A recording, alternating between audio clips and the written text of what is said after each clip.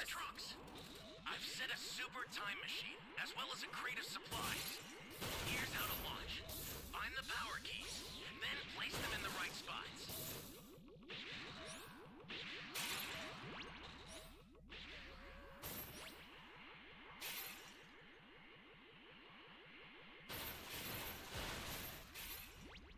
Please help me.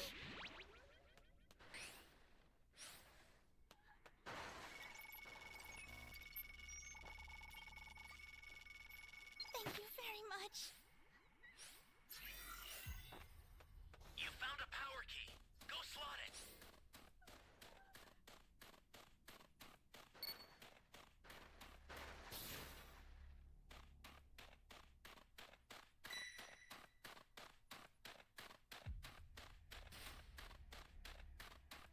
Flying Nimbus!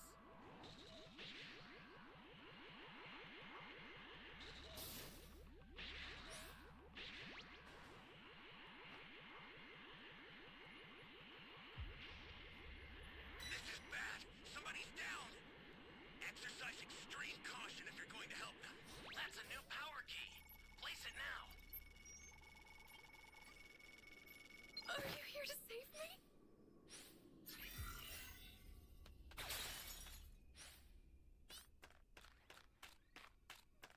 Great. You know what to do with that key.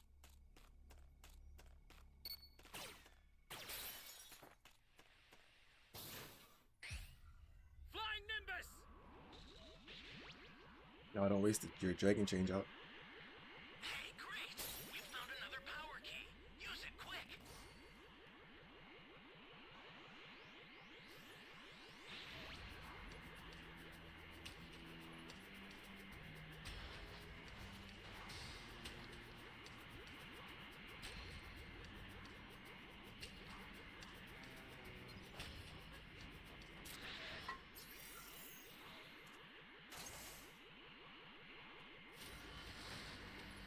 Great. You know what to do with that key.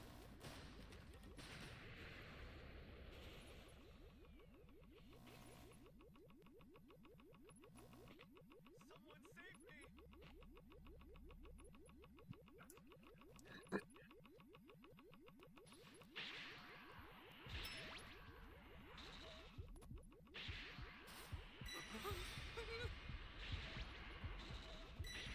Are you? Good question. Not over here. An ally needs your help. You don't know what danger awaits. Think before rushing in. Alright, you just need to set 3 more keys. Come on, dog.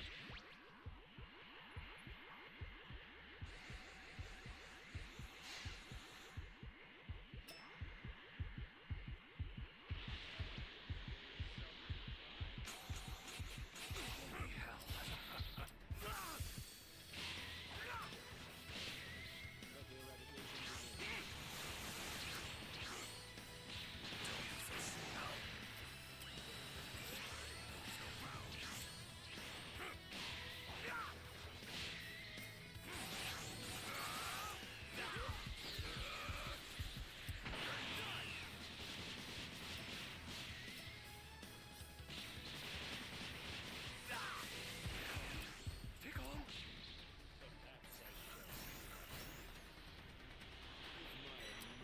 I'll destroy you.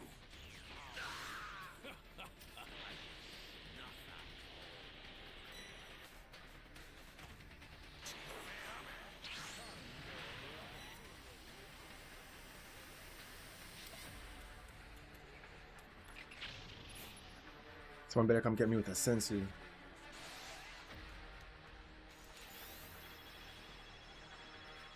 We have 1 level 3 so far.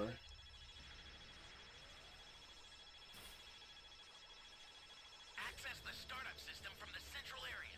Just a little more to go. Then you're done. Back my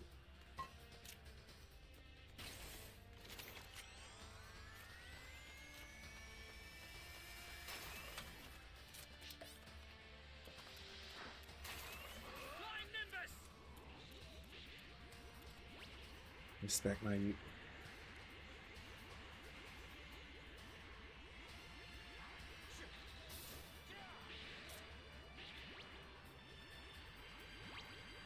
This guy's coming back for me.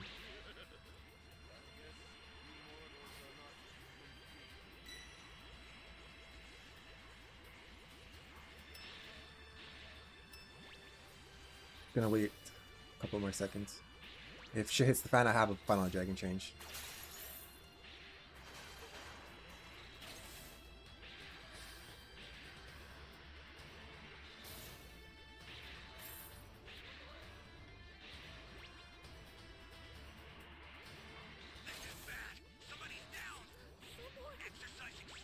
Okay, so if he gets level 3, transfer will come, and I'll grab it. You're my savior. You got that.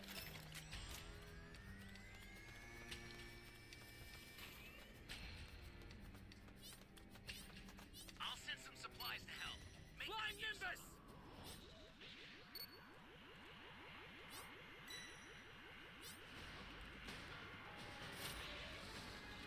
I assume it's gonna drop in D. I sent you a super transfer. Use it to hold the enemy. Yep, right here.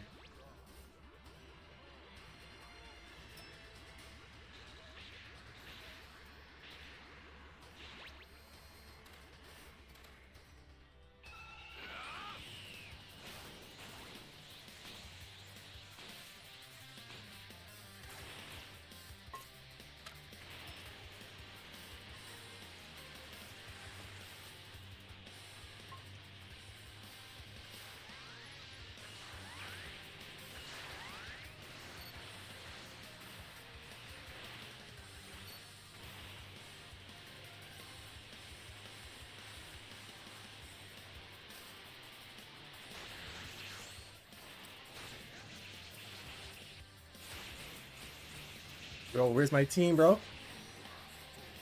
Challenge a god.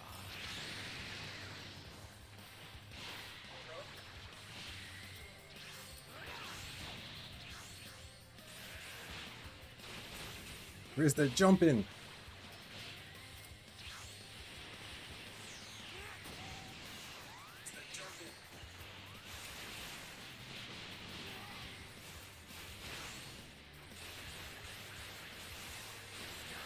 He got cooked.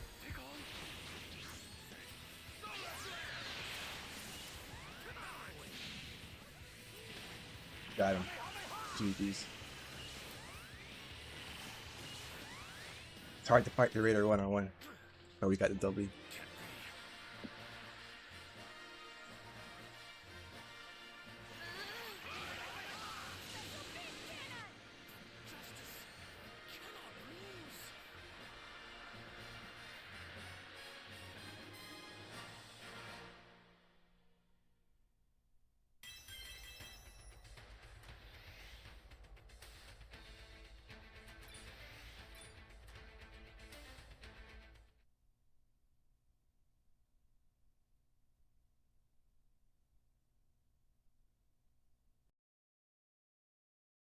Moro dispels the barrier, and realizing he needs to buy time for Goku and his comrades, Miris engages Moro, using a pole as his weapon. Moro, unable to sense Miris' life energy as before, questions if he's some sort of deity. Miris, choosing not to respond, presses on with his agile and reflexive attacks, keeping Moro on the defensive. Elsewhere, Dende stands over the gravely injured Dragon Team. He looks up and bows to Beerus and Whis for their help, who observe from above and decide to head to Bulma's for food. They notice Miris is absent, but see no harm in leaving him behind. Dende utilizes his healing abilities to mend Goku's severe chest wound, and the Saiyan regains consciousness, questioning Moro's whereabouts. Dende explains that Moro is battling Miris, and Goku recalls the warning that any angel who fights seriously will be erased from existence. In haste, Goku rushes to the battlefield to assist. Miris and Moro continue their skirmish, with Moro starting to gain the upper hand. He senses that Miris is containing his true power, and wonders why he's relying working on a tool to fight. To Moro's surprise, Goku arrives at the battlefield, concerned about Mirus sacrificing himself for their sake. He tells Mirus to fall back and powers up to Ultra Instinct's sign, prompting Moro to wonder if Goku was healed by the Namekian he'd heard earlier. Goku decides to go on the offensive.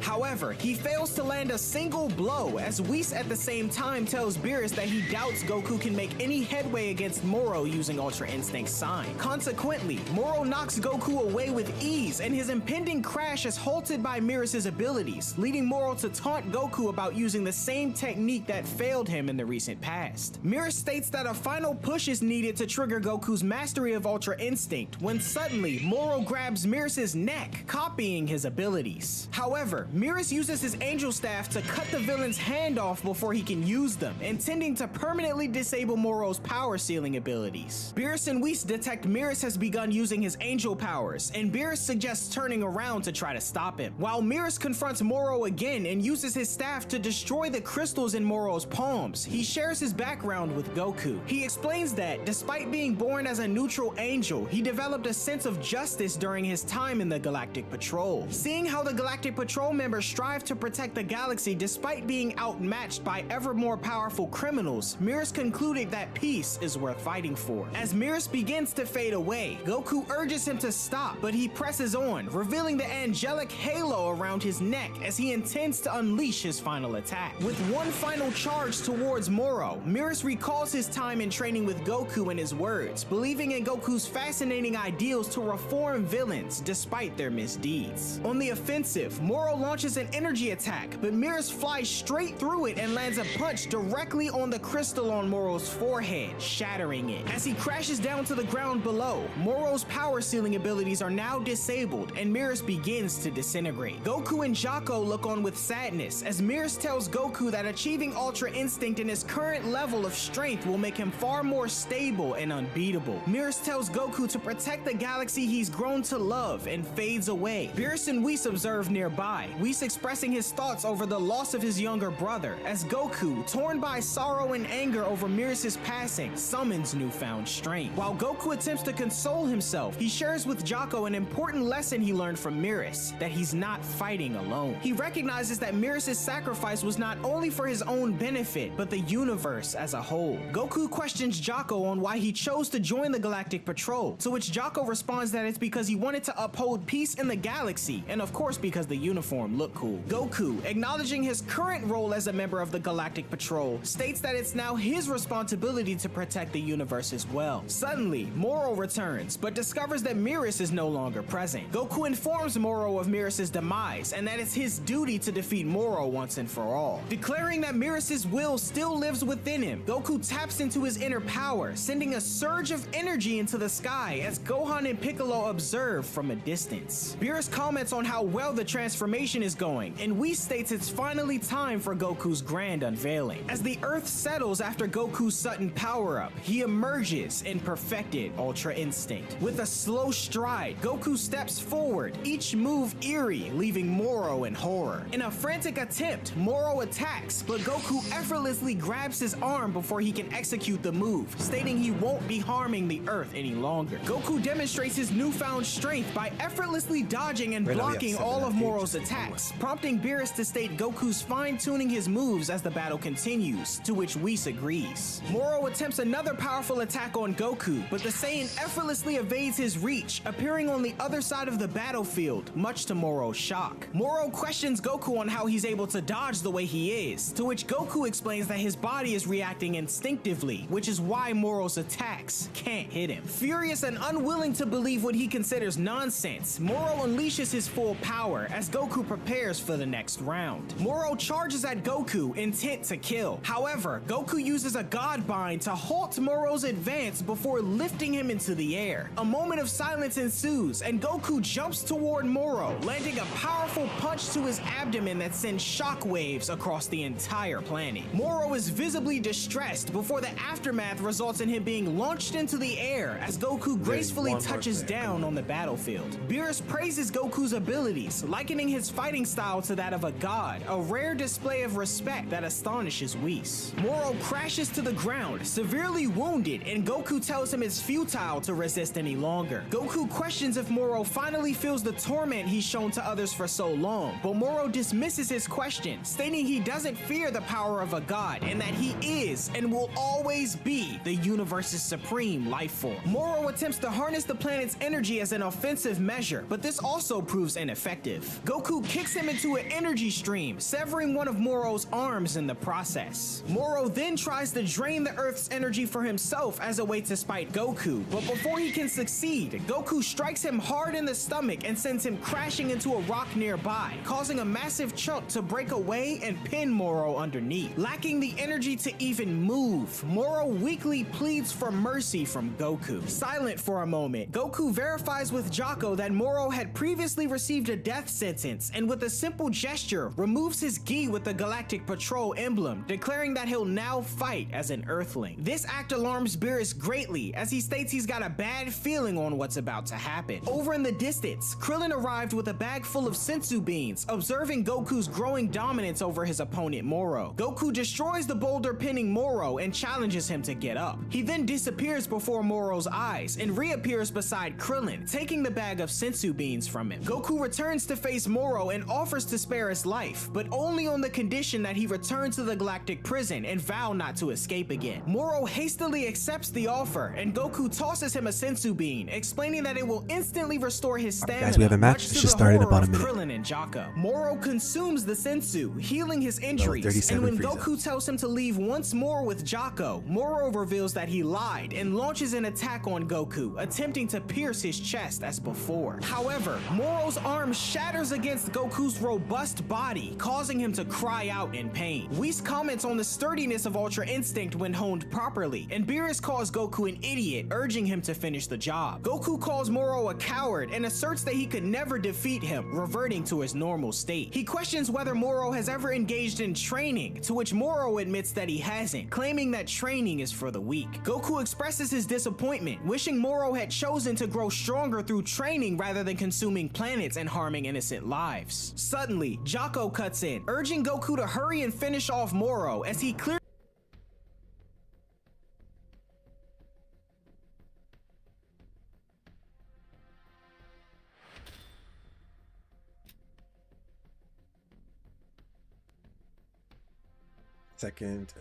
third highest on my team.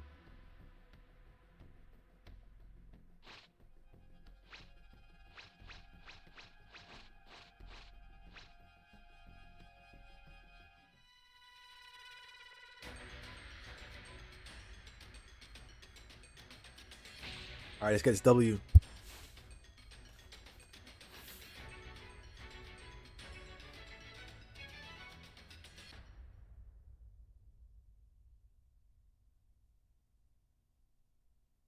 Can you hear me? Flying Nimbus trucks! I've set a Better, Lord. super time machine, as well as a crate of supplies. Here's how to launch. Find the power keys, then place them in the right spots.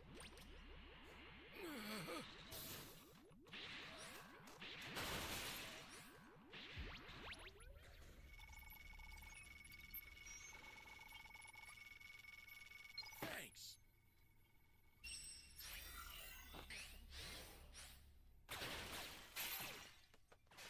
I need to find 2 keys like right now. It's always good if we find the keys within the first 30 seconds. Okay, good. There, we found one.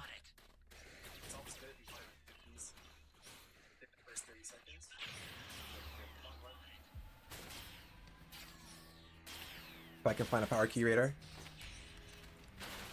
that'd be great.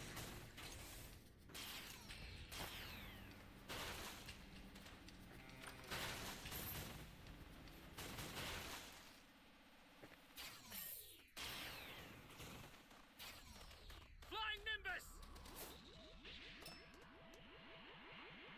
I'm gonna head to E, let that guy set that D key, hopefully. Frieza's almost at level 3. That's a new power key. Place it now.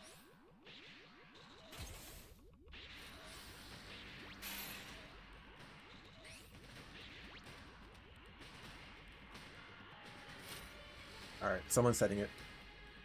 You simpleton. You're clearly unaware that... Where is everyone?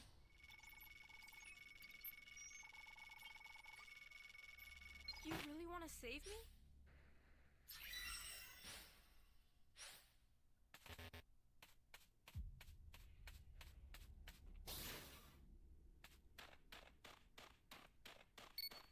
I would say my power level is over 1 million. Flying Nimbus! Oh, he went to B.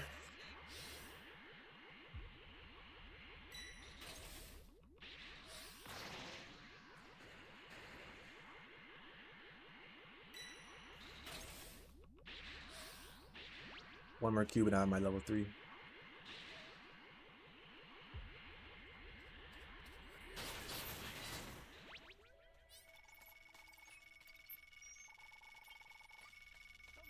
I'm grateful.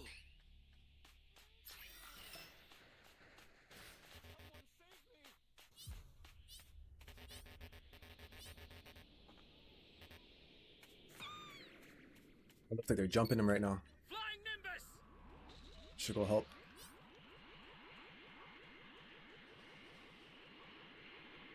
No, it's just the one person. There, Bubbles, you can take the ball, bro.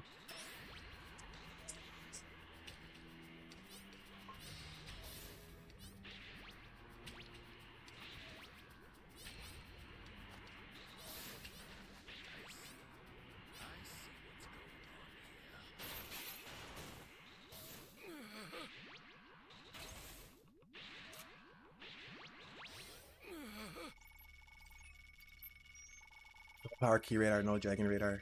Thanks. We're just blind right now.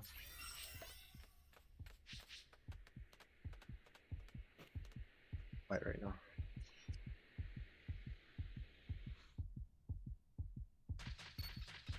Stay calm.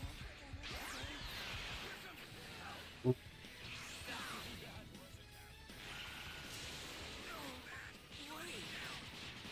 Exercise extreme caution if you're going to help them. Great. You know what to do with it. No one has the dragon change. Let's go!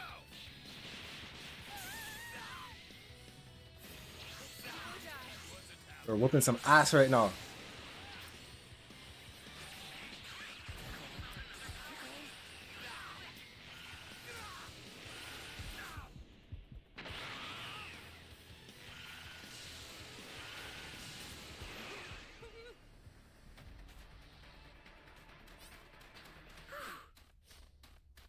Come in, bro.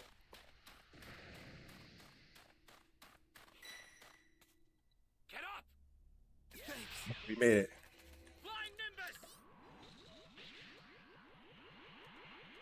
And we jacked the Dragon Ball from him. Okay, someone send that B key. Ally down!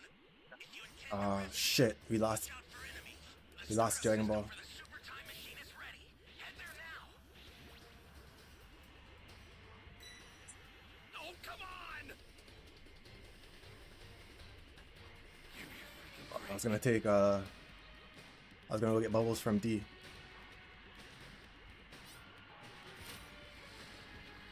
I don't think I can go this way.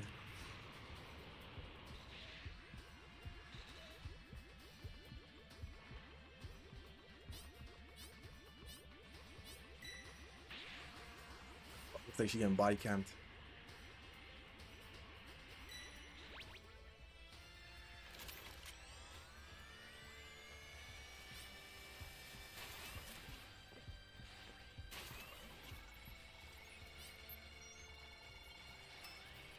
That was one of our good best players, but Frieza's health is almost dead.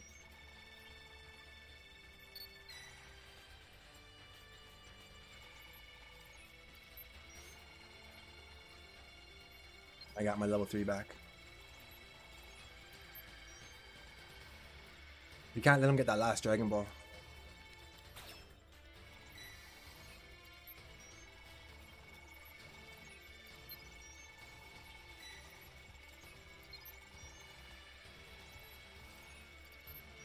I'll send some supplies to help.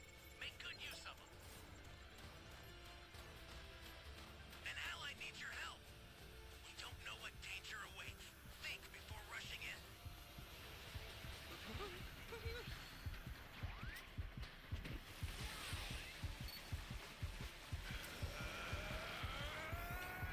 we're fucked. No, he's level 4.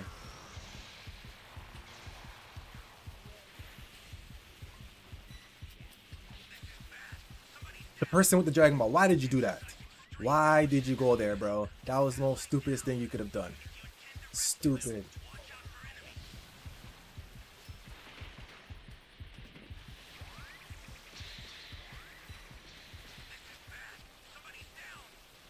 I think he has all the Dragon Balls now.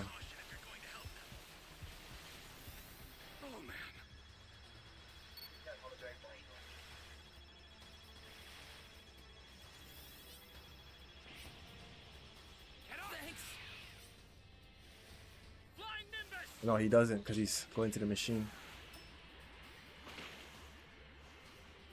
The startup system is under attack. Holy hell. You can, but retreat if you need to.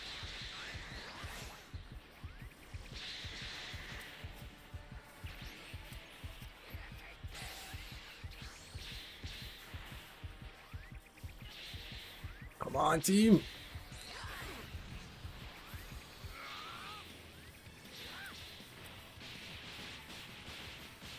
Fuck, cocksuckers.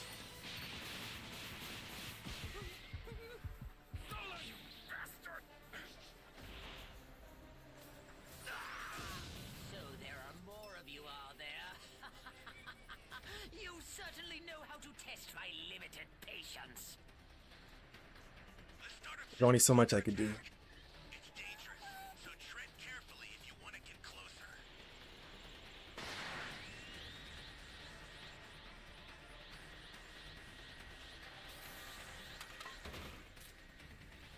Taking out that soul lifter, that shit don't work, bro.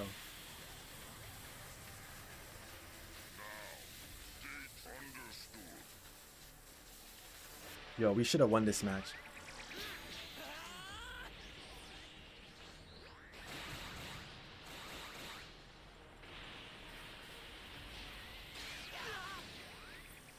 Basically over. Because once he's immortal, it's game over.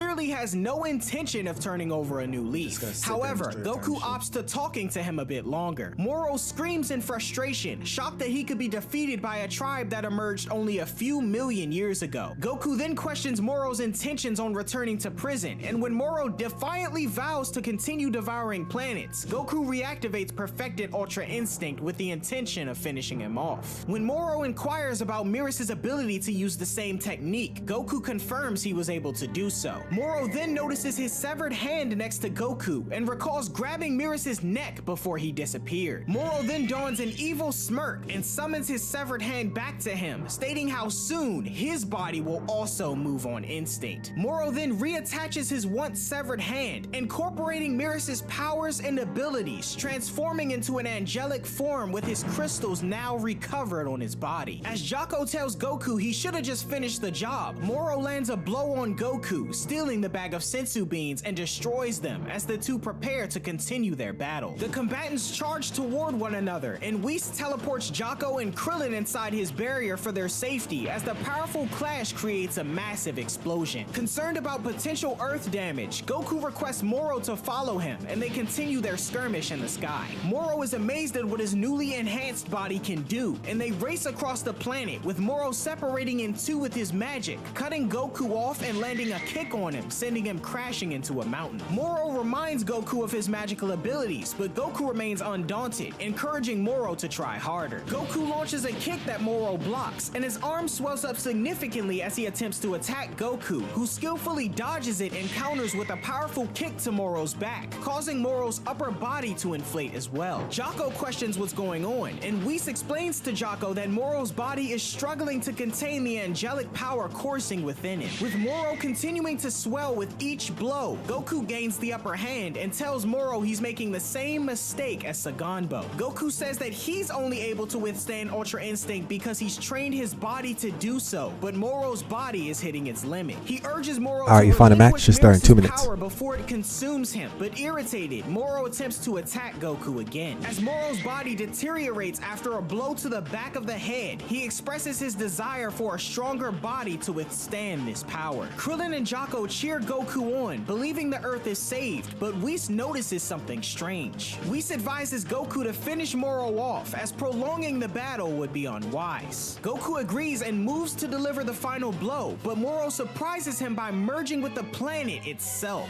Moro lets out a powerful ki blast from his mouth, engulfing Goku in its stream, although he remains unharmed. As Moro boasts about becoming one with the Earth, Whis informs everyone that level Moro's 57 fate is now Captain Game. intertwined with the planets, and killing Moro would result in the Earth's destruction. Additionally, Moro's body has transformed into a colossal bomb capable of obliterating the entire galaxy. Moro arrogantly laughs, declaring that this is the end for Goku, to which the Saiyan stands in awe. Meanwhile, Gohan and the other Dragon Team members notice a disturbance on the battlefield where Goku and Moro are clashing. They see the battlefield moving further away from them, and Vegeta realizes that Moro is absorbing their energy. He urgently instructs everyone to get off the ground and states that Goku's likely screwed up again. In different parts of the world, the Earth's inhabitants feel the effects of Moro's energy absorption as they notice they're feeling extremely weak. On the battlefield, Moro revels in taking the Earth's energy, and as Goku orders him to stop, Moro summons multiple fists from the Earth's surface to assail Goku from all directions. Whis observes that Moro's energy continues to surge, reaching dangerous levels that could lead to the planet's destruction, and Beerus, watching as well, surprisingly decides to intervene. However, Beerus is suddenly summoned by the Grand Priest, the cause likely being the disappearance of the angel Mirus. This leads to both Beerus and Whis to prioritize the meeting with the Grand Priest and abandoning the Earth, surprising Krillin and Jocko. Before departing, Whis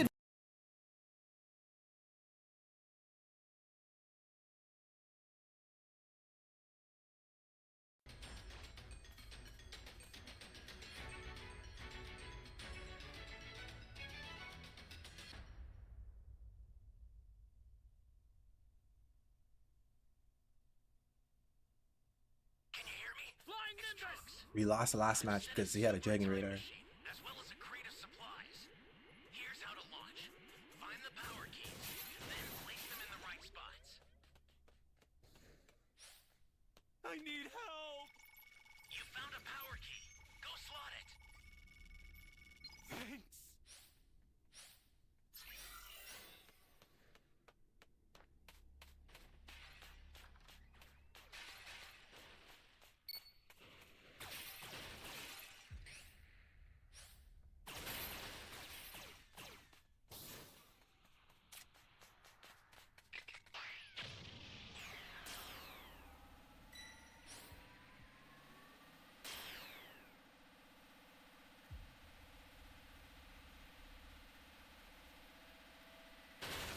Great. You know what to do with that key.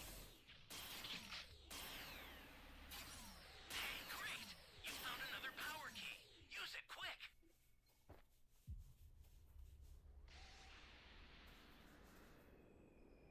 Flying Nimbus! It's not showing me where he is on the map.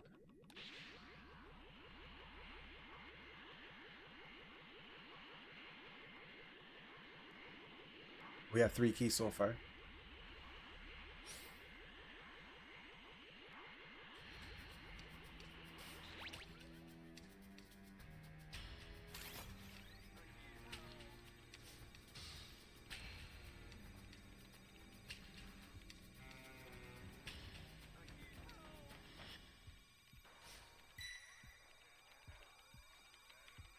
So just C and D left. Great. You know what to do with Alright, that someone key. found the C key.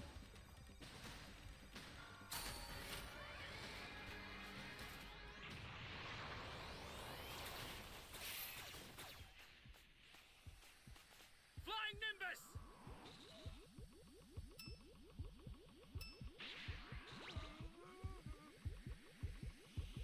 Bro, there's no reason for this guy to be coming this way right now.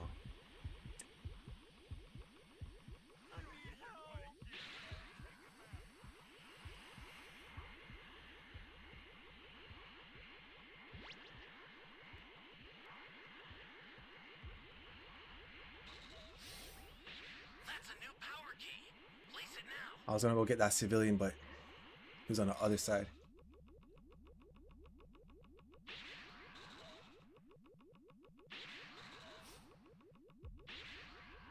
Well, it's just D left and we have 4 Dragon Balls.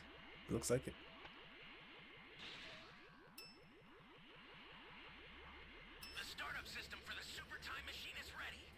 quick.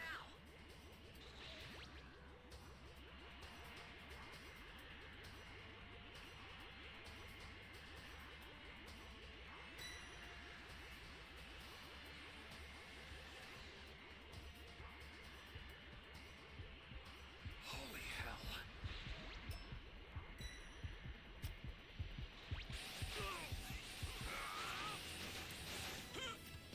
Missed.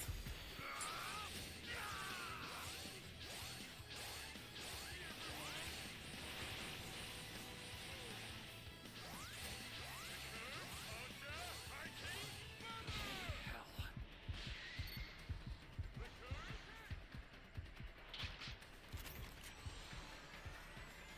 Holy hell. Gotta go get a soda up there. Flying Nimbus!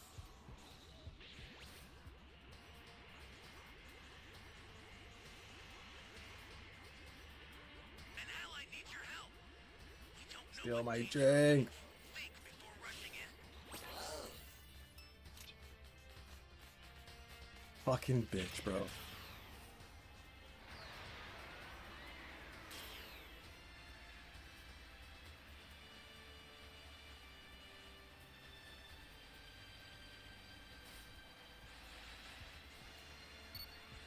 Try to rescue this guy. This is bad. Flying Nimbus! Exercise extreme caution if you're going to help them.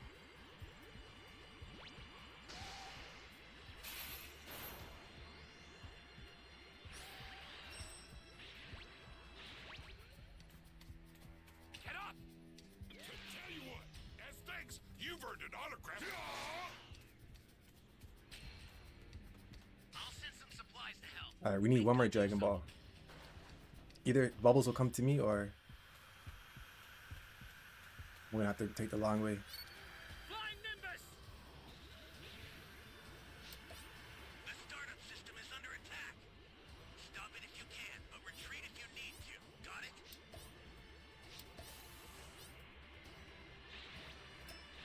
You've got all 7 Dragon Balls. Summon Shenron at the altar. Fortunately, don't have a sensu to save that guy.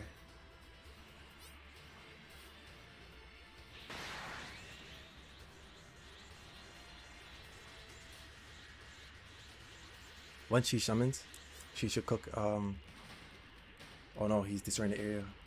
She has to come to see.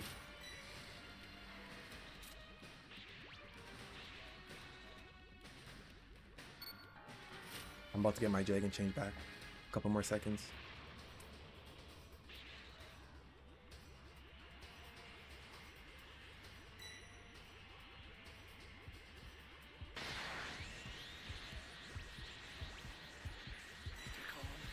Sacrifice myself.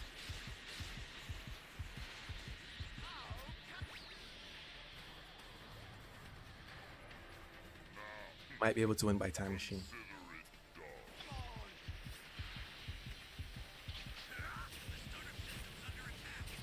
It's dangerous, so tread carefully if you want to get closer.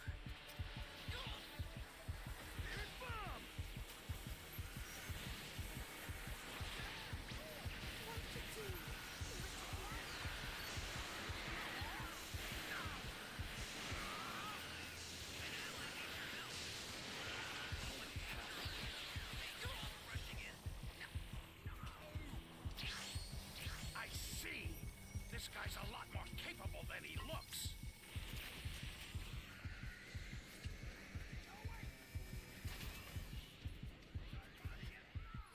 Get up! My hero. Here comes a pain!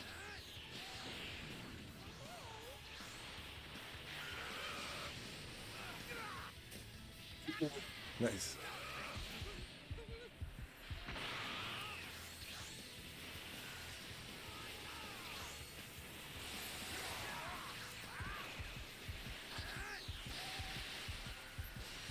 Nice, nice, nice.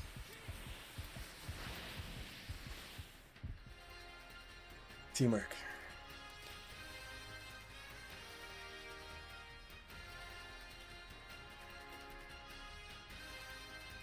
All these survivors for real. I refuse to accept this.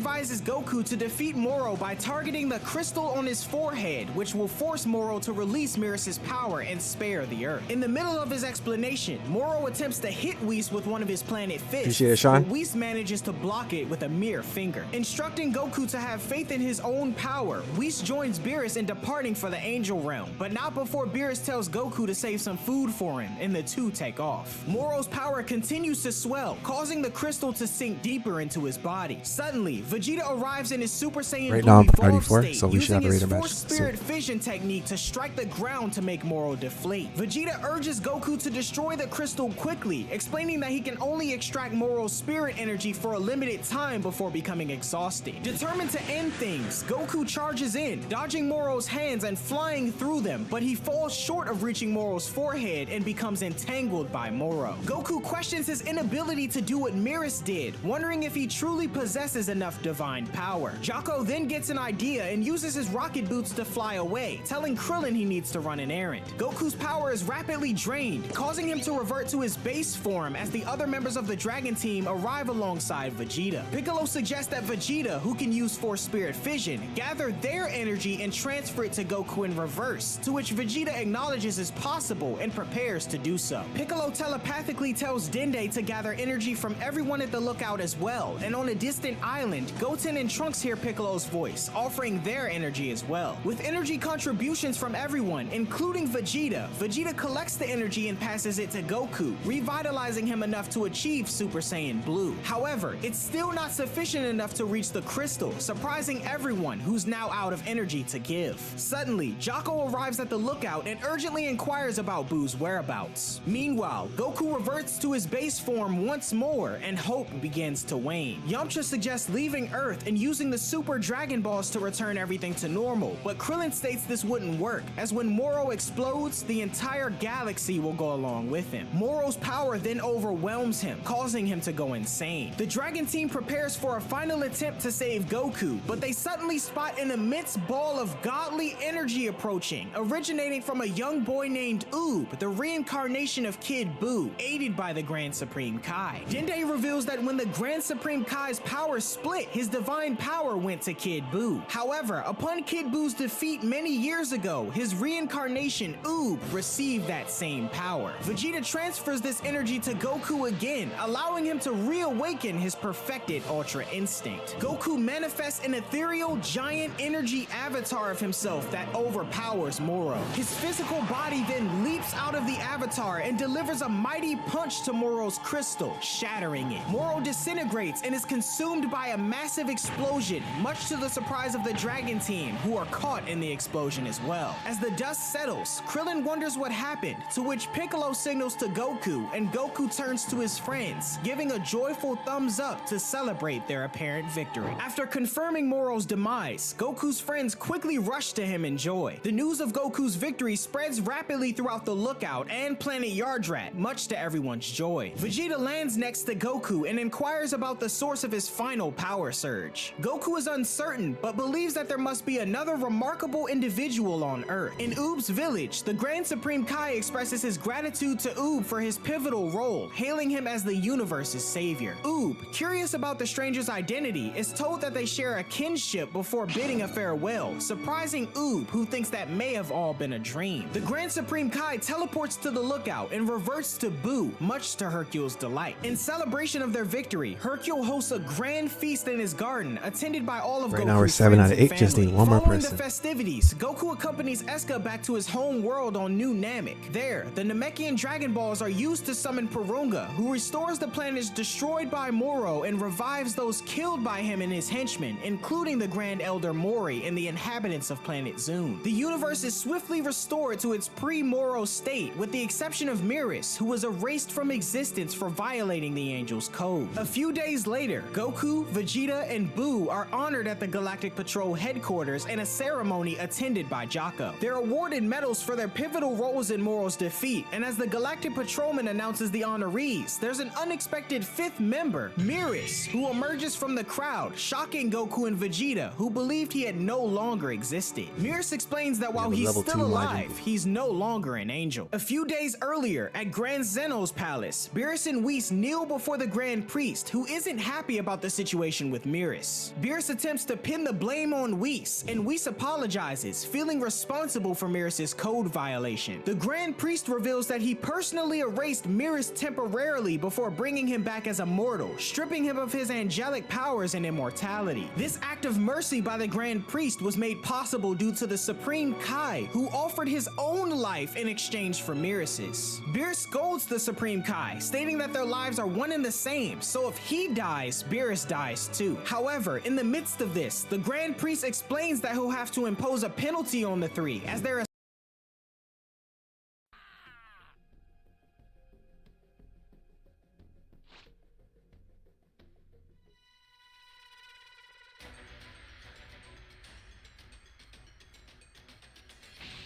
Let's get another W.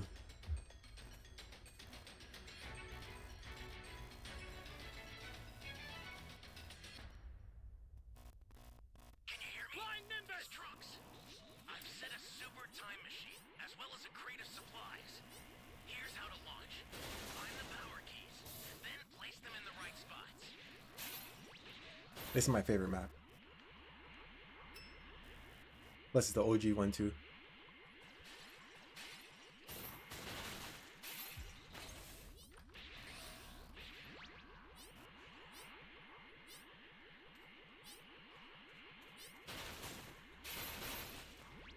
All we have to do is to get to level 2 and beat him up.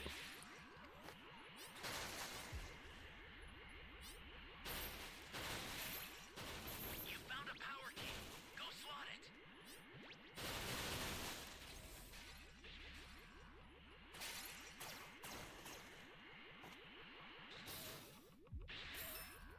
That's a new power key. Place it now.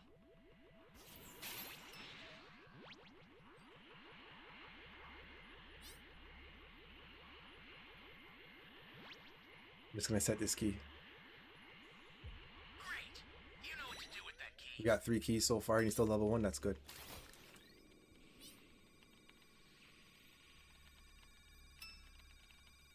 Seems like they're trying to fight right now.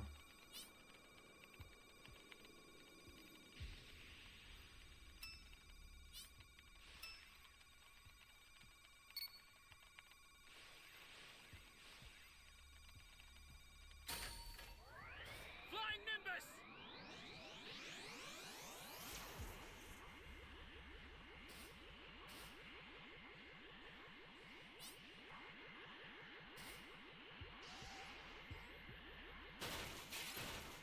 See you, sweetheart.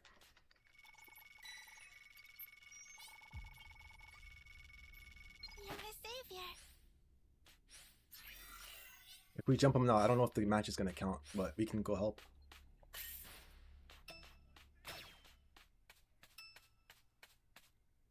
Still some civilians to save. I think there's one in there too.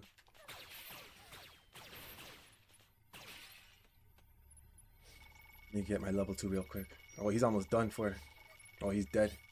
You be careful too. Did it count?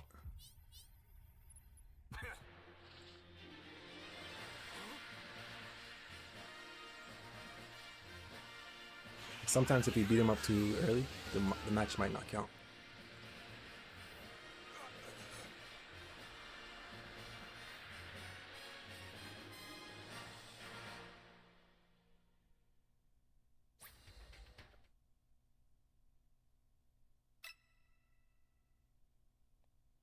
Sorry, honestly, I was even trying to fight.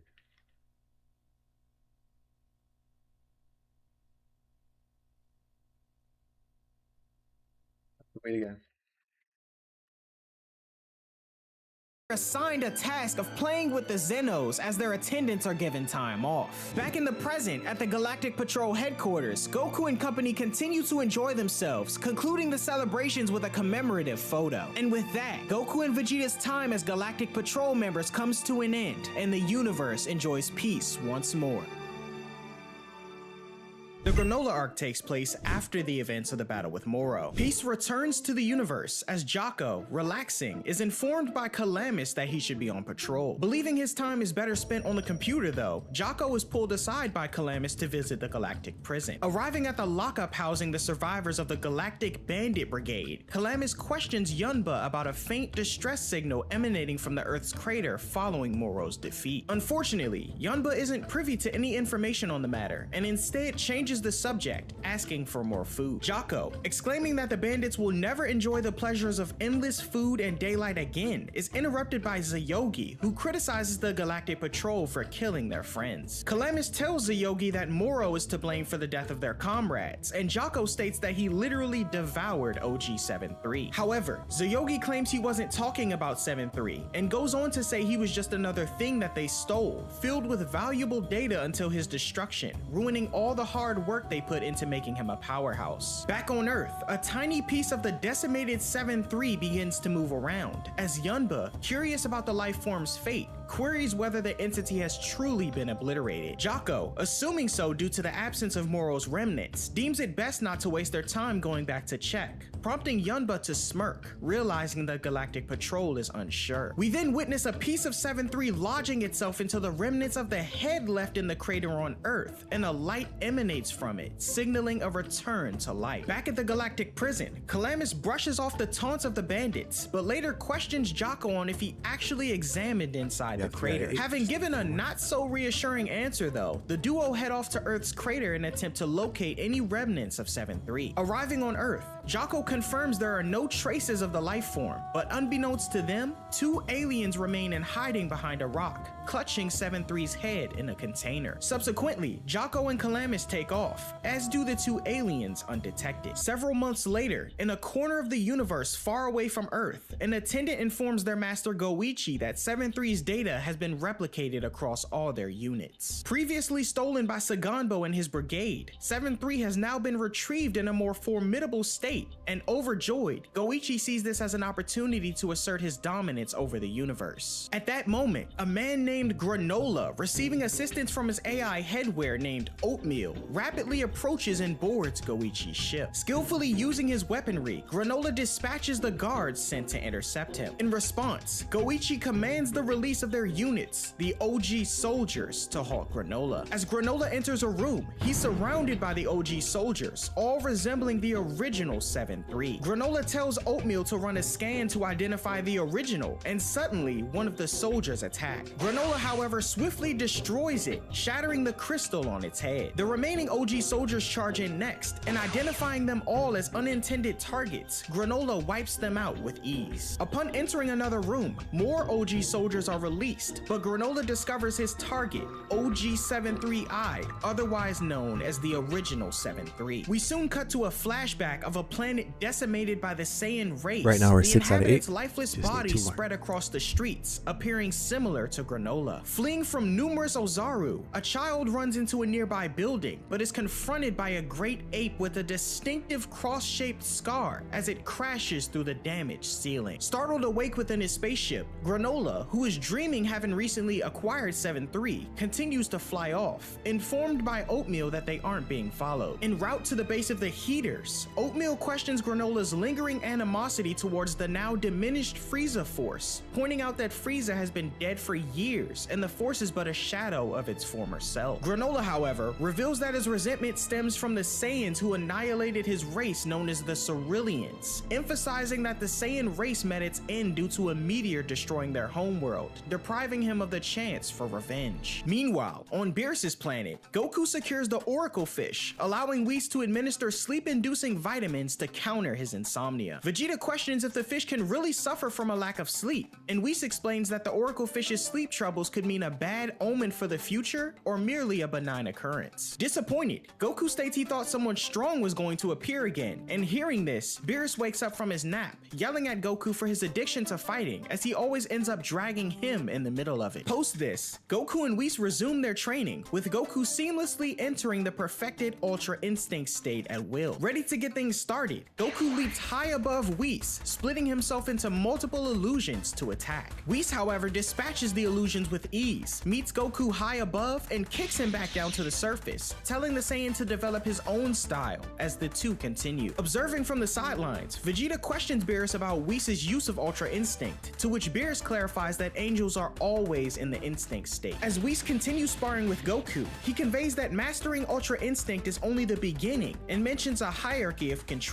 with the Grand Priest surpassing both he and Beerus in mastery. This prompts Goku to question his status at the bottom of the ladder, to which Whis states that he has more room to train and grow, heightening Goku's enthusiasm. Questioned by Beerus if he intends to master Ultra Instinct, Vegeta declines, opting to surpass Goku another way. Beerus states it might be possible and hints to an alternative path for growth, emphasizing that Ultra Instinct isn't the only technique of the gods. This revelation shocks Vegeta as Beerus continues, noting that Ultra Instinct is the specialty of the angels and that gods of destruction use a different technique, refraining from having to keep their hearts calm. Vegeta inquires if Beerus will teach him this technique, but he refuses, noting that training people isn't in his job description. Walking off to exercise though, he turns to Vegeta, encouraging him to seize any opportunity for improvement as the Saiyan follows close behind. Elsewhere in the universe, Granola arrives at the Heater's base, dragging OG-73 along. He encounters Soshiru, a fellow bounty hunter who, upset with his own earnings, marvels at the artificial life form that Granola managed to obtain. He proposes pretending as if they captured 7-3 together and split the bounty, but before he can lay a hand on the glass tube, Granola intervenes, threatening Soshiru's life if he makes another move, and proceeds inside. Within, the leader of the Heaters, Elec, accompanied by 3 other Heaters, greets Granola as he hands over the bounty. After receiving payment, Granola inquires about Elec's plans for 7-3. Elec dismisses the notion of building an army, but expresses the desire to gather intel, believing information dominance grants control over the universe. Expressing little interest in the conversation,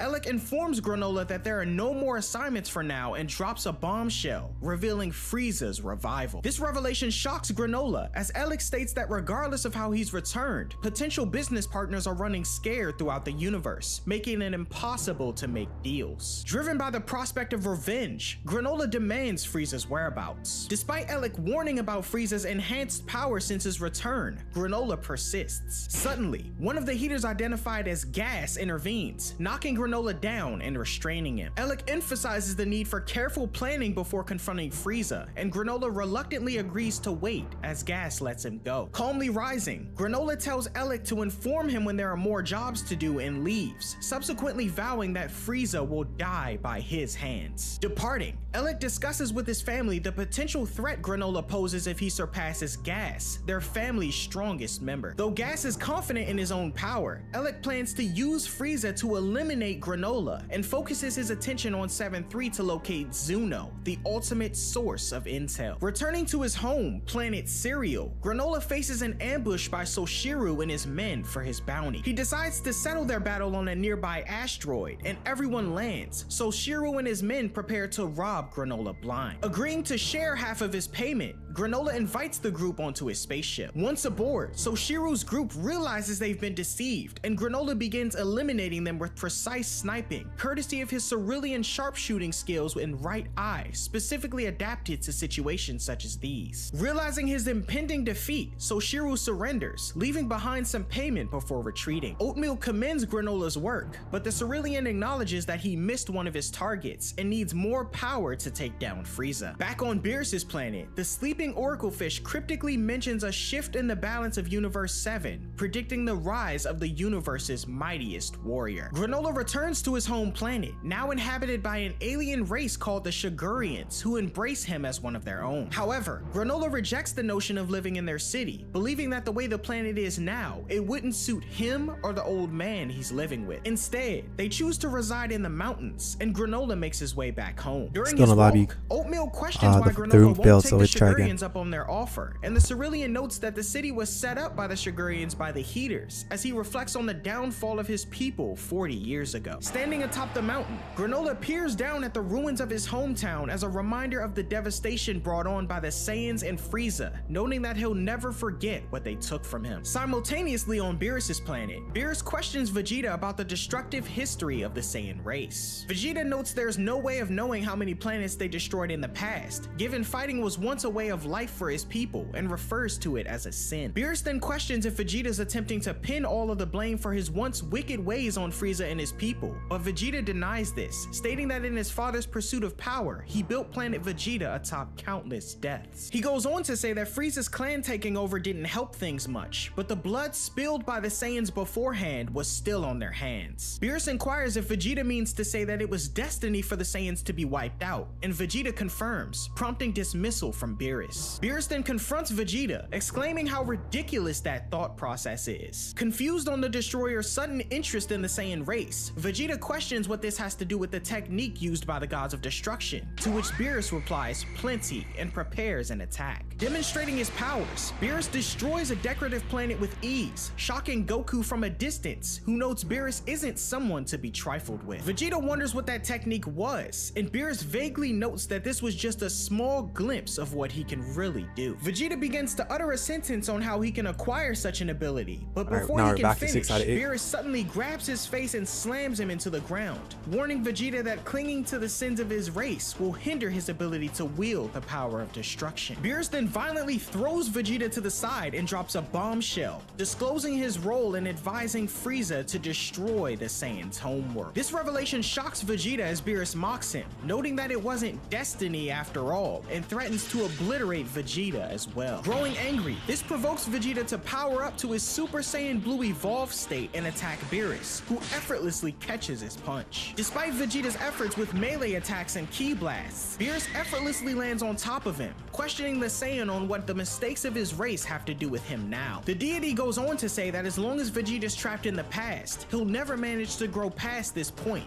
but eager to get his hands on Beerus, Vegeta continues his assault. Bringing Vegeta to a halt, Beerus grabs him and declares a destruction technique, blowing the Saiyan away as he flies across the planet. Watching Vegeta from the sidelines, Goku notes that must have been Lord Beerus' signature move and thinks back on his failed attempt at using it against Merge Zamasu. Whis then states that the power within the technique is still amazing, despite Beerus' obvious tweak to destroy only Vegeta's armor. Defeated, Beerus lands in front of Vegeta, explaining that his true strength stems from focusing on destruction, and urges the Saiyan to destroy any stray thoughts he has and rebuild himself from scratch. He leaves him with one last piece of advice, noting that before creation comes destruction. At the Heater's base, Elec informs the others to utilize 7-3's intel to explore memories of the Galactic Bandit Brigade interrogating Zuno, and tells the biggest among them, Oil, to write down the coordinates. Continuing to observe the footage of Mirus and the Galactic Patrol ambushing the others, the Heaters witness all the prisoners getting released at once, as Oil questions what could have happened. One of the Heater's servants mentions that Moro used the power of something called the Dragon Balls to make this happen, and explains that they're wishing balls created by the Namekians that can grant any wish. Piecing together this new information, Elec concludes that the Dragon Balls must have been the reason for the odd occurrences in the universe, including Frieza's revival. One of the other Heaters, Maki, ponders on who the Namekians were, and Gas informs her that they were a tribe that once lived on planet Serial. Given the extinction of all previous life on Serial, Oil assumes the Namekians are gone, but Elec mentions a lone survivor named Manito living on Serial with Granola. Back on planet Serial, Granola arrives home with water and encounters Manito, who thanks him for being so generous. During their conversation, Manito questions if Granola will be heading out again, but he says no and states that Frieza's been brought back to life. He goes on to say that he'll be the one to take the tyrant down, prompting Manito to advise Granola against seeking revenge, citing his insufficient strength. Granola then looks over, contemplating using the planet's Dragon Balls to acquire more power, but acknowledges his inability, needing a second Dragon Ball to summon the dragon. Manito notes that the final ball has been lost for nearly 40 years, prompting Granola to state that he'd have to search the entire planet to find the tiny ball, similar to the one in his hands. As Manito begins to explain to Granola the original purpose of the Dragon Balls, simultaneously on planet Namek, the Grand Elder Mori is teaching the Namekian children as well, noting that other planets inhabiting Namekians can also possess their own version of Dragon Balls. He likens this to planet Earth's with Dende, and although questioned on what happened to the Namekians in the far reaches of the universe, Mori remains unsure, considering the possibility that they perished long ago. Back on Serial, Monito notes that when he dies, the planet's Dragon Balls will go with him, and Granola wonders if they could use them to restore the planet to the way it was 50 years ago. However, Monito dismisses the idea, believing it selfish to revive those who have perished and kick the Sigurians out of their new home. Out of options, Granola insists Frieza and his forces will need to be destroyed, but Monito notes that revenge isn't the way to handle things, as it will only give rise to new enemies. Reluctantly, Granola agrees to Monito's counsel to enjoy his current life without vengeance. However, as night falls, Granola learns from the news that a young boy has found the second Dragon Ball and it's being studied at an institute. Adopting a disguise, Granola infiltrates the city, sneaks into the institute, and steals the Dragon Ball, escaping into the mountains. There, he places the 2 Dragon Balls down and consults with Oatmeal on the spell to summon the dragon. Granola chants aloud, and a beam of light emanates from the Dragon Balls, releasing the dragon god Toronbo, who tells Granola to state his wish. Granola then declares his desire to become the strongest warrior in Universe 7. Noting that Granola wishes to become the strongest life form apart from the gods themselves, Toronbo states that it's possible to make him stronger than he already is, but can't increase his power beyond his latent potential. However, the dragon goes on to say that Granola could become the strongest if he agrees to a certain condition, and eager to take down Frieza at any cost, he declares he'll do whatever it takes. Back on Beerus' planet, Vegeta persists in training, attempting to use Hakai to obliterate a small rock, but unintentionally destroys it with a simple energy blast. Beerus corrects him, explaining the process the gods of destruction follow to turn something into nothing, and demonstrates the technique,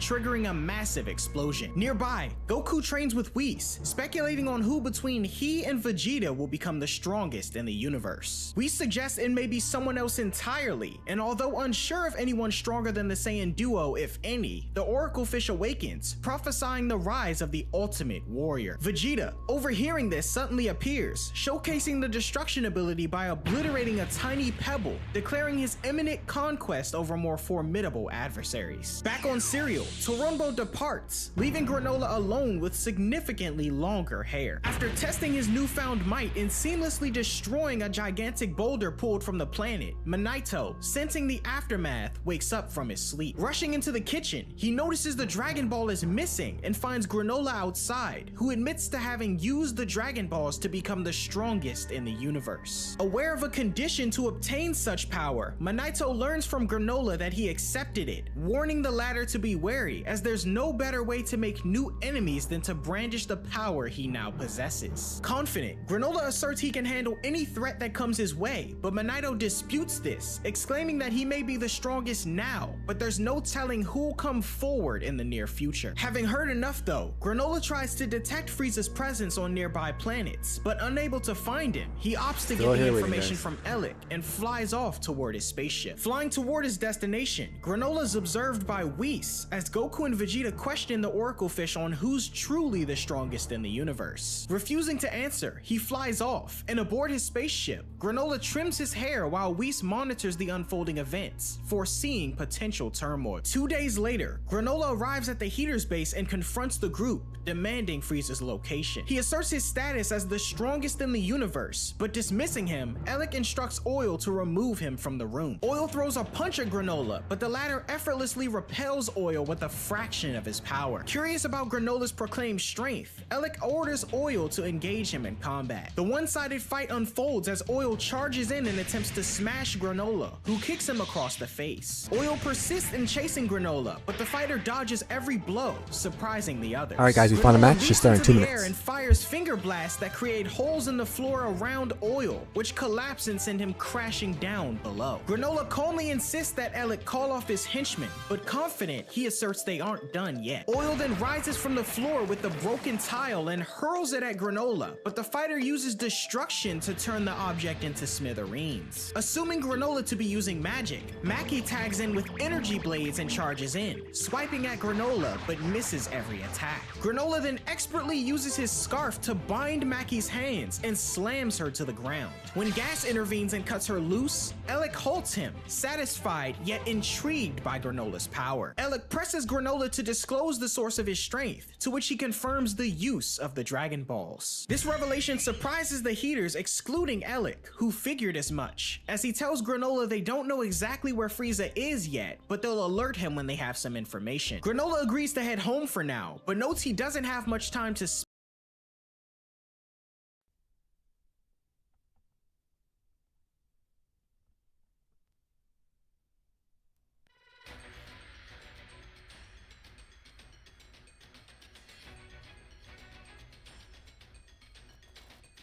Let the carnival of terror begin.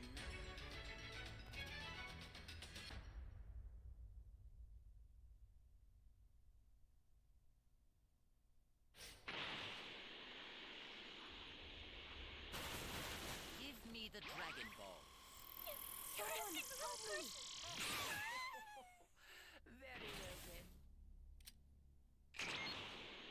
Radar right there.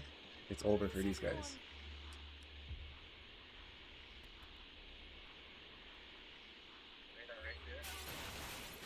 Give me the Dragon Ball. I don't have any. Very well then.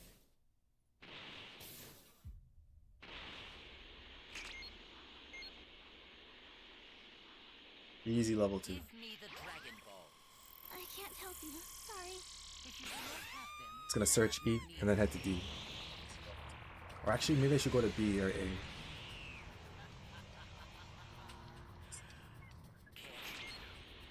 this will be like before, and I won't be gentle.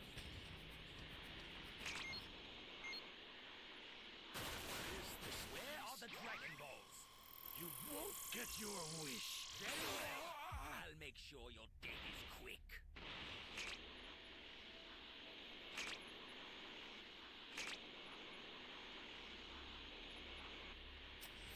Please let me rid of you.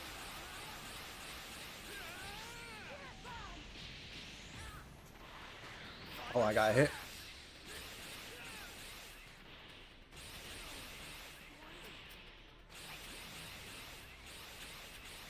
Kinda can shoot this guy. You won't be able to cheat death again once I've torn you into a million little pieces. Nice try though.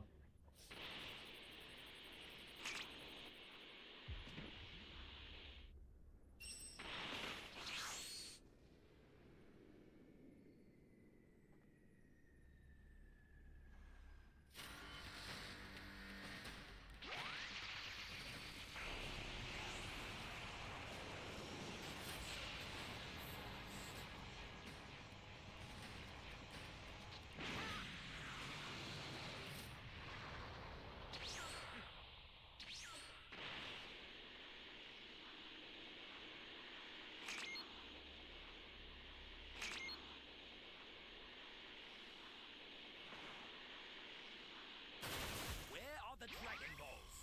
You won't get your wish. Very well. I'll make sure your death is quick.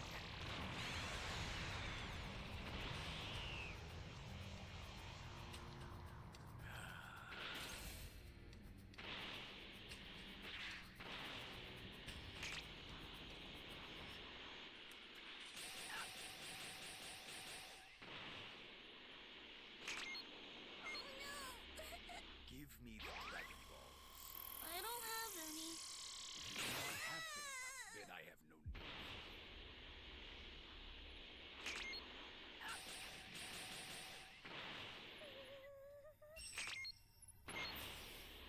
Give me the Dragon Balls. There's no clue what that is. If you do not have them, then I have no need.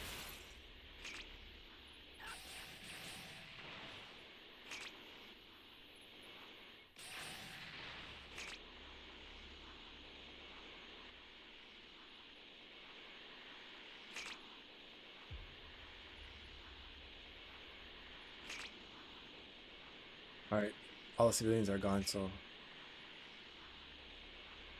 you have to do C and E.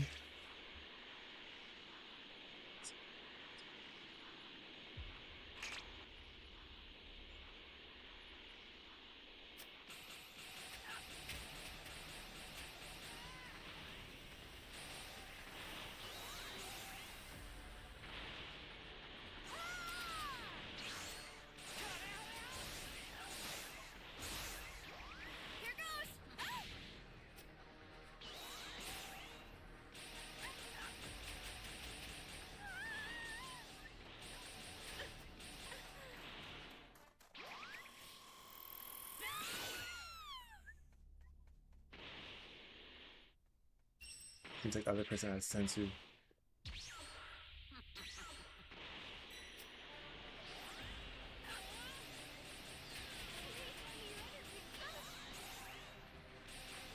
Not this time, son.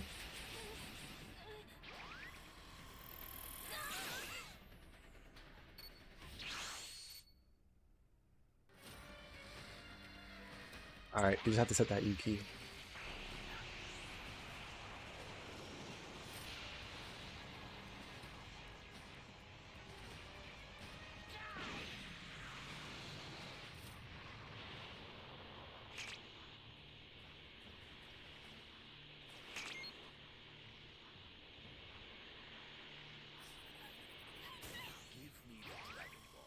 I don't know what you mean. Then I have I'm just gonna destroy E. Call it time machine. Well then, let's begin, shall we?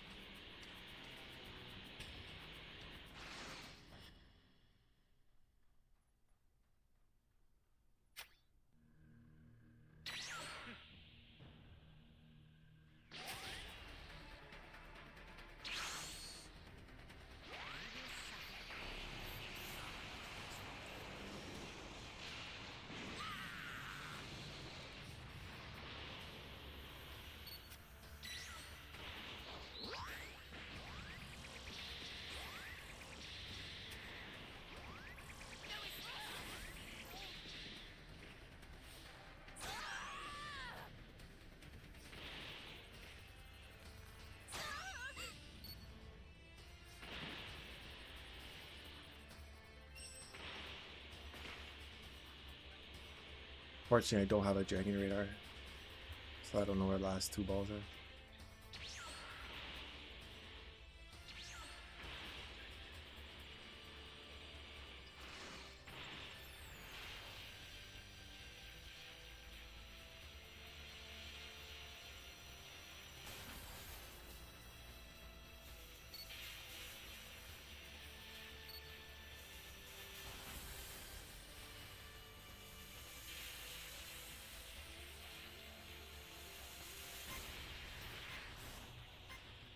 Don't disappoint.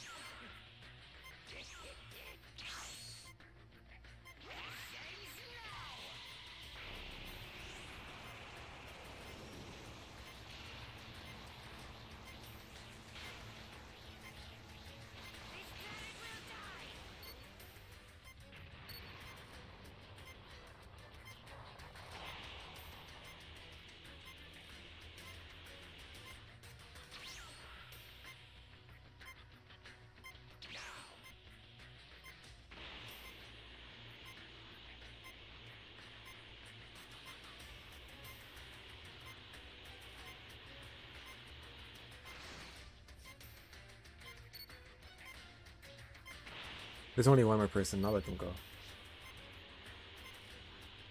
made you a promise, didn't I? I said you would experience a dread I was I see him over there.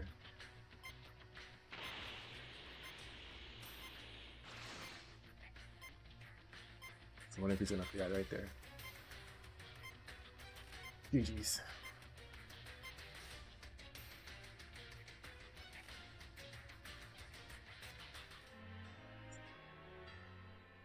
No match for me.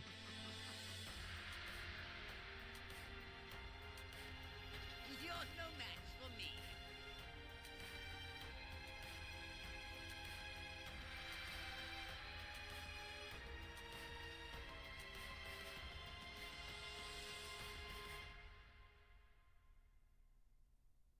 Can I get my Raider to top 100?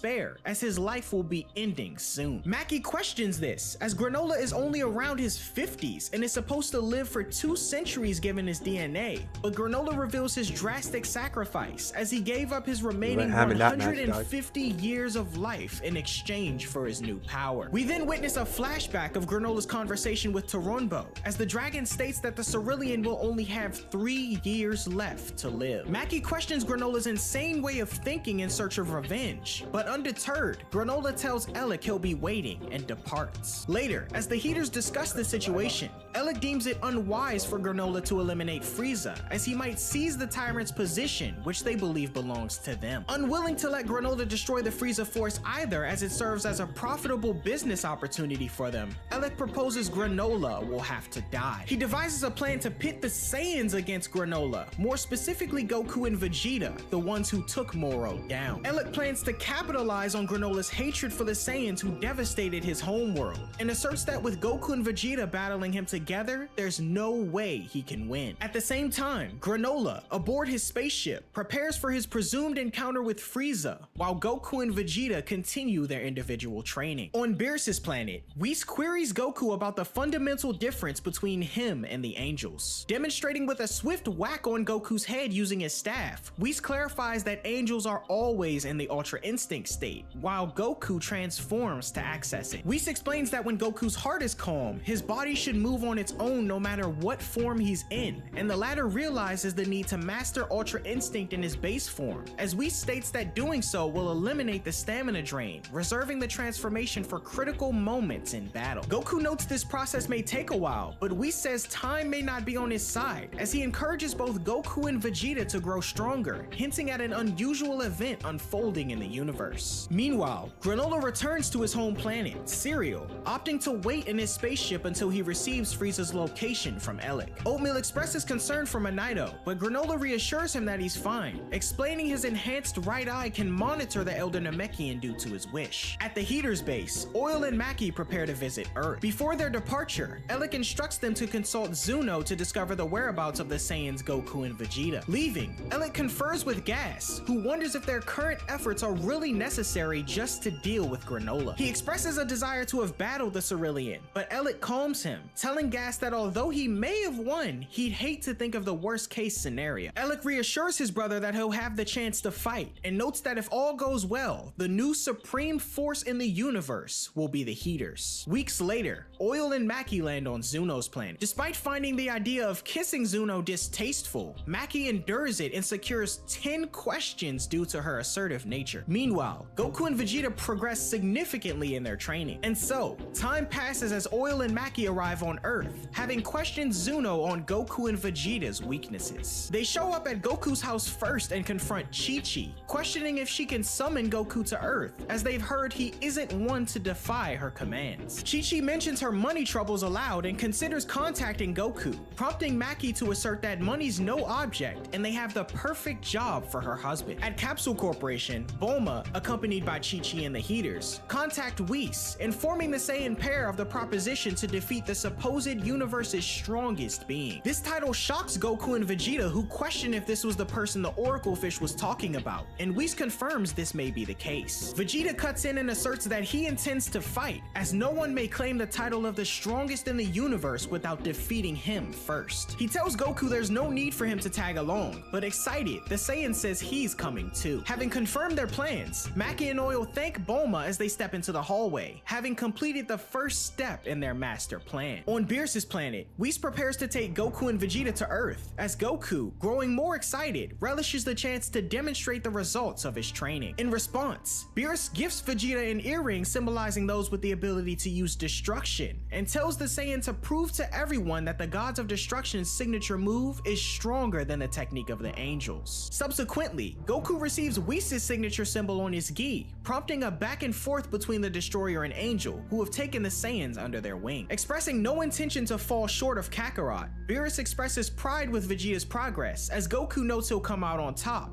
but Whis warns both he and Vegeta that excess confidence could be their downfall. The trio then head off to Earth as Beerus goes to take a nap. Inside Capsule Corporation, Mackie steals the Dragon Radar, but it fails to detect Earth's Dragon Balls, adhering to Zuno's information that Cerulean Dragon Balls don't turn to stone. 30 minutes pass and Goku and Vegeta return to Earth, encountering the Heaters. Mackie offers to transport them to the supposed villain on their spaceship, and the two agree. Before they depart, Chi-Chi tells Goku to run away if things get dangerous, and Bulma tells Vegeta to be careful as they head off to confront Granola on planet Cereal. Marveling at the ship's luxurious facilities, Vegeta questions how long the trip will take, to which Oil replies 18 days. Goku is informed that he can eat to his heart's desire, and Vegeta grows curious about such a nice ship for a tribe who's being ravaged by a villain. However, Mackie convinces him to drop it, and as Goku stuffs his face, Vegeta continues his training underwater. Later, Mackie contacts Granola as he inquires about Frieza's location. Mackie lies and explains that they found him, but says he was aware of Granola's plans to kill him and sent 2 assassins out to planet Cereal. Initially surprised, Granola states he can beat Frieza's location out of them directly, but soon discovers that the 2 assassins are members of the Saiyan race, which throws Granola for a loop. Now aware that the Saiyans who forced his people into extinction aren't completely wiped out, Granola leaves his ship and glances at the remains of his hometown,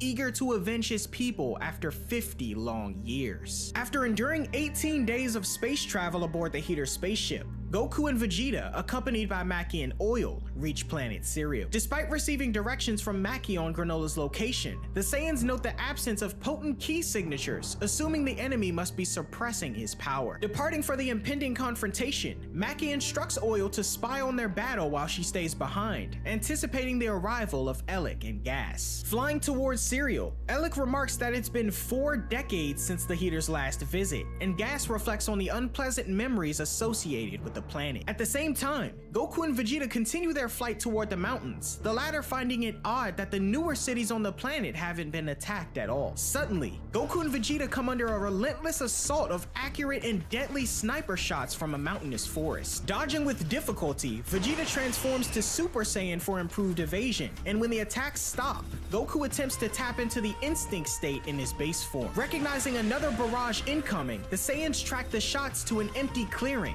much to their surprise. The barrage intensifies from above and below, surpassing the Saiyans' ability to keep up. Suddenly, Goku is incapacitated when a sniper shot hits a pressure point on his neck, prompting Vegeta to administer one of their 2 sensu beans as Goku regains consciousness. Vegeta scolds Goku for relying on an imperfect Ultra Instinct and tells him to dodge using his mind for now, or they'll both be killed. Goku then matches Vegeta's Super Saiyan state, employing his mental acuity instead of Ultra Instinct, and fires toward the hidden assailant, revealed to be Granola. Granola's movements prove faster than instant transmission, attributing it to numerous nameless techniques acquired through his wish to become Universe 7's strongest warrior. Disclosing his identity as the last of the Ceruleans with a grudge against the Saiyans, Vegeta questions this. Rather than explaining though, Granola takes to the skies, unleashing a technique resembling destruction, triggering a massive explosion. When the dust settles, Goku and Vegeta appear undamaged. Concerned about Granola's prowess and suspecting he might be able to replicate their techniques, Goku proposes a cooperative attack. Vegeta, however, declines, aiming to prove his superiority, but concedes that Goku should face Granola first to settle the score. Goku lands in front of Granola and states he'll be fighting first, confusing Oil, who watches from a distance, questioning why the Saiyans aren't fighting together. Granola questions Goku on why they aren't transforming into great apes, prompting Goku to note that they can't use that transformation anymore, but transforms into Super Saiyan God, explaining that thanks to their training, they've got more transformations up their sleeve. Granola charges in, swiping at Goku, who barely manages to dodge, and continues his assault with a flurry of maneuvers. Having trouble keeping up with the Cerulean, Goku incorporates Ultra Instinct with his Super Saiyan God form to match Granola's onslaught. Vegeta, realizing that the technique becomes more accurate when used in conjunction with the Super Saiyan form. Goku continues to dodge a flurry of Granola's blasts, but Granola once again lands a pressure point attack that cripples Goku and drops him out of his God state. This shocks Vegeta, as as Granola, standing over Goku, notes that even a flawless fighter can't hide his vital points from him. He explains that as Goku dodged, he observed his blood flow and muscle movements, attributing his perception to his evolved right eye, the sharpest in the universe. Vegeta, meanwhile, begins to suspect that there may be more to the situation than Granola being a simple villain, and explores the ancient ruins of planet Cereal. At the same time, Granola notes that Goku's been holding back and demands his full strength, declaring that he doesn't care if he kills Goku before learning Frieza's location, as Vegeta will still be alive to reveal it. Goku,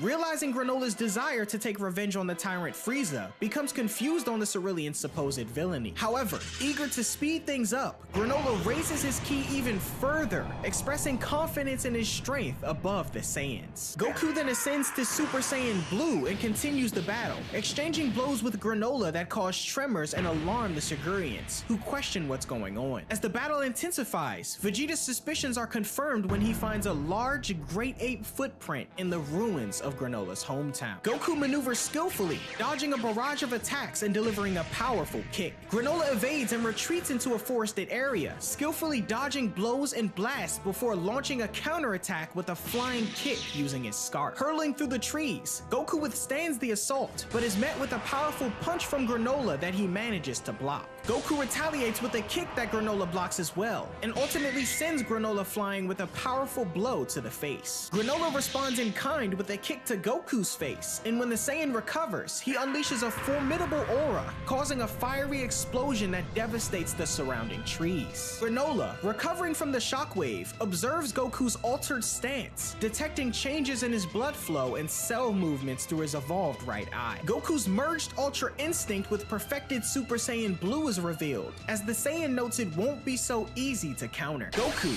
utilizing incredible speed, outmaneuvers Granola's Sniper Blast, charging head-on with an instant Kamehameha. As the attack detonates, a massive explosion ensues, so impactful that oil is sent flying backward by the shockwave alone, and smoke fills the battlefield. Vegeta watches the events unfold nearby, and when the smoke dissipates, Granola suffers minor injuries, but Goku is once again felled by the Cerulean's pressure point attack, as he notes his right eye will always prove superior. Goku, now in base form, is met with the realization that he's lacking in utilizing Ultra Instinct in his Super Saiyan forms, to which Granola confidently asserts that he'll never get the chance to master it, as he'll be slaughtered here, just as his people were. Granola then manipulates the ground beneath Goku to unleash a powerful burst of energy. Goku struggles against the onslaught, propelled into a massive mushroom cloud. The Shigurians, alarmed by the explosion, initiate evacuation. Goku narrowly escapes using instant transmission and lands beside Vegeta, noting the similarity between Granola's technique and Moro's ability to wield a planet's life energy. Vegeta taunts Goku for his struggle against Granola, and Goku notes he may actually have to use his full power in this fight. Seizing a lull in the battle, Vegeta imparts his findings in the city ruins to Goku. The Ceruleans, annihilated by the Saiyans under Frieza's command, were known for long-ranged attacks using their evolved right eyes. Goku and Vegeta realize Granola is the last surviving Cerulean seeking revenge, and the Heaters deceive them about his villainous nature. Oil overhears the conversation, but remains committed to their plan. Convinced that defeating Granola is the only way to prove the Saiyans are no longer enemies, Goku returns to the battlefield and appears in front of the Cerulean, unveiling perfected Ultra Instinct. Granola, shocked, faces Goku anew, noting that he can't perceive any vital areas. Goku,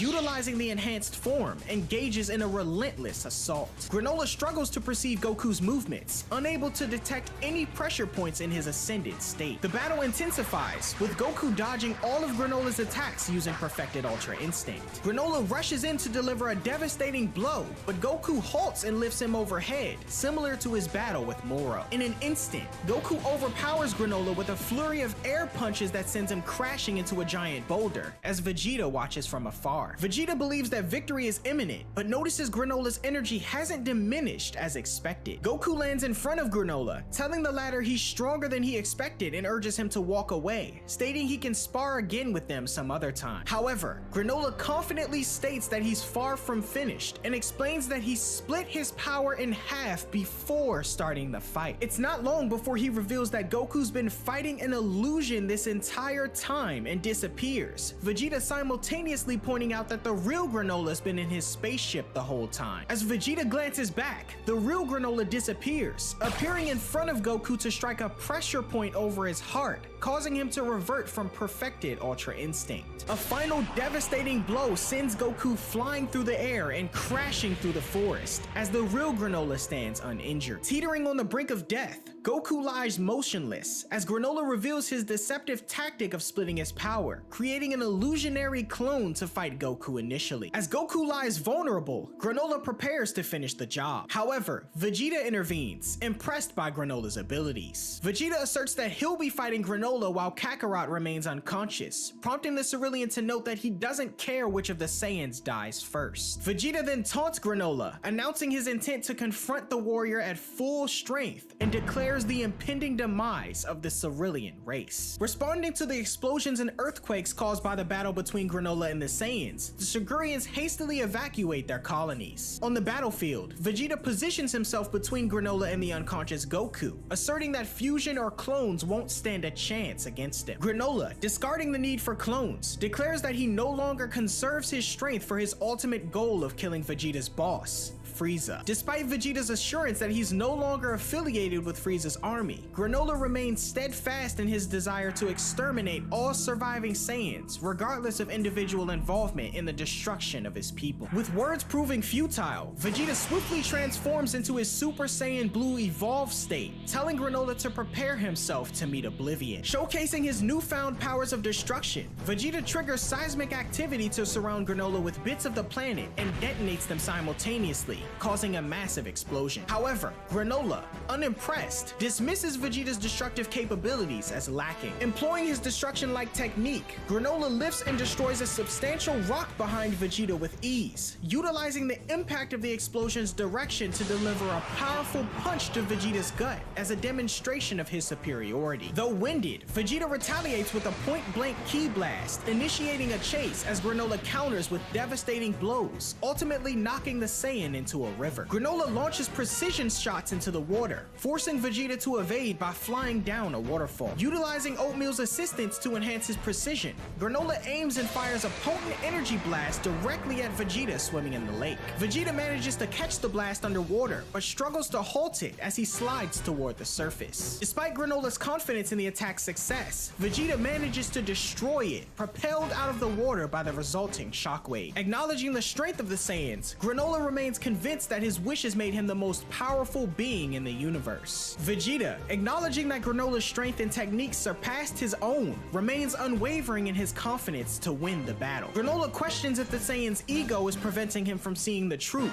but Vegeta tells him to shut up and fight, prompting Granola's silence. As the battle resumes, Goku awakens, experiencing intense pain from Granola's pressure point to his heart. Questioning what's going on, Goku witnesses Vegeta and Granola exchanging blows in midair, as Granola knocks Vegeta into a forest below. Vegeta unleashes a ki blast barrage at Granola, who utilizes his destruction-like technique to blow them away immediately. Met with a larger blast moments after, Granola deflects that one as well, and attempts to hit Vegeta with a blast of his own. Amidst the battle dust, Granola unintentionally damages part of the ancient Cerulean ruins, enraging him further. Vegeta taunts the last Cerulean by exposing his lack of battle experience, aware that Granola has only recently acquired his power, which Granola naively confirms. Despite this observation and talk of training, it appears the gap in power is too great for Vegeta to overcome. Granola lands a powerful kick to his stomach, and although he's able to briefly hurt Granola by delivering a sharp elbow strike to his leg, Granola quickly kicks him away and regains his composure, claiming that it's certain he'll win here today. Vegeta, on the other hand, is invigorated, knowing that no outcome is ever certain, the one thing he truly loves about fighting. Granola grows infuriated at Vegeta for expressing what he sees as the bloodlust of Saiyans and attacks again, but Vegeta is able to defend himself much better than before as he continues his speech. He says that rankings of fighters reflect only a moment in time, and that his strength is constantly growing, even compared to a few minutes ago. Granola then declares that if what Vegeta speaks is true, then he should finish the Saiyan off, landing a pressure point attack that shatters Vegeta's battle armor and painfully drops him down to base form. Vegeta struggles and coughs blood onto Granola's arm, still held up to his pressure point. His head slumps forward, but he doesn't fall, beginning to laugh instead. He goes on to say that he's experiencing a feeling that's been lost to him for a long time, as there's no planet to save, no people to protect, just pure battle. He glares at Granola with bloodshot eyes and pulsing veins, declaring that this is the perfect place to get a battle-crazed Saiyan's blood pumping. Granola jumps back in surprise as Vegeta's aura swells and ignites into that of an enormous flame that shoots high above the forest. This alerts both Oil and Goku, the latter of whom notes that Vegeta's key signature feels like that of a god, but not the regular kind. As the aura continues to swell, Still here Granola waiting, guys. fires Still here waiting. precision blast at Vegeta, who's concealed within the inferno of his new aura, only for them to be destroyed on contact. As his aura clears away, we see that Vegeta has transformed, his training with Beerus allowing him to ascend to a new form possessing the traits of the gods of destruction themselves. Vegeta once again prepares to battle Granola in his new form,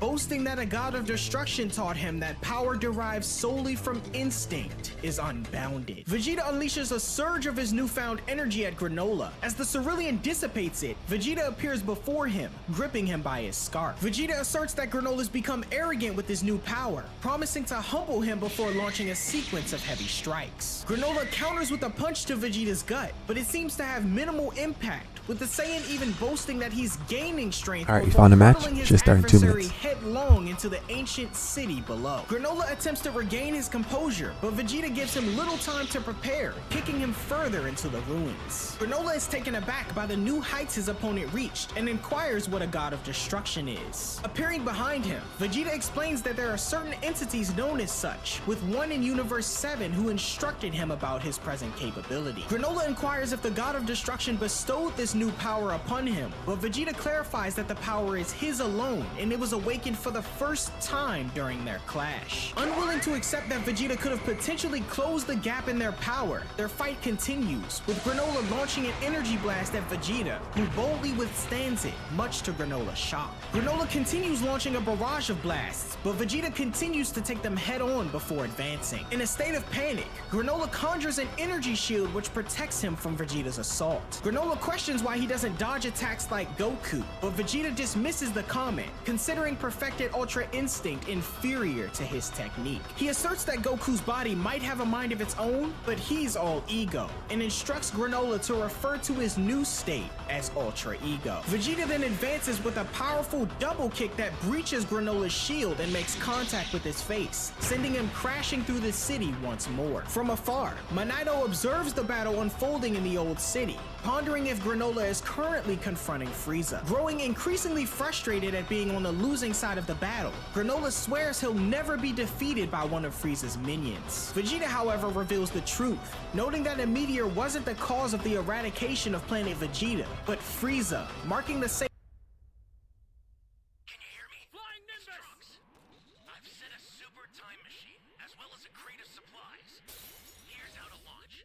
Find the power keys, then place them in the right spots. You found a power key. Go slot it. It's always difficult to win against Broly.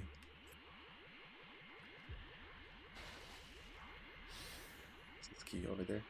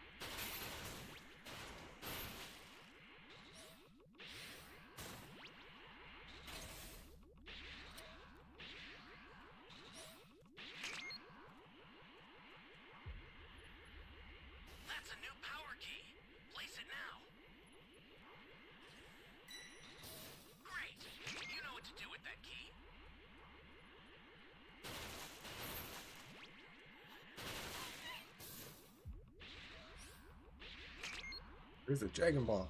Oh, that person has it. The game froze. Come on, don't give up.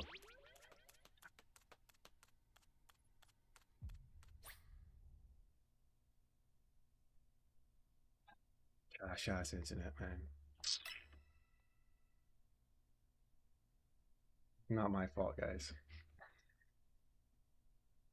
Saiyan race, another tribe pushed to the brink of extinction by the tyrant. Despite his shock at this revelation, Granola asserts that this is no reason to cancel his vendetta against the Saiyans and punches Vegeta, who tanks the blow and asserts Granola can believe what he wants as he kicks him into the distance. Recovering, Granola lands atop the city ruins, Oatmeal pointing out that the Saiyans appear to be victims as well. He attempts to point out the discrepancies in Vegeta's statement against the Heaters, but bent on revenge, Granola decides to discard him, claiming that he no longer requires his assistance now that he's the most powerful being in the universe. Landing next to Vegeta, Granola notes that he'll have to make up for his lack of battle experience and swears to grow stronger, using telekinesis to lift a large chunk of the city ruins from the ground and hurls it at Vegeta. Vegeta, however, easily catches it and tosses it aside. Immediately, Granola launches more of the city's ruins down at Vegeta, utilizing his destruction-like technique to completely obliterate them, along with a large portion of the once bustling hometown. As the smoke dissipates, Vegeta, recognizing Granola's intent to finish this battle by any means necessary, discards his damaged battle jacket, urging his opponent to continue his assault.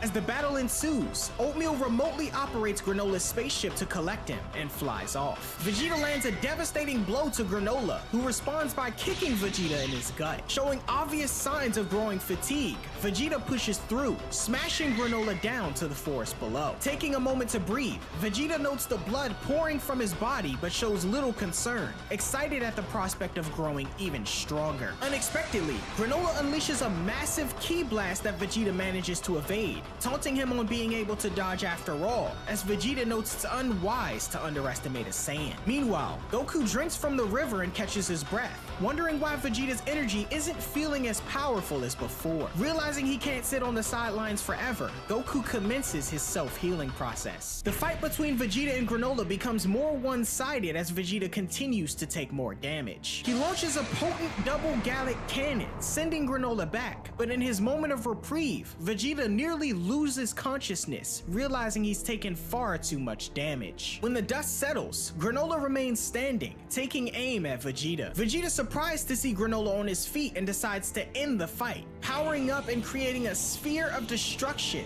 declaring it'll destroy anything it touches. Vegeta launches the energy sphere, and countering this threat, Granola evolves his left eye, enabling him to dismantle Vegeta's attack, triggering a colossal explosion unlike any the planet's seen thus far. The resulting impact shakes the entire planet, much to everyone's surprise. As the dust settles, an extremely injured Vegeta lies on the ground, astounded at how effortlessly Granola was able to repel his assault. Landing gracefully, Granola mockingly thanks Vegeta for helping him unlock his true potential, and boasts that with both of his eyes now evolved, he can counteract anything Vegeta throws at him now. Nearby, Elec comments on the battle shifting in Granola's favor, pleased that everything is going as planned. The Heaters then start making their way toward the first Dragon Ball. Vegeta and Granola continue their battle, with Granola demonstrating a clear upper hand due to his evolved left eye. Vegeta is blasted to the ground by a barrage of ki blast, Granola sarcastically commenting on the Saiyan's growing strength from taking damage. Granola continues his ki blast assault, sending Vegeta rolling into the heel of his boot as he teleports to meet him. Reverting to base form, Granola continues taunting Vegeta, who adamantly refuses to back down. Granola, growing frustrated by his persistence, delivers multiple devastating attacks and readies a fatal blow. Goku, however, intercepts Granola in his perfected Super Saiyan Blue form, striking him with intense force, much to everyone's surprise. Shocked that Goku's managed to get back on his feet, the Saiyan resolves to continue the fight, but Vegeta, rising to his feet, unexpectedly kicks Goku, sending him into a nearby water tank. Furious about the prospect of being proven inferior to Goku, Vegeta grabs him by the shirt and strikes him again, exclaiming that he's only ever agreed to fight side by side when they had something to protect. Goku points out that his life is in danger danger, but Vegeta dismisses this, stating he'd rather die than team up. Unbeknownst to them, Granola rushes in and attempts to strike a pressure point to Vegeta. Fortunately, Goku manages to push Vegeta out of harm's way with a shockwave, and his resulting injuries leave him temporarily unconscious. Granola questions how Goku could react so quickly, and Goku explains that he now understands Granola's strategy of targeting vital weak points, asserting it won't work anymore. Believing Goku to be bluffing, Granola quickly appears behind him and strikes him in the back of his neck, seemingly ending their rematch quickly as Goku collapses in base form. However, Goku strikes back at Granola, asserting that the same move won't work on him twice. Growing angry, Granola attacks Goku again, but the result remains the same, prompting Goku to deliver a blow to Granola in response. Regaining his composure, Granola realizes Goku's ability to shift his vitals out of harm's way, to which Goku confirms, and notes that although he can't dodge the Cerulean's attacks completely, he can shift enough to make sure he doesn't hit anything important. Granola commends Goku's defensive ability, but argues that the Saiyan's offensive force is lacking. He goes on to say that so long as Goku's attacks don't deal any major damage, he'll never be able to surpass him. Meanwhile, Vegeta regains consciousness, watching as Goku and Granola continue to exchange blows, and Goku is sent crashing to the ground, reverting to base form. Vegeta decides to take over, still refusing to team up due to his Saiyan pride. Vegeta realizes that since Granola has only recently gained his newfound power, he'll soon reach his limit and create an opening, which Vegeta will exploit for victory. He pleads with Goku to leave the fight to him,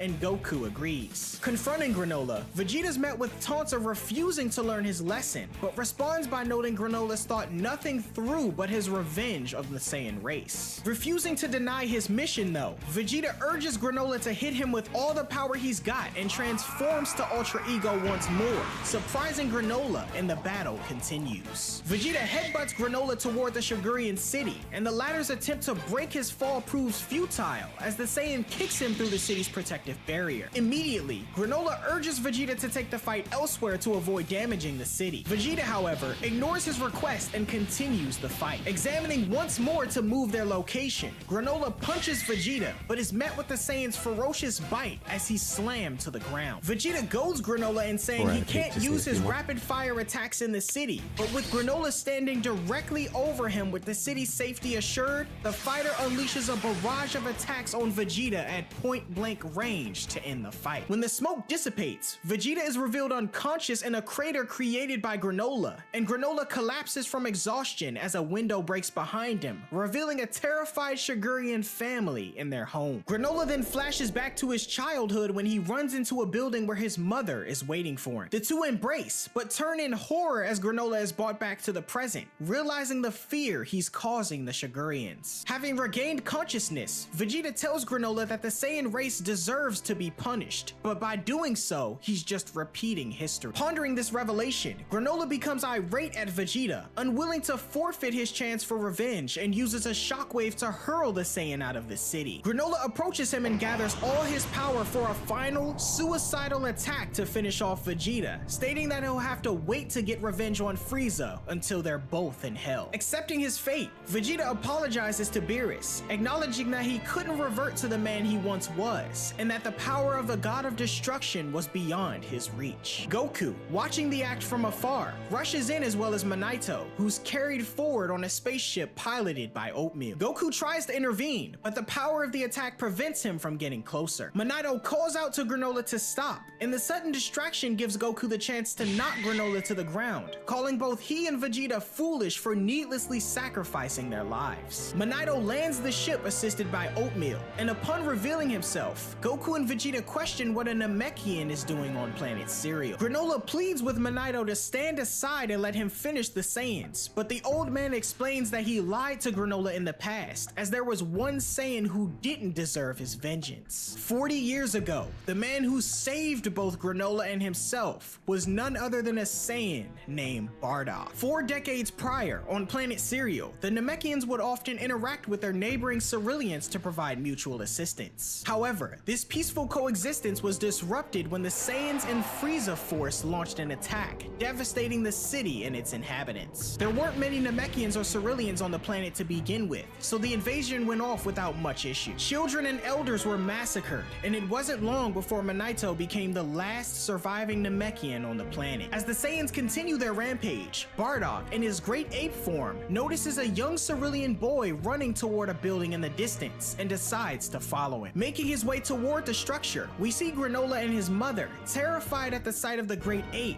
and Granola passes out in fear. Rather than immediately killing the two though, Bardock hesitates. In a desperate move, a brave Cerulean named Flake takes aim to destroy the moon as one of the Saiyans rush toward him. However, Flake miraculously releases his energy blast moments before being hit, making impact with the moon and destroying it. The Saiyan warriors revert to their base forms, and initially assuming victory, Flake is confronted by one of them as he asserts Saiyans are powerful even without their great ape forms. In an instant, Flake is knocked into a structure with force and killed, as Leek, the Saiyan who was grazed by Flake's attack, recovers. Bardock, having also reverted, stands before Granola and his mother inside the structure. Frightened, Granola's mother launches a warning shot, destroying one of Bardock's shoulder guards and grazing him. Gazing at the mother and her child, Bardock is brought back to a moment with his wife Gine, who beams with joy while being around their baby boy, Kakarot. Suddenly, Bardock's comrade, Leek, calls out to him from outside. Leek informs Bardock that their mission was accomplished and that they need to depart, but Bardock instructs Leek to leave without him as he intended to search for survivors. Bardock, using his scouter, confirms that these two are the last surviving Ceruleans. He also detects another survivor in the mountains with a power level of 5 and decides to take the two to the survivor's location. The surviving Namekian, Minato, senses the Saiyans approach and attempts to attack him, but Bardock easily stops it. Bardock finds it odd that the Namekian's power level jumped from 5 to 213 and correctly deduces that the race must have the ability to control their power levels. Upon seeing an unconscious Granola in Bardock's arm, Minato calms down after his mother walks in, overjoyed with seeing surviving Ceruleans. The mother introduces herself as Muesli and seeks refuge with Minato, and Bardock advises the group to remain hidden to avoid drawing any attention from Frieza and his army. Despite initially being skeptical, Minato accepts the Saiyan's explanation of helping them without expecting anything. Bardock, before leaving, advises the group to survive for as long as they can, and upon being asked for his name by Minato, Bardock reveals his identity. Back in the present, Minato finishes recounting the past, leaving Granola bewildered that a Saiyan saved his life. Minato apologizes for withholding the truth, and notes that Goku bears a striking resemblance to Bardock. Goku, however, states that he's unaware of any familial ties as he was raised on Earth, and Vegeta interjects, revealing that Bardock was Goku's father. This revelation shocks everyone, and Minato remarks that it must be destiny that brought them all together. Goku wishes he knew more about his father, while Vegeta points out the genetic nature of soft-heartedness in Goku's family. Granola then questions why his mother didn't survive,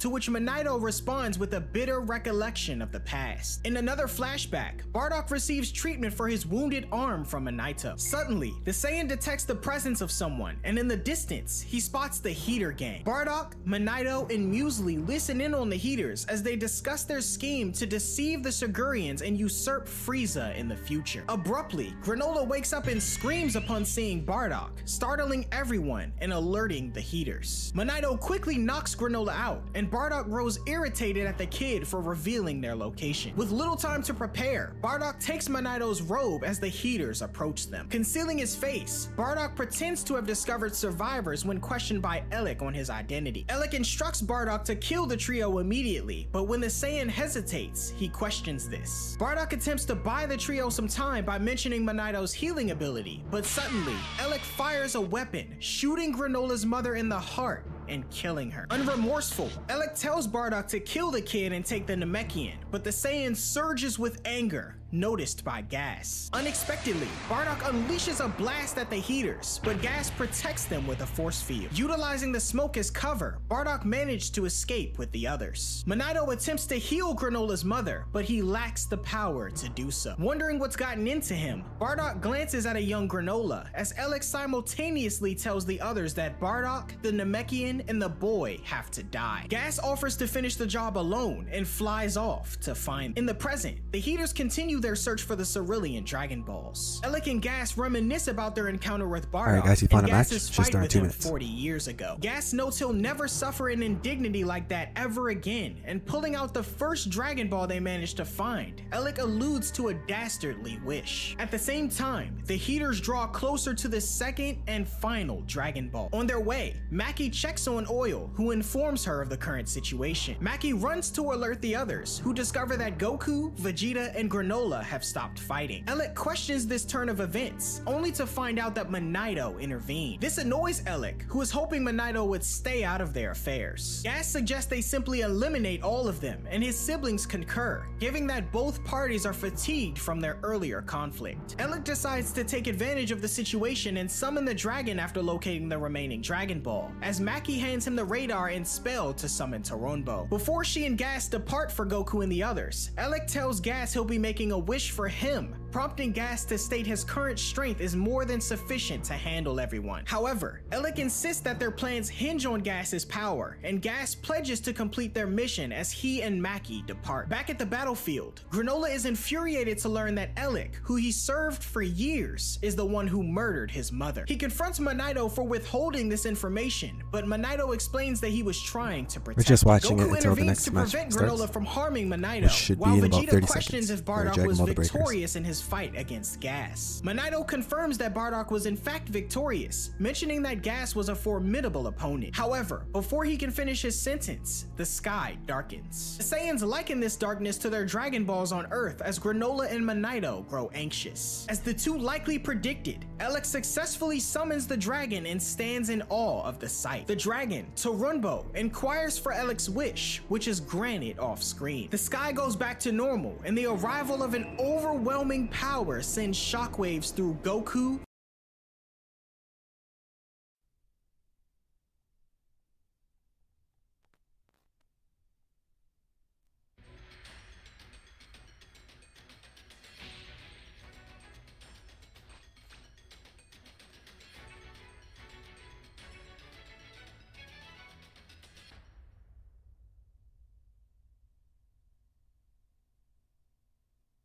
Can you hear me? Flying Nimbus! Trunks! I've set a super time machine, as well as a crate of supplies. Here's how to launch. It's a pretty good raider. Find the power keys, then place them in the right spots. You have to jump him at level 2.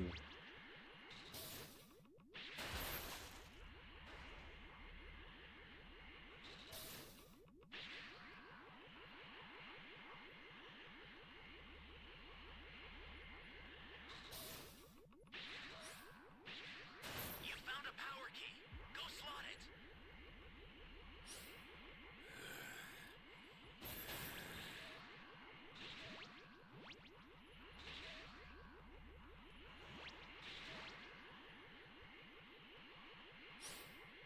Hey, great! You found another power key. Use it quick.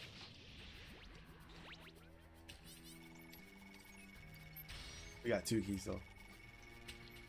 You be careful too, okay?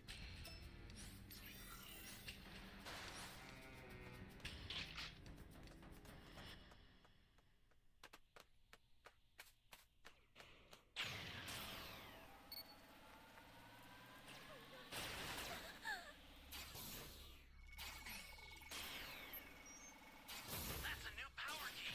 Place it now. What's the big idea?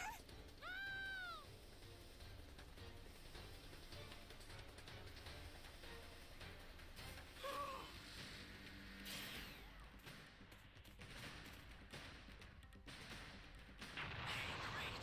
You found another power key. We have to jump him now, or it's game over.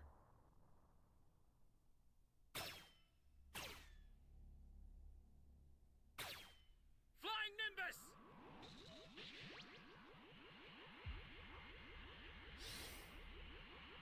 Come on, guys, we have to fucking fight, man.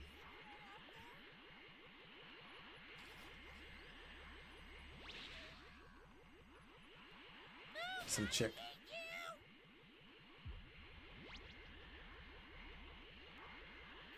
Help me. You guys saw me spamming let's fight.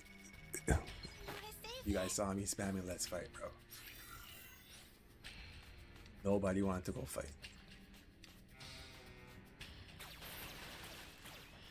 And 2 level 2s.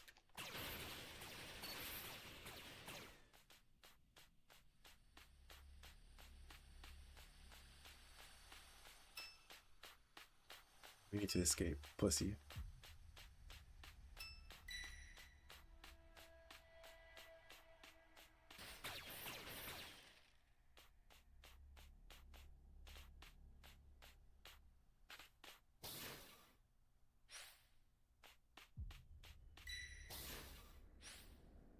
Flying Nimbus! I unfortunately don't have a power key radar, so. Which I could do.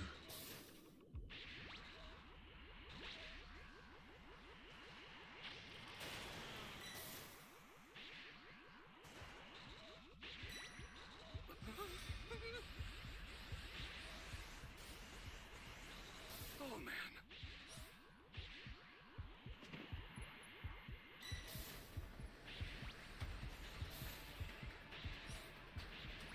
A super transfer is headed your way.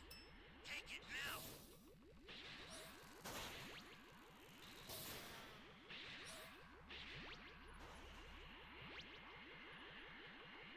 Dude, I think he saw me.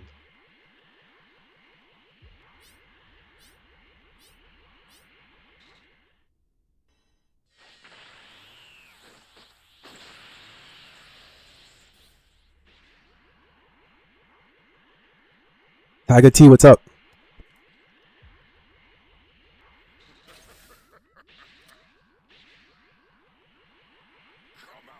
Come out so I can kill you.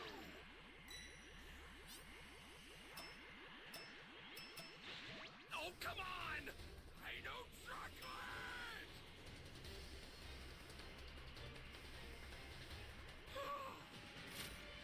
Someone has to go set that C key real quick.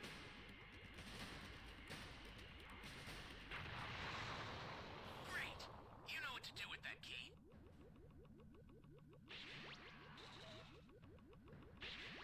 I low-key thought he was destroying D. Where is our level 3? Holy hell.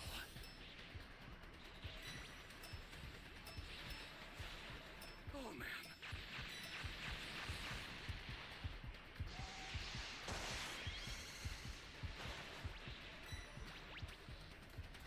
Oh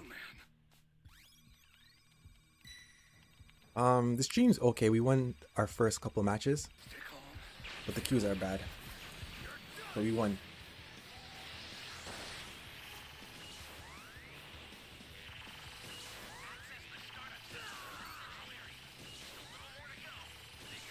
I'm missing everything, bro.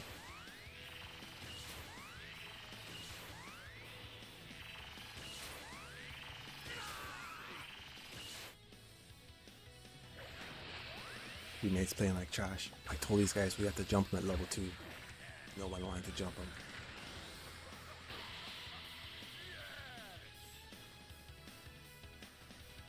I'll get another one out right away. Just keep it together until then.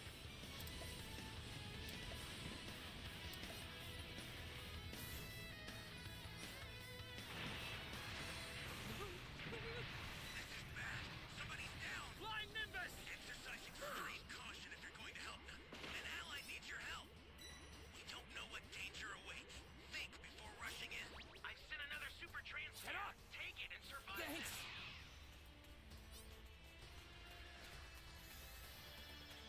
The startup system's under attack. It's dangerous, so tread. Fuck, I was going for it. How's your day going, homie? Carefully if you want to get closer. The startup system is Do under that. attack. Stop it if you can, but retreat if you need to. Got it? Give me that. Bitch, you wanna give me a shield. Level 4 bird now go get cooked.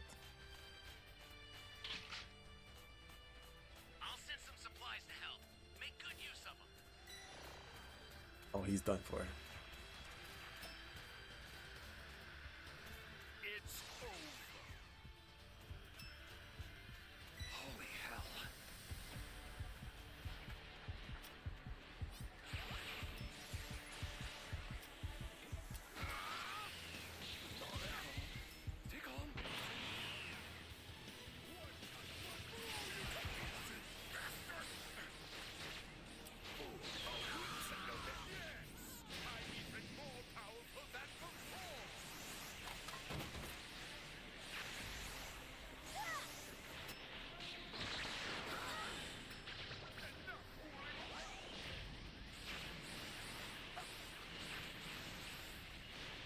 The smartest thing to do is to jump him while he's at level 2.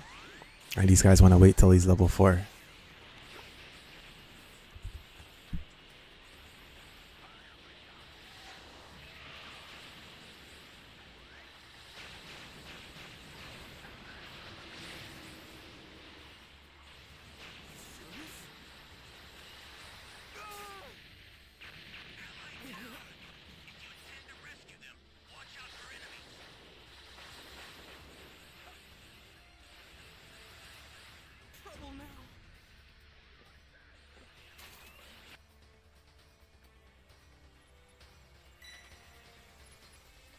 Bro, it's not my fault, man. I was spamming let's fight and these guys wanted to escape. Exercise extreme caution if you're going to help them. But they might win by time machine if he doesn't play properly. Have a powerful foe.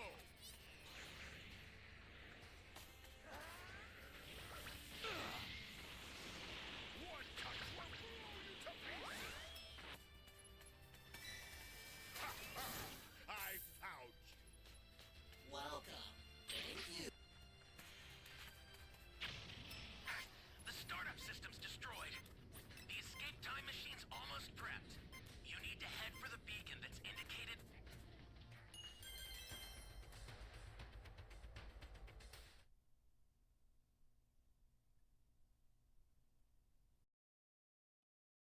Vegeta and Granola. Oil and Mackie then arrive, taunting the trio of fighters and notes they'll be disposed of soon. Mackie sarcastically thanks Granola for his services, but declares him an obstacle now that he'd become the strongest in the universe. However, she notes that he's not the only one capable of making a wish. She and Oil then introduce follow Gas, certain strategies now in the this game. most powerful If you don't know being the in right the strategy, then universe. it's just a waste Monito of time. deduces that the Heaters use the Dragon Balls to make Especially this against high-level possible, raiders. surprising Goku and Vegeta, who knew nothing of Dragon Balls on planet Cereal. Granola admits that he used the Dragon Balls to gain his power as well, which now makes sense to Goku. Effortlessly, Gas initiates a destructive energy beam that splits the land, forcing everyone to evade it. The beam destroys Granola's ship and leaves everyone in awe. Without hesitation, Gas conjures a pitchfork and tosses it at Granola, impaling the Cerulean and attaching him to half of his ship's remains. Landing in front of the group, Gas expresses his disdain for Granola and the satisfaction he feels in finally having the chance to kill him. Goku attempts to intervene, but Gas snaps his fingers and binds him with energy constructs. Goku is unable to move, and Gas recognizes the Saiyan as Bardock's son, a fact that's corroborated by Oil. Gas inquires about Bardock's current status, but Vegeta explains that their race, including Bardock, was nearly wiped out by Frieza, leaving only a handful of survivors. The Heaters are unfazed by this and decide to kill Goku and the remaining Saiyans, prompting Goku to question why they have to die in the first place. Providing a rather vague response, Gas conjures an axe and declares Goku dead, but just as he goes in for the kill, he's blasted in the back. The axe nearly hits Goku as it lands, and when Gas turns around, Granola is discovered to have fired the blast, claiming that the title of the strongest in the universe belongs to him. With no words exchanged, Gas rushes in and attacks Granola. The Heater continues to pummel him, demonstrating an obvious dominance over the once strongest warrior. Meanwhile, Monito frees Goku from his bonds and begins to heal him, requesting if he can do one thing for him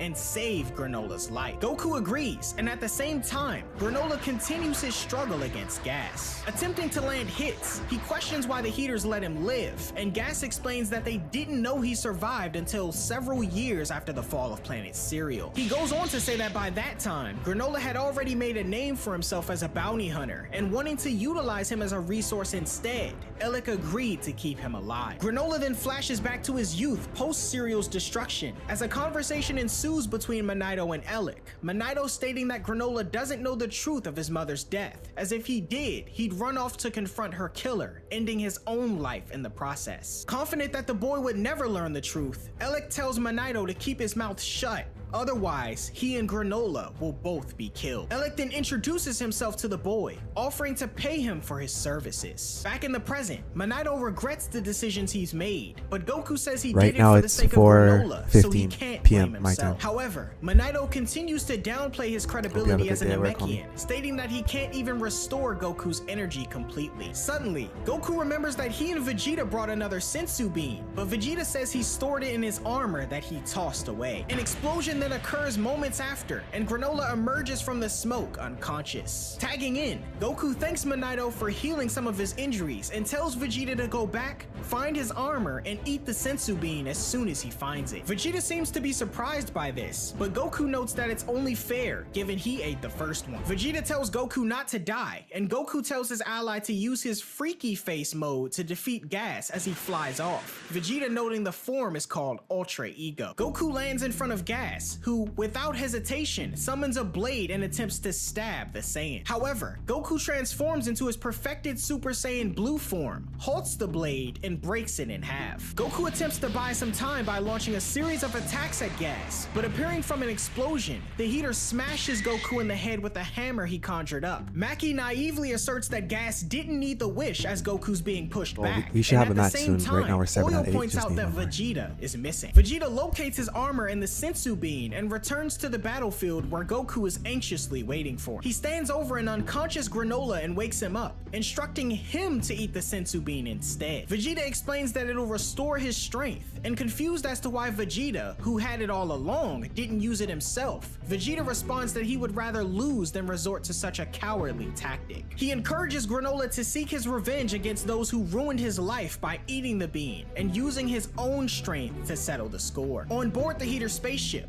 Elec sits back and witnesses the explosions from afar, confident that Gas has secured his place as the universe's strongest. A suggestion is made to Elec to reposition their ship closer to the battlefield, but the Heater insists on staying put until the conclusion of the fight, mentioning that he has other tasks to carry out. Meanwhile, Monito is being threatened by Oil and Maki, who demand to know Vegeta's whereabouts. At the scene of the fight, Granola consumes the Sensu Bean offered by Vegeta, leading to an immediate recovery from his injuries. Using instant transmission, he promptly steps in to thwart Oil and Maki's intimidation of Monito, employing a shockwave that hurls the duo into a nearby cliff. Gas halts his assault on Goku and notices this, questioning how Granola managed to heal himself. Monito hands Oatmeal over to Granola, who offers an apology for his past mistreatment and expresses gratitude for Oatmeal's support. Unlocking his left eye once more and charging up for the confrontation, Granola challenges Gas to resume their fight. Interested, Gas tosses a defeated Goku aside, and the pair confront one another. Gas persistently employs his key manipulation technique to create an array of energy-based weapons, while Oatmeal assists Granola. Gas attempts to swipe at Granola with a shield, but Granola evades, utilizing the opening to fire a barrage of Ki blasts that Gas manages to block. The barrage continues as Gas ascends to the air, but darts back down as Granola moves out of the way. Conjuring a spike,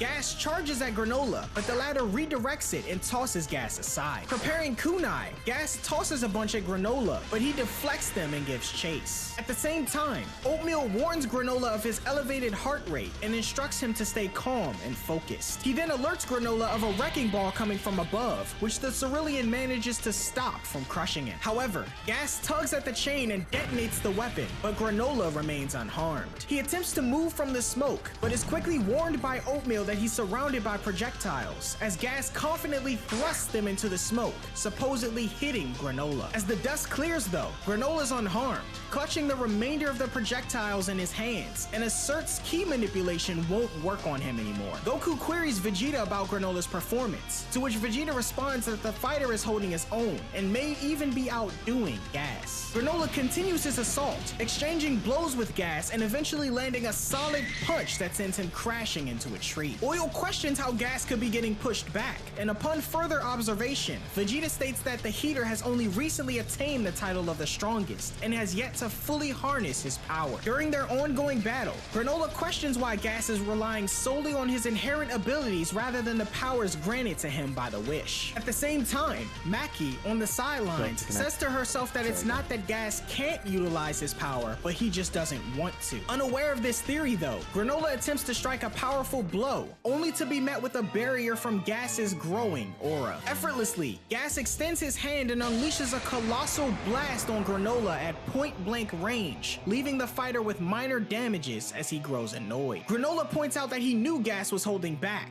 and Gas concedes that he must draw on his newfound strength. He, however, points out his reluctance in doing so, as he intended to defeat Granola using his own techniques. Granola then unleashes another barrage of Ki blasts, but using instant transmission, Gas appears in front of him, pointing out that any abilities Granola gained are now his his to wield as well. Gas delivers a devastating punch to Granola and uses destruction to blow him away. Granola rises quickly though and discards his jacket, stating he never thought taking Gas down would be easy, and goads the Heater to show him what he's really made of. Granola uses instant transmission and appears behind Gas, who manages to block his attack. The high-speed, teleportation-filled aerial combat continues, with Goku pointing out that the two are using instant transmission like it's nothing, and he worked hard to learn that technique. Granola, however, demonstrates a more obvious dominance in using it, corroborated by Vegeta, who states that Gas's attempts at using it are sloppy. As the two Saiyans continue to spectate, Vegeta notes that despite Gas having a speed and power advantage over Granola, he isn't perfect, leaving room for Granola to potentially turn the tide. The confrontation between Granola and Gas rages on, with Granola maintaining the upper hand, much to the increasing annoyance of Gas. As the battle unfolds, Oil expresses concern that their wish may have been in vain. However, Maki counters that Gas would never allow himself to be defeated so easily. As Gas begins to anticipate and counterattack Granola's tactics, Vegeta observes that Granola wasted too much time and allowed Gas to grow accustomed to his new power. Despite his increasing familiarity with Granola's moves though, Gas is still overpowered. Granola introduces clones into the battle, but Gas quickly dispatches each one, dismissing the tactic as ineffective. More Granola clones charge in as Gas assumes victory, preparing himself and launching a series of simultaneous blasts to pierce the clones, much to everyone's surprise. Gas assumes that Granola lost himself in his newfound skills, but the real Granola appears in front of him, asserting that he was waiting for the perfect opening to unleash his devastating attack. Granola then lets out a resounding cry and blasts Gas in the stomach at point-blank range, sending him crashing through the rubble across planet Cereal and eventually landing in a river. Sinking to the bottom, Maki and Oil grow concerned and rush to their brother,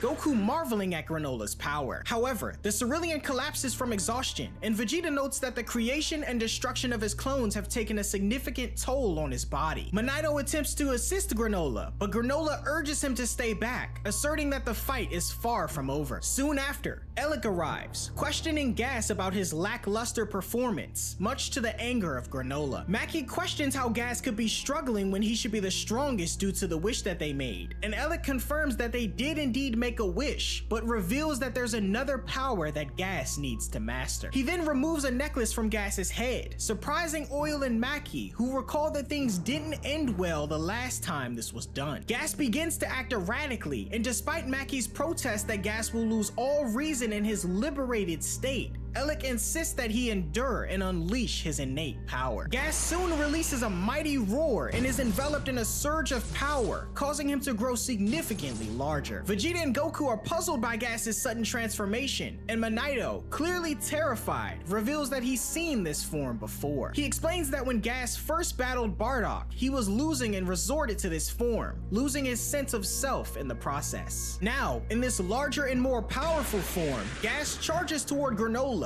easily overpowering him. Granola finds he's unable to defend himself as Gas mercilessly pummels him around planet Cereal. Vegeta questions Monito on how Bardock managed to defeat Gas in this state, but Monito admits he doesn't know as he was unconscious at the time. Maki notes that she knew Gas would lose himself in this state, and she and Oil attempt to reach out to him. However, Gas can no longer recognize them as allies and charges toward them, delivering a blow to both. Despite Maki and Oil's complaints about Gas's loss of control, Elec remains confident, asserting that as the strongest warrior in the universe, Gas will eventually gain control. Suddenly, Gas takes off and turns his attention to Vegeta, kicking him with intense force and slamming him into a nearby rock. He continues to overpower the wounded Saiyan with a flurry of punches, prompting Goku to rush in to help with a blocked attack. However, the sight of Goku reminds Gas of his battle with Bardock, causing him to recoil at the memory. Gas begins to shake and convulse in pain, but Elec's reminder of his vow to never lose again resonates with him. This awakening allows Gas to momentarily regain control, and his body undergoes another transformation. Everyone watches in anticipation as Gas regains his senses and takes control of his new form. Elec is delighted to see his younger brother officially become the strongest in the universe, a sentiment echoed by Goku, who notes that Gas has indeed awakened. Elec instructs Gas to eliminate all who stand in their way, obey, and Gas complies with a nod. Harnessing his newfound power, Gas immobilizes Goku and Vegeta with a paralyzing spell, leaving them motionless. Elec commands Gas to end the Saiyans, but suddenly, Granola appears beside him, attempting a strike. Gas quickly moves his brother out of harm's way to Granola's surprise, and Elec taunts Granola as the latter declares he murdered his mother. He goes on to say that had it not been for the heaters, nobody on planet Cereal would have died, and prepares to kill Elec. However, Elec confidently asserts that the heaters could have killed Granola whenever they chose, and this time is no different. Gas then quickly snaps Granola's arms with a swift kick, causing the Cerulean to scream out in pain. Without hesitation, Gas then incapacitates Granola by gouging out his eyes, and he falls into Elec's lap. Elec sarcastically thanks Granola for all the jobs he's done for them and grants him the courtesy of dying the same way his mother did, using the same weapon to blast Granola through the stomach, much to the surprise of everyone present. Granola plummets into the water below as Elec says that was a long time coming. Gas then noting he lost interest in fighting Granola, so his pathetic death is of no concern. Goku grows angry at the sight of losing Granola, and suddenly, Vegeta grants Goku his last bit of energy, breaking him free from Gas's spell. Vegeta tells Goku to use his energy wisely and to defeat Gas once and for all, prompting Goku to silently agree. Gas begins to thank his brother for bestowing the honor of the strongest in the universe to him, and to thank him, Elec proposes Gas eliminate the remaining threats on the battlefield. As Gas turns to kill Goku and Vegeta though, he notices Goku in his perfected Super Saiyan Blue form, free from his spell. Goku immediately takes off and delivers a kick to Gas, who lands on the ground impressed by the Saiyan's prowess. Angered, Goku attempts to gather himself and eventually calms down, telling Gas he's got no real reason to fight him and questions if he can leave planet Cereal. Gas inquires if Goku is upset about the death of Granola, to which Goku responds he is, but anger is an emotion that messes with his special move, so he'll have to control it. Elec then cuts in, stating that because the Saiyans know their plan, they can't allow them to escape, prompting Gas to unleash a spiked platform that comes down on Goku. Goku manages to avoid it, but Gas conjures 2 additional platforms like a wall to crush him, causing the Saiyan to struggle. Goku eventually breaks free, but is forced on the defensive by a barrage of more energy-based weaponry. Gas then uses telekinesis to hurl the debris of the nearby ruined city at Goku, culminated with a moving train as well. Goku lands on top of the train and Gas joins him, remarking that he was merely assessing his power and didn't assume such techniques would kill him. He then invites Goku to demonstrate his true power as the son of Bardock, prompting Goku to charge in. Goku responds with a flurry of attacks, but fails to land a hit. Gas, however, lands a punch to Goku's gut and questions the Saiyan's determination, comparing it unfavorably to Bardock's. Goku is hit with another train thanks to Gas's telekinesis, and below, a weakened Vegeta wonders what Goku's doing. Amongst a lull in the battle, Gas states that when it came to combat, Bardock's resolve was like no other, but notes he doesn't sense the same from Goku. He questions if he's truly the son of the Saiyan, to which Goku responds he hit his head as a child, losing all memories of his father and the Saiyan race. Noting that Goku is one who can't comprehend who he really is, Gas vows that he won't fall to someone so pathetic and launches Goku into the water below. Creating an opening to observe the Saiyan struggle to breathe, Gas toys with the idea of suffocating Goku, but notes an easy victory wouldn't satisfy him. Goku manages to fire a blast, but Gas reflects Goku's counterattack, unleashing a blast of his own that creates a colossal explosion and blast in the lake,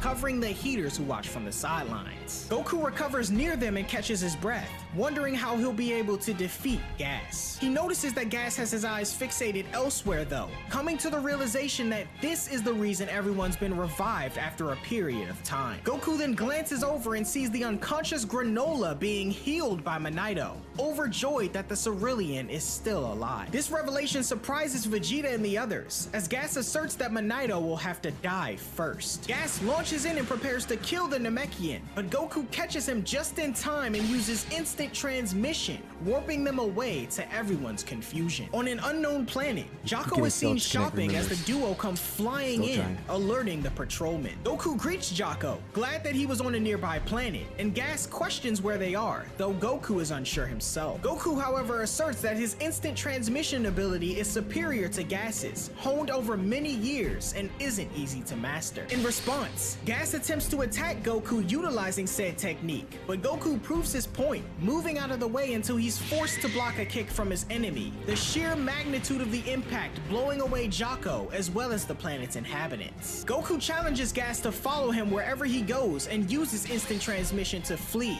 prompting Gas to do the same, leaving behind a tattered area. Jocko sits in amazement, remarking on Goku's knack for finding formidable foes. Teleporting to an outpost of more Galactic Patrol members, Goku and Gas continue their fight. Despite blocking Gas's kick, Goku sustains a bruise. Gas launches a barrage of kicks while Goku manages to block each one, and utilizing instant transmission, he teleports both himself and Gas to a different location. Goku continues to showcase his superior control of the technique, leading Gas from one planet to another and eventually behind a truck filled with waste that dumps on him. Goku mocks Gas, telling him he was warping recklessly and suggests cleaning up in a river nearby. But angered, the fighter rushes in with a punch as he and Goku teleport to the Galactic King's palace. Gas falls directly into the tub with the Galactic King as Goku continues to mock him, much to his irritation. Back on planet Cereal, the Heaters and Vegeta question the location of Goku and Gas, who wind up at the Galactic Prison next, Goku slamming into one of the cells courtesy of Gas. The two encounter past villains, more specifically the members of the Saganbo Bandit Brigade, who recognize Gas and tell him to break them out of jail and they'll help defeat Goku as well. Uninterested in their assistance though, Gas declines, prompting anger from Zoyogi, and Yunba reminisces on their first ever encounter with Gas, noting he wet himself out of fear. Gas denies this as Yunba continues to tease him, Goku laughing along as the Heater continues to grow irritated. The jokes persist, and a once collected Gas yells out against the allegations, exclaiming that there were only a few drops of pee because he had to hold it in for a long time. While the remaining Heaters attempt to trace Gas's position, Goku questions Gas about his motives and blind loyalty to Elec. Gas attacks Goku while explaining his gratitude toward Elec for raising him to his current level of power, and intends to repay him by making the Heaters the supreme organization in the universe. Goku questions Gas's trust in his brother, pointing out that his own sibling tried to kill him in the past. Gas grows more irritated, and back on Cereal, Elec and the other Heaters decide to deal with the exhausted survivors before the conclusion of Goku and Gas's battle. As Goku continues to use instant transmission to dodge Gas's relentless attacks, he finds himself growing increasingly wary. He lands on a Galactic Patrol spaceship, noting he can't play defense much longer, but suddenly senses a familiar energy nearby and disappears, just as Gas teleports in to deliver a finishing blow. On a volcanic planet, Whis and the Oracle Fish are enjoying dessert while riding a giant dinosaur. Suddenly,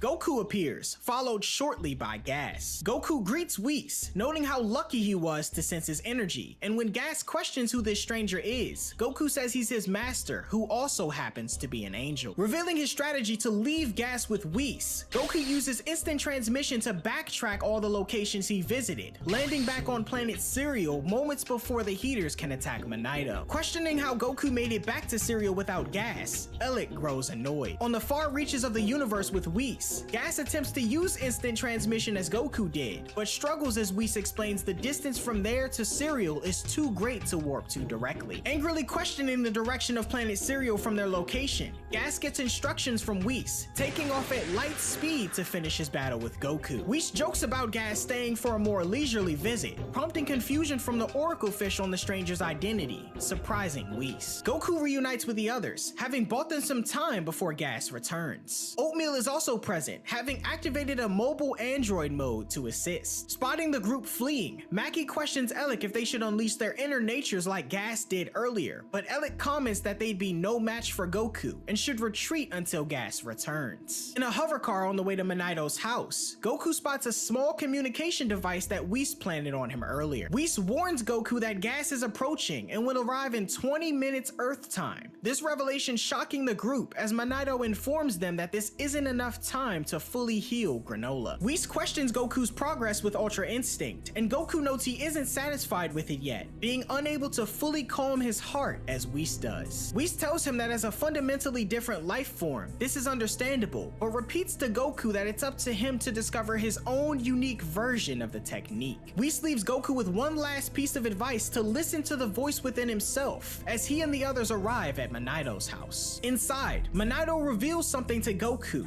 Bardock's scouter. Goku solemnly realizes that this object belonged to his real father, and attempting to bring life to the device, Vegeta notes that it's broken, but there's evidence of saved audio. Minato suggests that if they play it, they might get an answer to how Bardock defeated Gas, prompting Oatmeal to take the scouter, stating he can access its circuitry directly and play the audio via his speakers. As Gas continues to furiously fly toward the group through space, Maki, tracking him, notices his speed with astonishment. Oatmeal powers up the scouter and begins to play the device's stored audio, Minato recognizing Bardock's voice, warning him to escape with Granola from the battle with Gas 40 years ago. He says he'll slow Gas down and tells them to stay alive, which awakens a deep, repressed memory within Goku of Bardock and his mother Gine telling him the same thing as they sent him away from planet Vegeta before its destruction. The shock of this awakened memory ripples through Goku, and a sharp electric aura fires up around him. The scene then transitions to Bardock's battle with Gas 40 years ago. Bardock launches in and strikes Gas directly, sending him crashing into the forest below. However, unharmed, Gas thinks to himself that Bardock must be a Saiyan,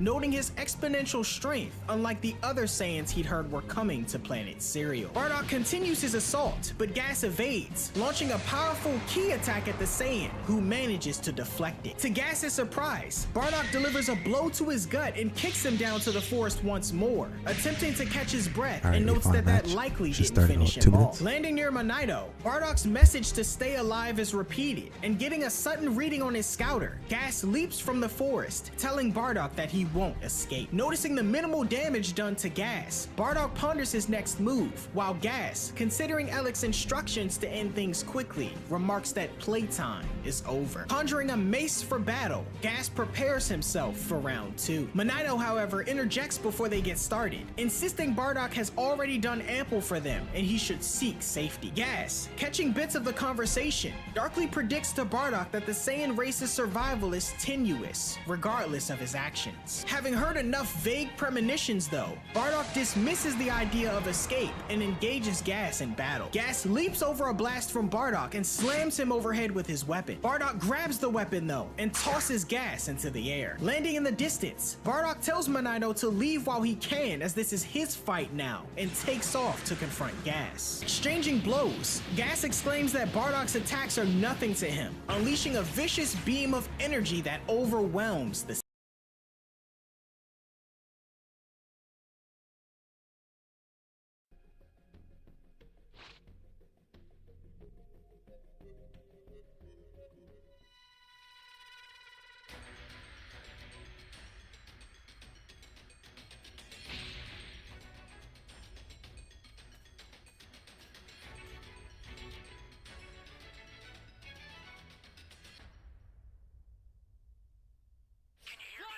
It's Trunks.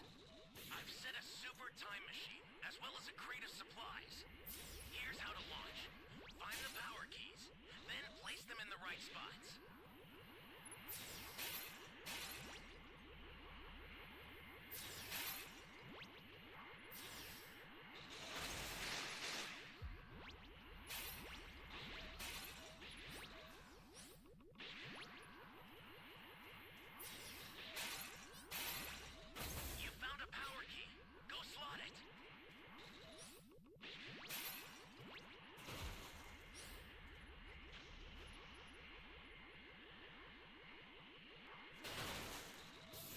Save me! Got you, homie. Finally have a match, T.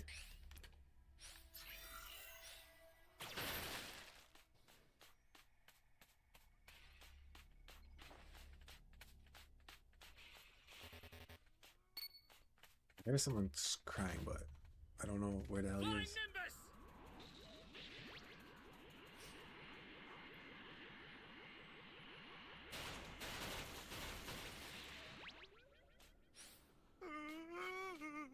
find some more keys quick.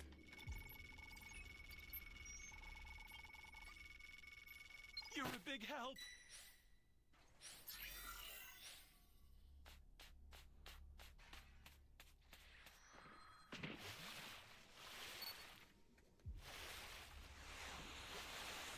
Great! You know what to do with that.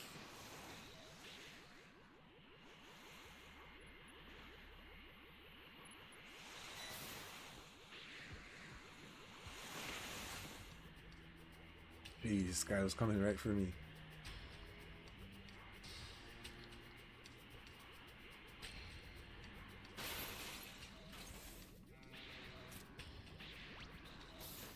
Alright, we have to jump him at level 2.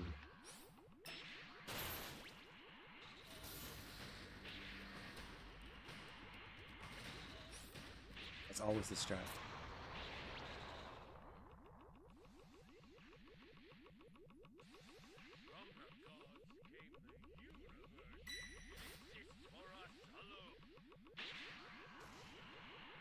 An ally needs your help. You don't know what danger awaits. Think before rushing in.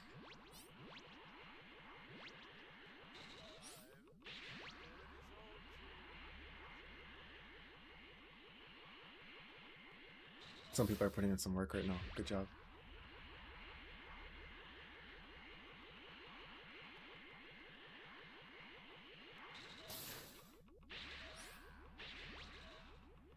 That's a new power key.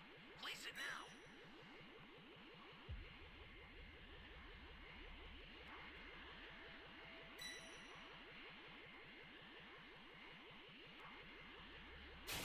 Great!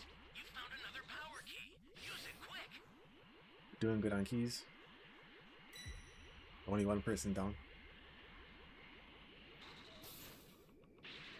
If he gets to 30 seconds and no one saves him, I will get him.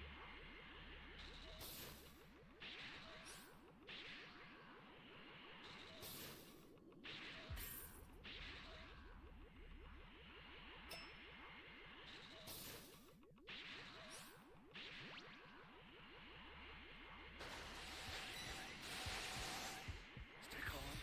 Stay calm.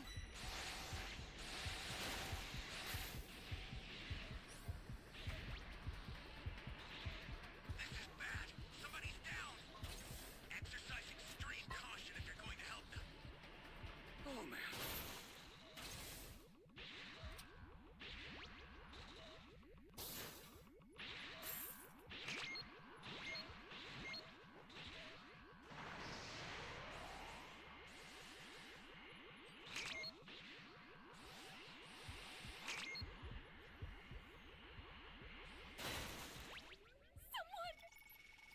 Still have to find this A key.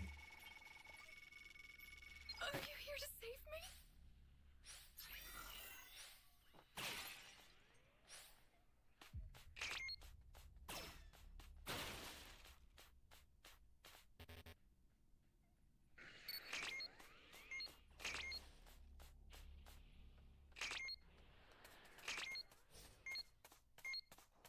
Oh no. Ally down. If you intend to rescue them, watch out for Ray, what are you doing over there, bro? There is no reason for that man to be over there. He just sold. We need to be in A and E right now.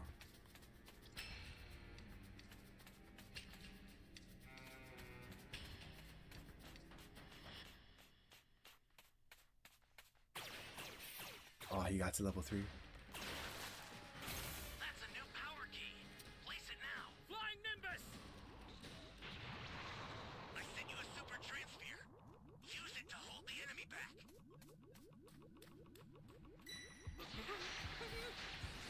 Fucking come down here, bro. An ally needs your help. You don't know what danger awaits. Think before rushing in.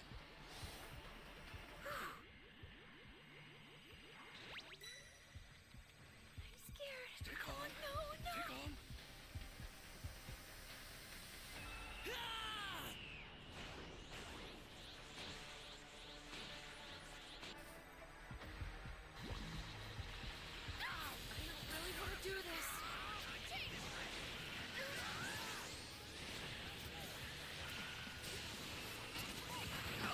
Are you serious, bro?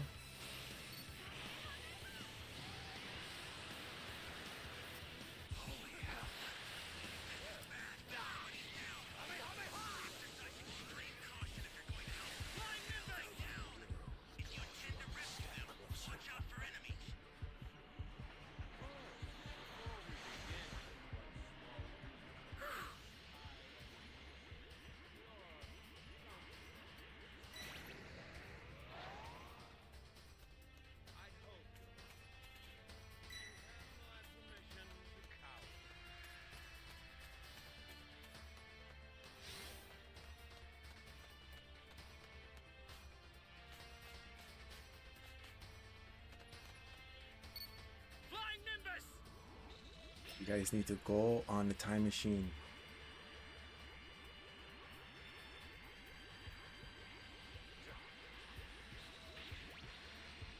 Holy hell.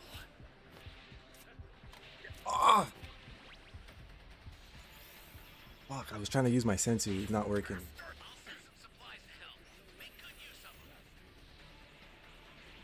You should learn when to quit.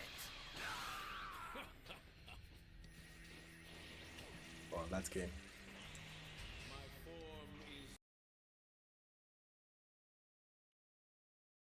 Saiyan. As he collapses to the ground, Gas reveals that he can't afford to waste any more time and opts to unleash a bit of his inner blame that nature, Ray guy. surprising Bardock. Honestly, he fucked up. Simultaneously, Monito hastens to his home to collect the Dragon Balls of cereal, intending to use them to aid Bardock, who persists in the fight despite his deteriorating state. Bardock realizes that Gas is capable of adjusting his power level, and the fighter boasts of the full extent of his power, questioning if Bardock has lost the will to fight. However, the Saiyan notes that nothing gets him more excited than battling a powerful foe, prompting anger from Gas, who kicks Bardock in the gut with intense force and knocks him away. Immediately rushing back to the battle, the Dragon God Toronbo is unknowingly summoned in the distance. Monito beseeches him to transport Bardock back to his homeworld, and in the midst of his battle, the Saiyan is contacted by the dragon regarding the proposition. Although initially confused on who's speaking to him, Bardock refuses the offer, stating he'd rather lost the die match. than run from an enemy Game as over. he continues to attack Gas. Gas continues to dominate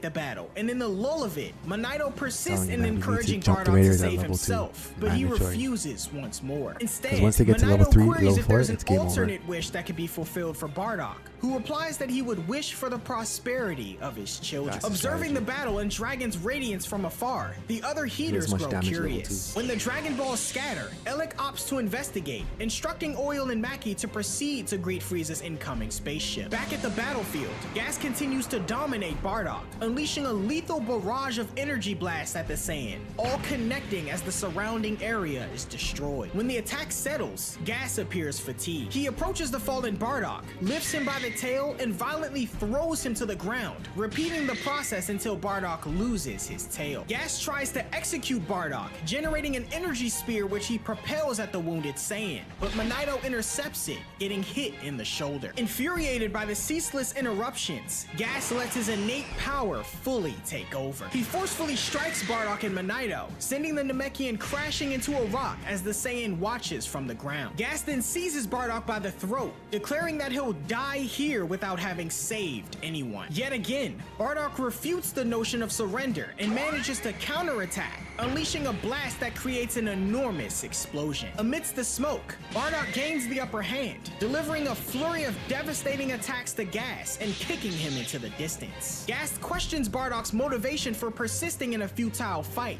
asking if it's an act of atonement for his Saiyan misdeeds or a quest for vengeance, but Bardock denies both. Powering up more, the Saiyan halts a devastating attack from Gas, simply stating that he's striving for victory and nothing more. The combat dynamics shift as Bardock overpowers Gas, landing a gut punch and blasting him into the distance. Gas is left bewildered by Bardock's strength, presumed that other than their great ape form, Saiyans don't have any other ascended state. Bardock clarifies that his race has a unique capability to evolve every time they surpass their limits, and unwilling to accept the gap in power between them, Gas falls into a pit of rage. Bardock, however, interrupts this, continuing to dominate the battle and unleashes a potent energy blast, hitting Gas from afar and ends the battle. Out of energy, Bardock falls to the ground as Elec, having witnessed the conclusion of the battle, approaches an unconscious Gas, noting they'll need to double down on his training efforts. He then turns to Bardock, who's still alive, and the Saiyan questions Elec on his loyalty to Frieza. Though he provides a vague response, Elec changes the subject, mocking Bardock and the Saiyan race for unknowingly following Frieza, considering what he has planned for them soon. Elec then removes his weapon and shoots Bardock in the arm. The wounded Saiyan falls backward, tumbling off the cliff and into the forest below. Maki informs Elec that Frieza has arrived, and before departing, he blindly shoots into the forest, confident that Bardock won't survive given the damage he's received. After some time, Manito regains consciousness and reaches Bardock, both surprised that they're still alive. Bardock questions the safety of Granola, and upon confirming that he's okay, Manito compliments the Saiyan on his victorious battle. In the present,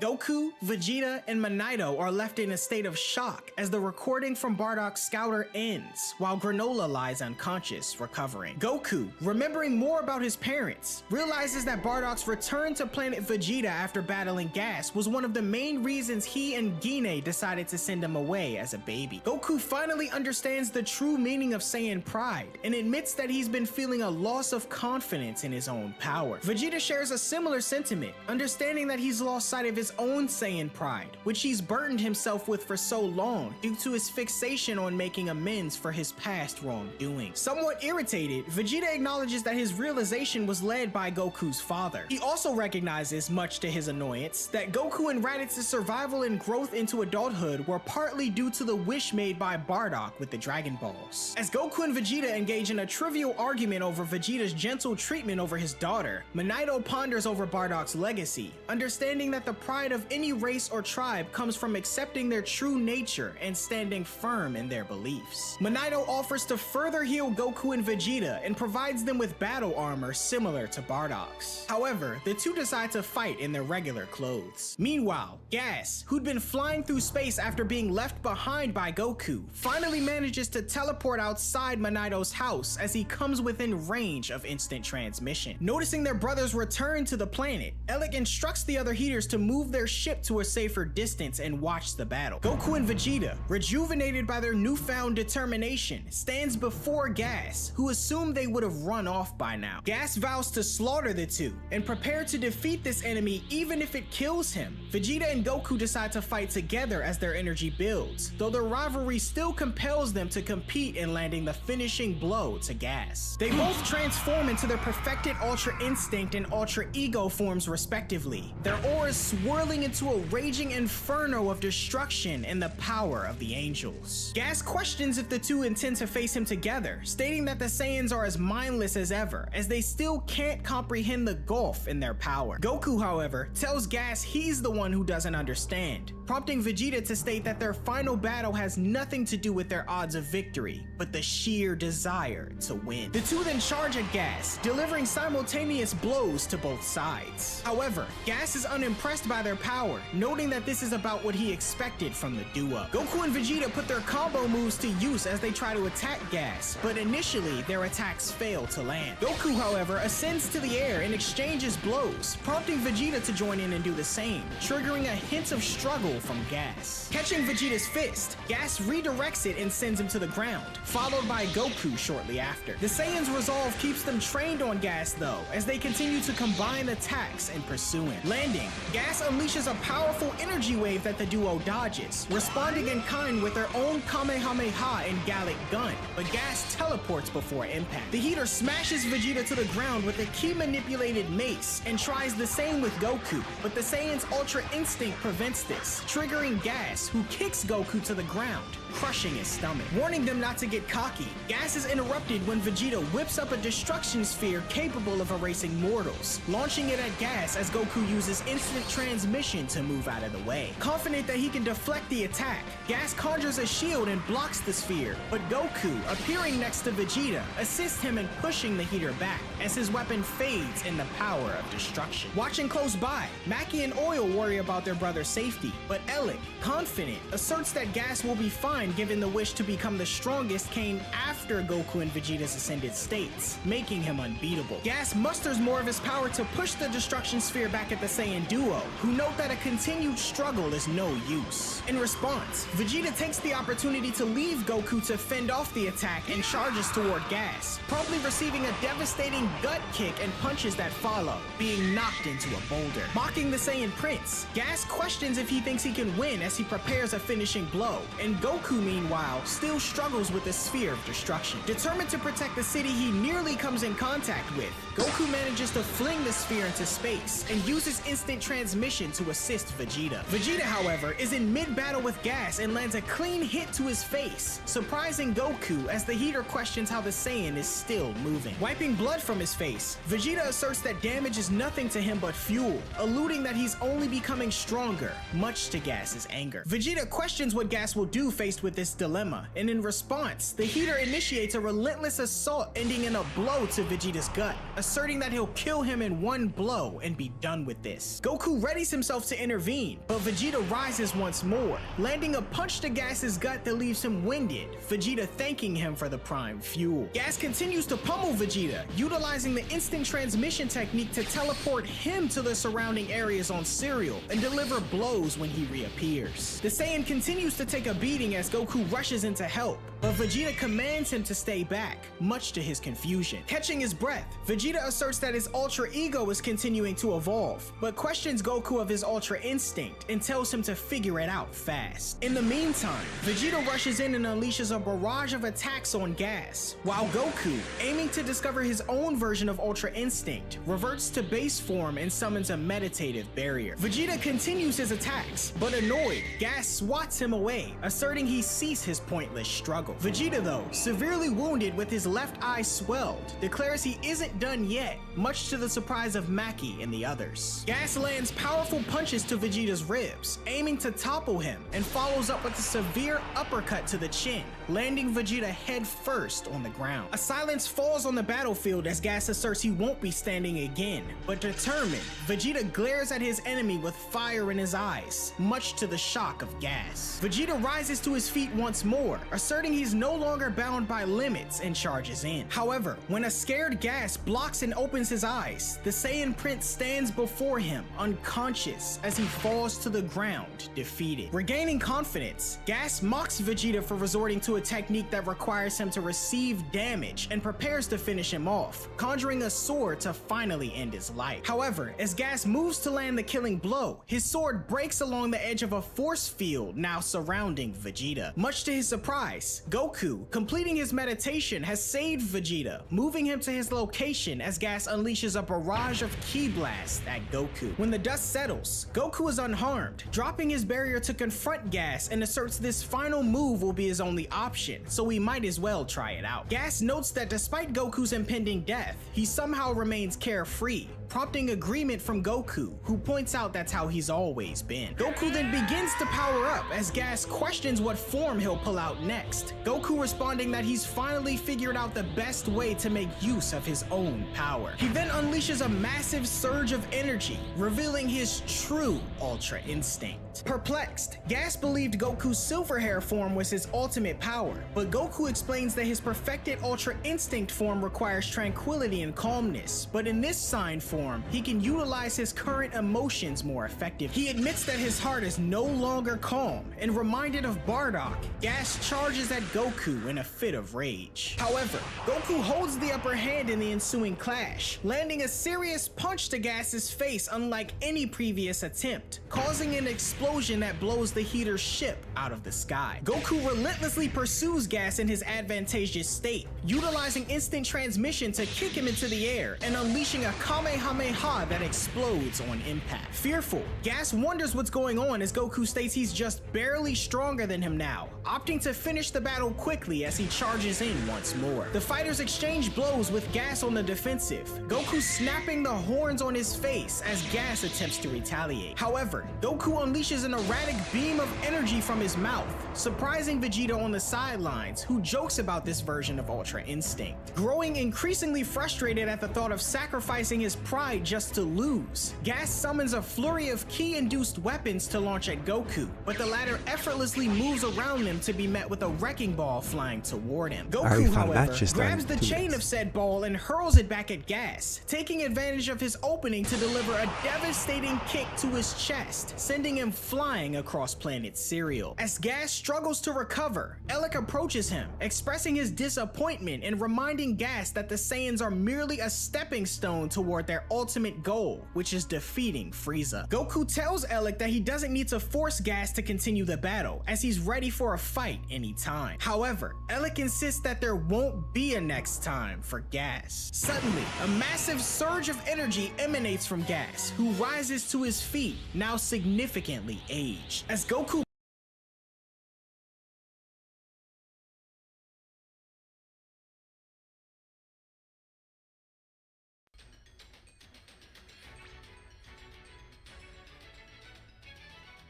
Can you hear me? Flying Nimbus! I've set a super time machine, as well as a crate of supplies. Here's how to launch. Find the power keys, then place them in the right spots. You found a power key.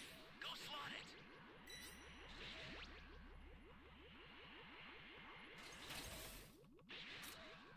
Ally down! If you intend to rescue them, watch out for enemies. An ally needs your help. You don't know what danger awaits. Think before rushing in.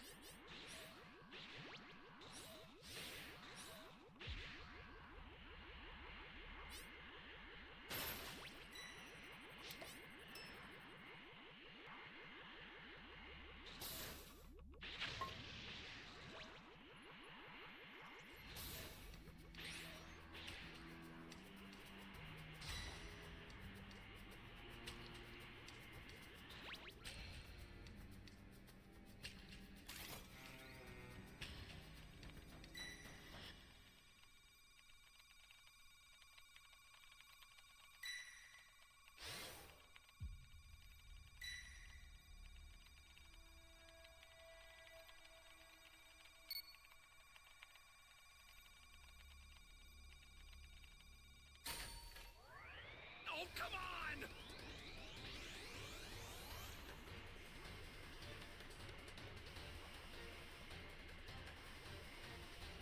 Thought I was a gun.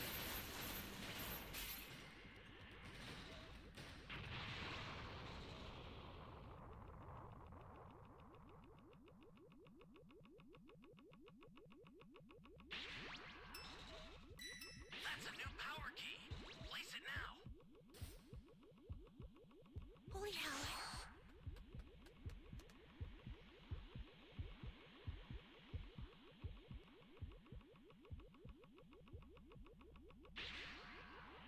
Great! You know what to do with that key. Hey, great! You found another power key. Use it quick.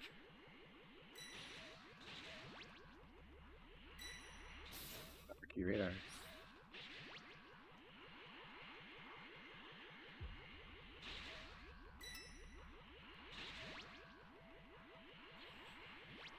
This is bad. Somebody's down. Exercise extreme caution if you're going to help them. That's a new power key. Place it Come now. on, found that E key. Go set it.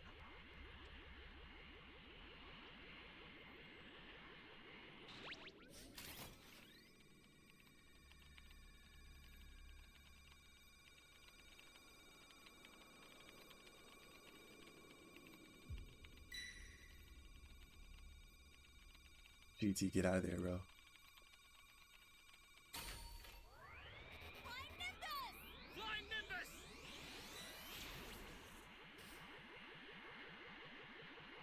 He's gonna count that guy's body. Bro, Why did you stay there?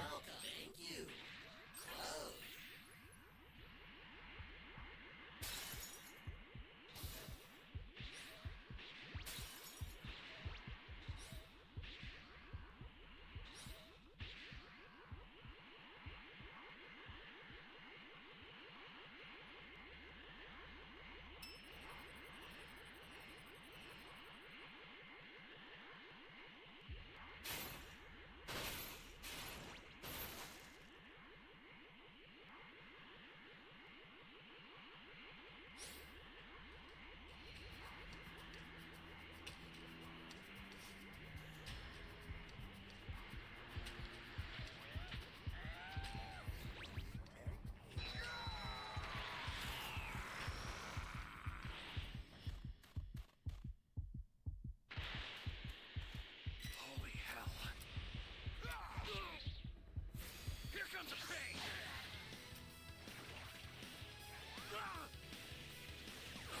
Let's go. Holy hell.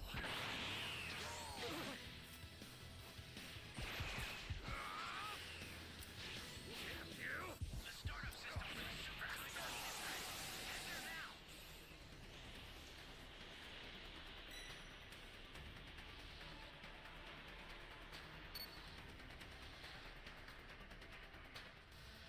Lost my soda. Oh, it's right there.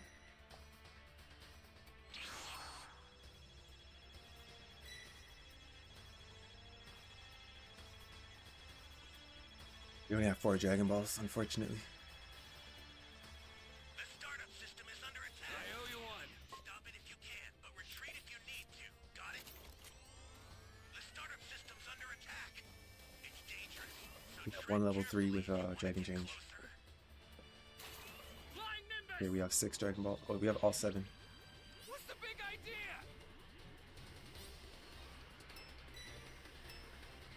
Thought I was a goner there.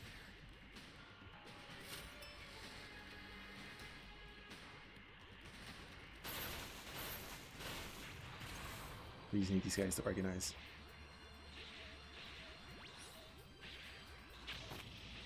Should get my Dragon Change back in a couple of seconds.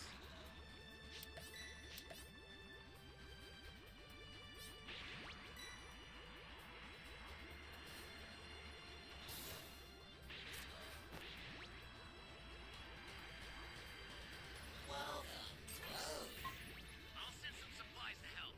Make good use of them. Where's the last 2?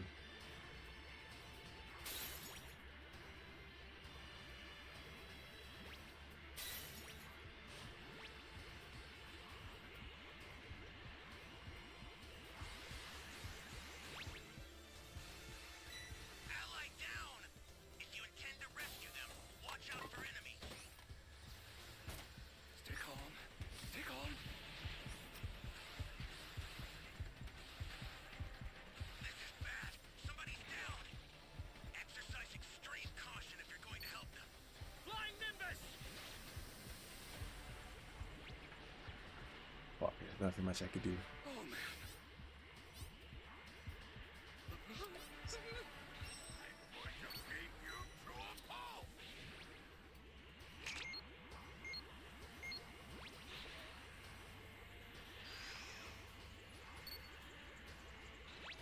Get up! Ally down! If you intend to rescue them, watch out for enemies. You've got all 7 Dragon Balls. Summon Shinron at the altar.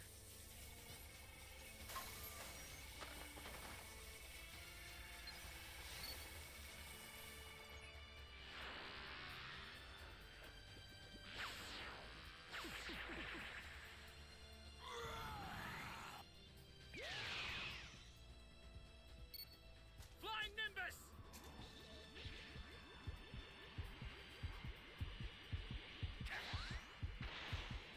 Stay calm. Stay calm.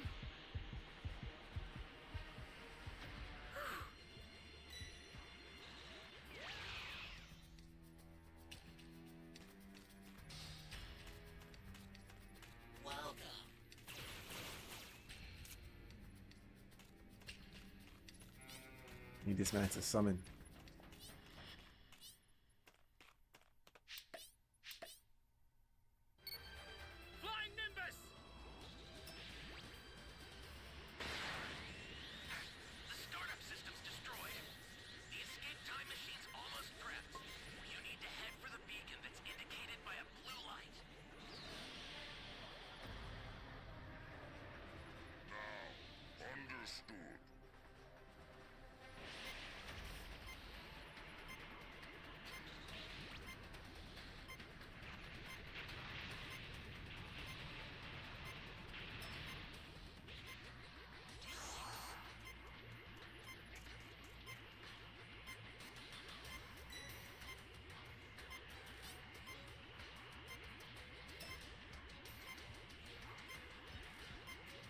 Stay calm.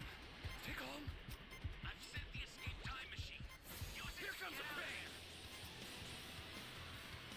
The escape time machine is back. Whenever you have a beacon, you can call it again.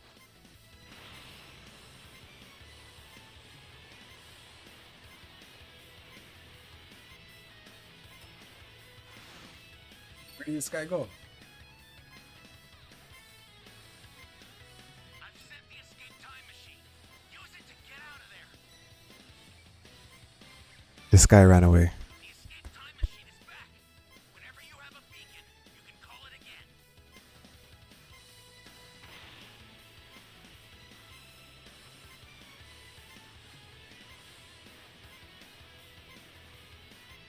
I've sent the escape time machine. Use it to get out of there. The escape time machine is back. Whenever you have a beacon, you can call it again.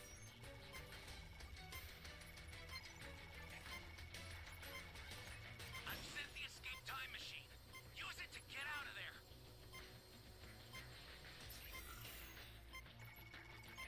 I've sent the escape time machine.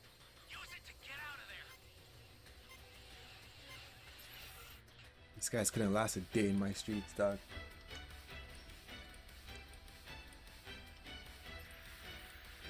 Stomping.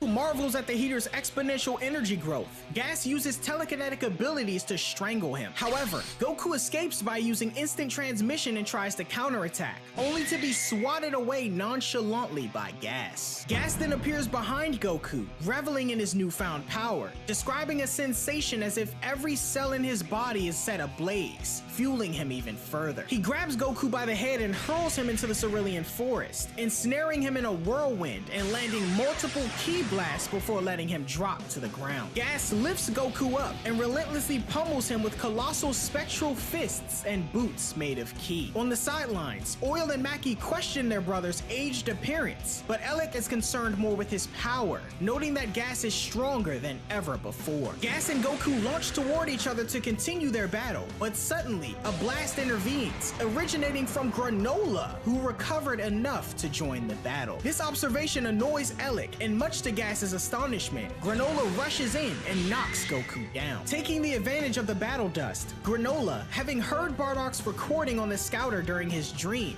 questions Goku on if he's ready to stake everything on his power. The smoke then dissipates, revealing Granola and Goku ready to finish the battle. As Granola begins to amass energy for a blast, Goku assures him he'll try to hold off Gas as long as possible. Gas charges in, and although Goku manages to land a formidable kick to the enemy, he's quickly taken down again. Observing Granola's accumulating energy, Gas turns his attention toward him. Goku, however, shields him with a ki barrier as a blast comes hurtling in, the Saiyan noting that nobody's giving up and taking Gas down. Gas, growing increasingly irate, bombards Goku with a barrage of energy blasts, effectively knocking him out as the barrier diminishes. Things take a turn for the worst until Vegeta, despite his injuries, intervenes and urges Granola to hurry. As Maki and Oil attempt to assist their brother, Monito steps in and uses hypnosis to put the two to sleep, ridiculing them for underestimating him. Once Granola's gathered enough energy for his attack, Gas tries to charge at him once more. However, Goku awakens, manifesting his giant spectral form from his battle with Moro. In an instant, he grabs Gas and hurls him to the planet's edge. Granola's vision, still impaired, struggles to target an opponent at such a distance accurately. However, with Oatmeal's assistance and everyone's plea to fire, he releases the attack and hits Gas directly,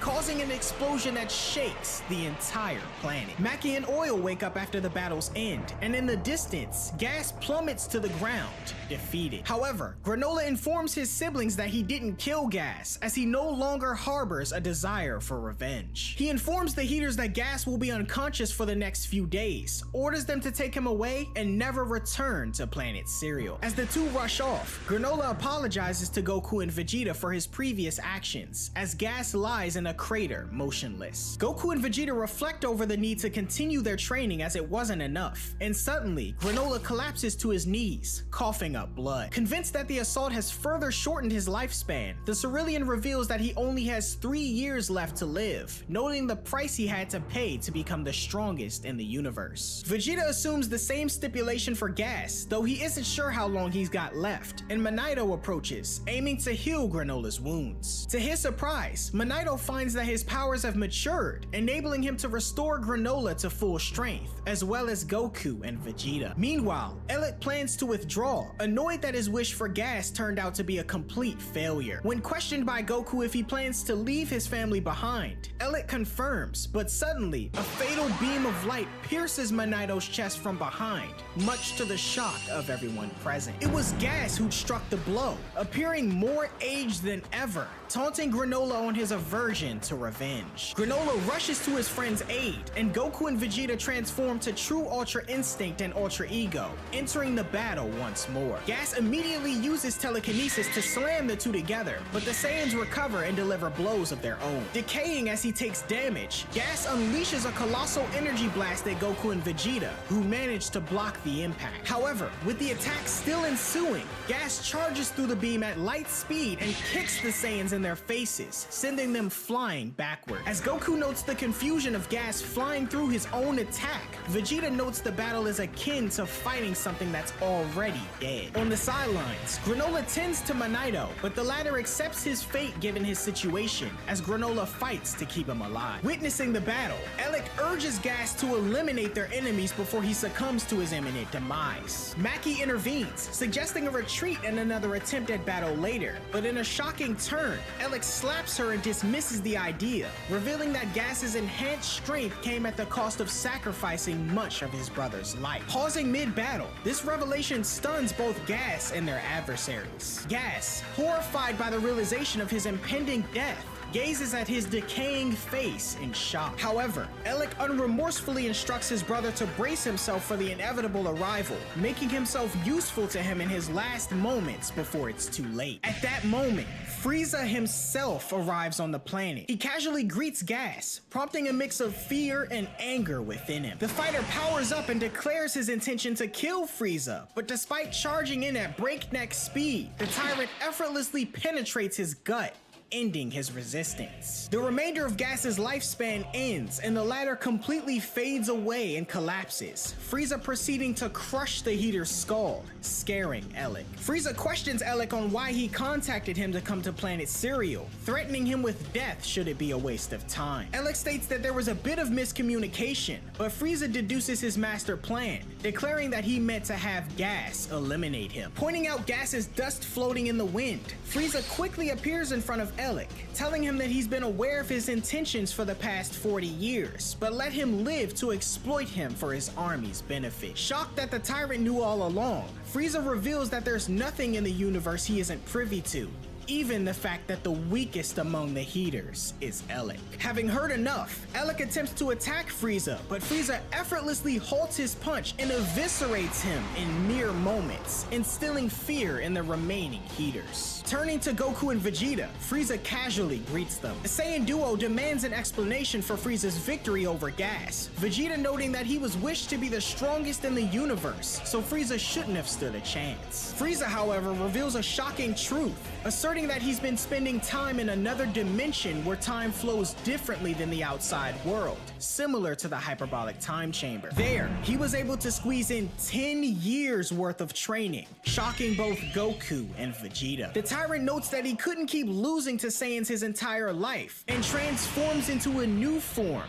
which he dons as Black Frieza. Without hesitation, he charges in as the Saiyans power up to their strongest forms, landing a single blow that effortlessly defeats Goku and Vegeta. As the Saiyans sit in pain, Frieza suggests that being in another dimension allowed him to surpass them. Having achieved satisfaction from their defeat and stating that he didn't come to kill them today, Frieza decides to spare Goku and Vegeta and departs. However, he notices the cowering Oil and Maki, offering them a place in his army as servants. Fearful of meeting the same fate as their fallen siblings, Oil and Maki agree to follow Frieza to his departing ship. Just like that, the trio leave as Goku and Vegeta, recovering, approach Manito and Granola. The latter notes that Manito stopped breathing, but suddenly a wave of light emanates from him and he rises instantly. This was due to Whis' intervention, granting a one-time favor to Goku by restoring Manito. Manito, confused, wonders who Whis is and learns that he's an angel. Whis then urges Goku and Vegeta to join him as Beerus is struggling and making instant yakisoba. Goku invites Granola to Beerus for training, but he declines,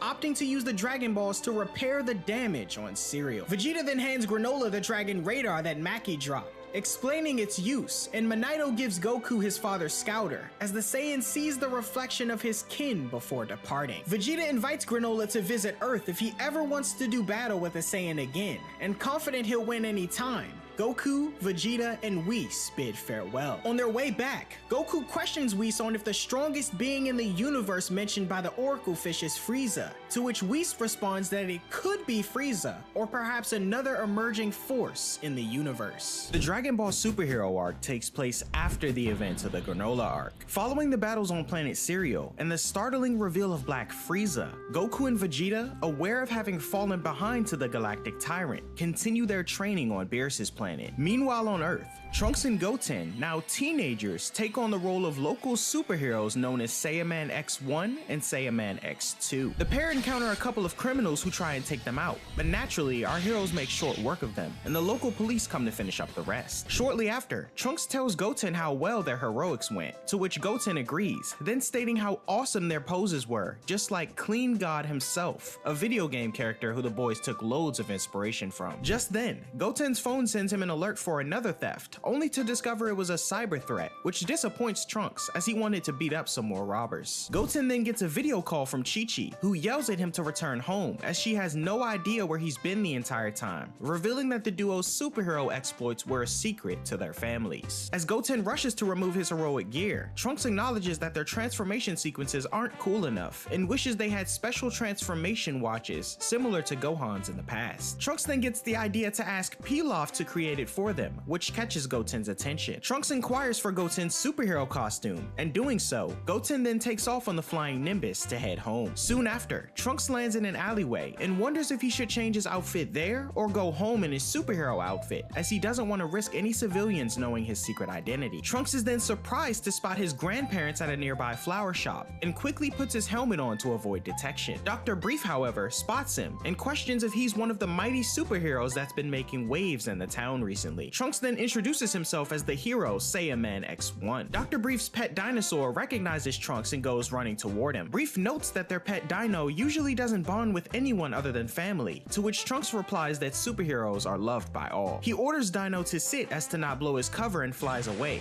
Brief then noting that the number of youngsters learning to fly has increased quite dramatically. Brief's wife then walks toward him after buying flowers. Brief tells her that the superhero's voice sounded very familiar to him, but changing the subject, his wife tells him to help choose which flowers are nicer, as she plans to gift them to Pan for starting kindergarten recently. Dr. Brief, however, thinks to gift Pan a fancy airplane instead, since the last time he saw her, she was upset that she couldn't fly like Piccolo and the others. Suddenly, Dino notices something in the distance and starts growling, revealing it to be Capsule Corps helper bots running away from something. Dr. Brief wonders what's gotten into them, to which his wife inquires the same. He's then surprised, grabbing the attention of his wife, who sees a zombie and screams in fear. The next day at Capsule Corps, Trunks visits Pilaf and questions him about the wristwatches. Pilaf tells Trunks that his is ready now, and Goten's will be done the next day. In return of keeping his heroism a secret, Pilaf tells Trunks not to tell Bulma that he's been stealing the Dragon Balls. Trunks agrees and reminds him about his part of the deal, to which Pilaf says that he hasn't even told Shu or Mai about their heroic activities. Suddenly, Bulma interrupts from behind and inquires why they're being so secretive. Trunks manages to avoid the question, and Bulma tells him to get to school as he's running behind. Before he leaves though, Trunks sees Mai lifting a heavy box and stops to help her, as he still has a crush on her. Shu tells Trunks to help him lift the boxes too, but Trunks ignores him and tells Mai that he needs to talk to her when he gets home, and leaves blushing, which Bulma notices. Bulma then confronts Pilaf, telling him that the security cameras caught him stealing the Dragon Balls from her room. She demands him to return them immediately, to which Pilaf agrees. Later, Trunks arrives at Blue Hall High School and sneaks into his classroom from the window. However, his teacher spots him and gives him a tardy slip for being late. As the class session continues, Trunks' friend Compass questions why he's been late, to which Trunks replies that he's been busy with some after-school work. Compass assumes it's related to Capsule Corps since Trunks is destined to become the next president of the corporation, but Trunks lets him know that he doesn't want to run a company and needs more excitement in his life. Sometime after class, Trunks' friends Scale and Rula take him up on his comment, inviting him to Mount Butterfly with them as a dare since the school hockey players reported sightings of ghosts there. Trunks backs out saying it's too silly for him, but in reality, he's afraid of ghosts and ghouls. After school, Trunks invites Goten to come over and play the Clean God video game. Trunks states that playing games are great and all, but he'd much rather be kicking butt in real life with criminals, to which Goten responds that he's excited to get his transformation watch. Trunks tells him that he gave his own watch a test run already, but rather than fight crime, he flew to the movie theater to buy 2 tickets to the Clean God movie. Goten thinks that one of the tickets are for him, but Trunks tells him that he wants to go with Mai instead, surprising his friend. Trunks makes his way to the Capsule Corps lab and questions if Mai can go to the movies with him on Saturday, but she rejects it, as everyone in the lab is busy fixing the helper robots. Trunks questions why so many robots suddenly need fixing, to which Shu tells him that word around town is the robots became disobedient and ran away from their owners' houses. Pilaf believes that this is no malfunction though, as it must have been caused by someone tampering with the robots. Trunks then inquires if Mai will get the Saturday off if he resolves the issue himself, to which Pilaf confirms, prompting Trunks to rush back to Goten, and the two prepare for a new mission. Night falls, and as the boys traverse the city streets, they don't see anything suspicious in the area. Goten mentions that there have been reports of ghost sightings though, to which Trunks shivers in fear, prompting Goten to question if he's scared of ghosts. Trunks states that as the son of a scientist, he doesn't believe that ghosts are real, to which Goten reminds him that both Goku and Vegeta both died before and came back as ghosts to the real world. Trunks says that's not the same thing, and suddenly bumps into a stranger. He looks up and notices that he has a face of a zombie and squeals, running past Goten and hitting his watch on a nearby light pole. Goten notices the zombie-faced man using the click of a button on a remote of his, which causes a nearby helper robot to malfunction and take off on its own. Trunks then says that the man was probably wearing a mask to scare people, and suddenly a car passes by the boys with bright lights, blinding them. They suspect the culprit is inside the car and decide to follow it, leading them to the mansion rumored on Mount Butterfly, where ghosts are supposedly sighted the most. Trunks is scared and wants to come back at daylight, but Goten wants to continue, reminding Trunks that solving this case would allow Mai to go on a movie date with him, motivating Trunks to overcome his fear and get ready for action. Trunks and Goten sneak up and look through a window of the mansion, and to their surprise, find out that the Capsule Corps helper bots were reprogrammed to work in the factory they're now witnessing, making sushi as it was apparently popular in the West Capital recently. Suddenly, another zombie-like stranger notices intruders and stomps toward Goten and Trunks, but he actually spotted Trunks' friends instead, as they decided to go through with their dare and visit the location themselves. The stranger chokes Compass, threatening to beat him, and Trunks tells Goten to wait outside as he transforms into Saiyaman X1 and goes inside to save everyone. Trunks arrives in the nick of time to save Compass as he knocks him out of the zombie's hand. Much to everyone's surprise, another zombie dressed in football gear questions who the hero is, to which Trunks' friend Scale interrupts his introduction, exclaiming he's a major fan. The rest of the zombies then gang up on Trunks as they don't want any witnesses to their location, but he easily sends them flying with a barrage of quick attacks. Trunks hits hits the leader of the bunch with an upcycle punch, but it has no effect. The zombie then stating that he was built different than the others, and that he could withstand the impact of punches like those all day long. Undeterred, Trunks then gears up to try out another one of his finishing moves, but his watch malfunctions, revealing his identity to all his friends. Goten,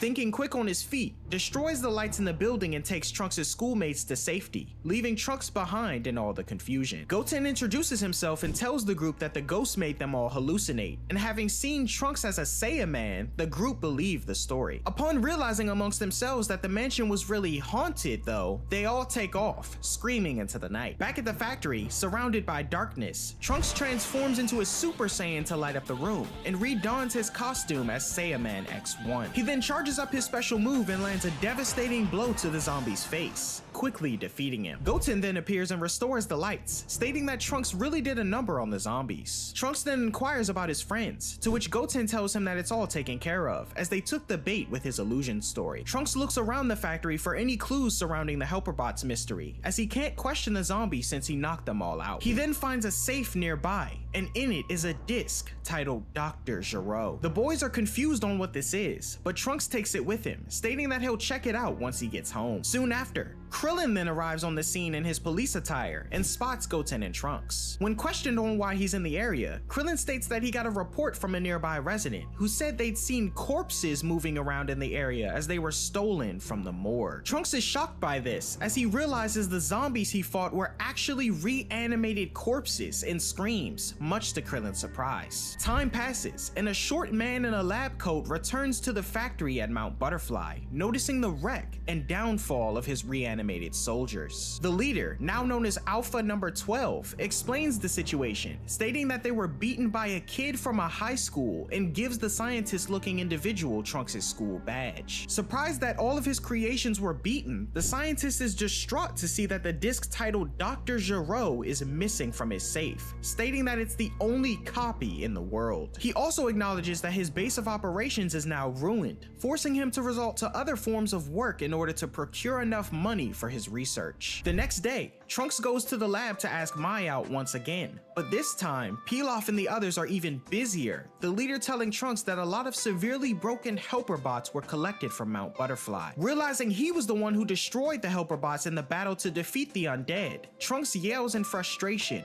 confusing Mai. A few days later, Trunks attempts to access the mysterious disc on his computer, but can't get through the security system. He then decides to use his mom's computer as it might be more effective, and manages to access it, now able to view the data for Cell, although he's not entirely sure what it is. Soon after, the computer beeps and unleashes a virus loaded on the disc by the scientists to protect the data. Trunks attempts to remove the disc and try to save the laptop, but fails as Bulma storms in his room, scolding her son for breaking yet another one of her personal belongings. Trunks' little sister Bola, however, approaches the laptop and manages to fix it instantaneously, shocking Trunks. Bulma then tells Trunks that she's got a special job for him, and we see Mai in a uniform, now enrolled in school. To avoid suspicion given her childish appearance, the two head off and arrive at school, where Mai is introduced to the class, some students in agreement that she seemed very mature and beautiful. She sits next to Trunks, where a few students question her about her living situation at Capsule Corps, to which she responds she lives there as an employee while attending school. Trunks' friend Scale then questions whether Mai has a boyfriend or not, to which Trunks cuts in, abruptly telling him that she doesn't. Just then, another student is introduced to the class, announcing his name is Beta, and Trunks' friend Rula cuts in to help him to get up to speed in class, as she finds him attractive. As the two begin talking, Mai takes an unusual interest in Beta, which Trunks notices. Time passes and gym class starts, and Trunks demonstrates his extraordinary abilities on the basketball court to impress Mai. However, Beta comes from behind, takes the ball from Trunks, and heads toward the basket. Irritated by the sudden turn of events, Trunks uses his super speed to block Beta from scoring, much to the surprise of his classmates. However, Beta manages to get by Trunks and score, upsetting the Half Saiyan. As Mai sits in observation, a close-up shot at Beta's eye reveals that he's been transmitting the video of his encounters to none other than his creator,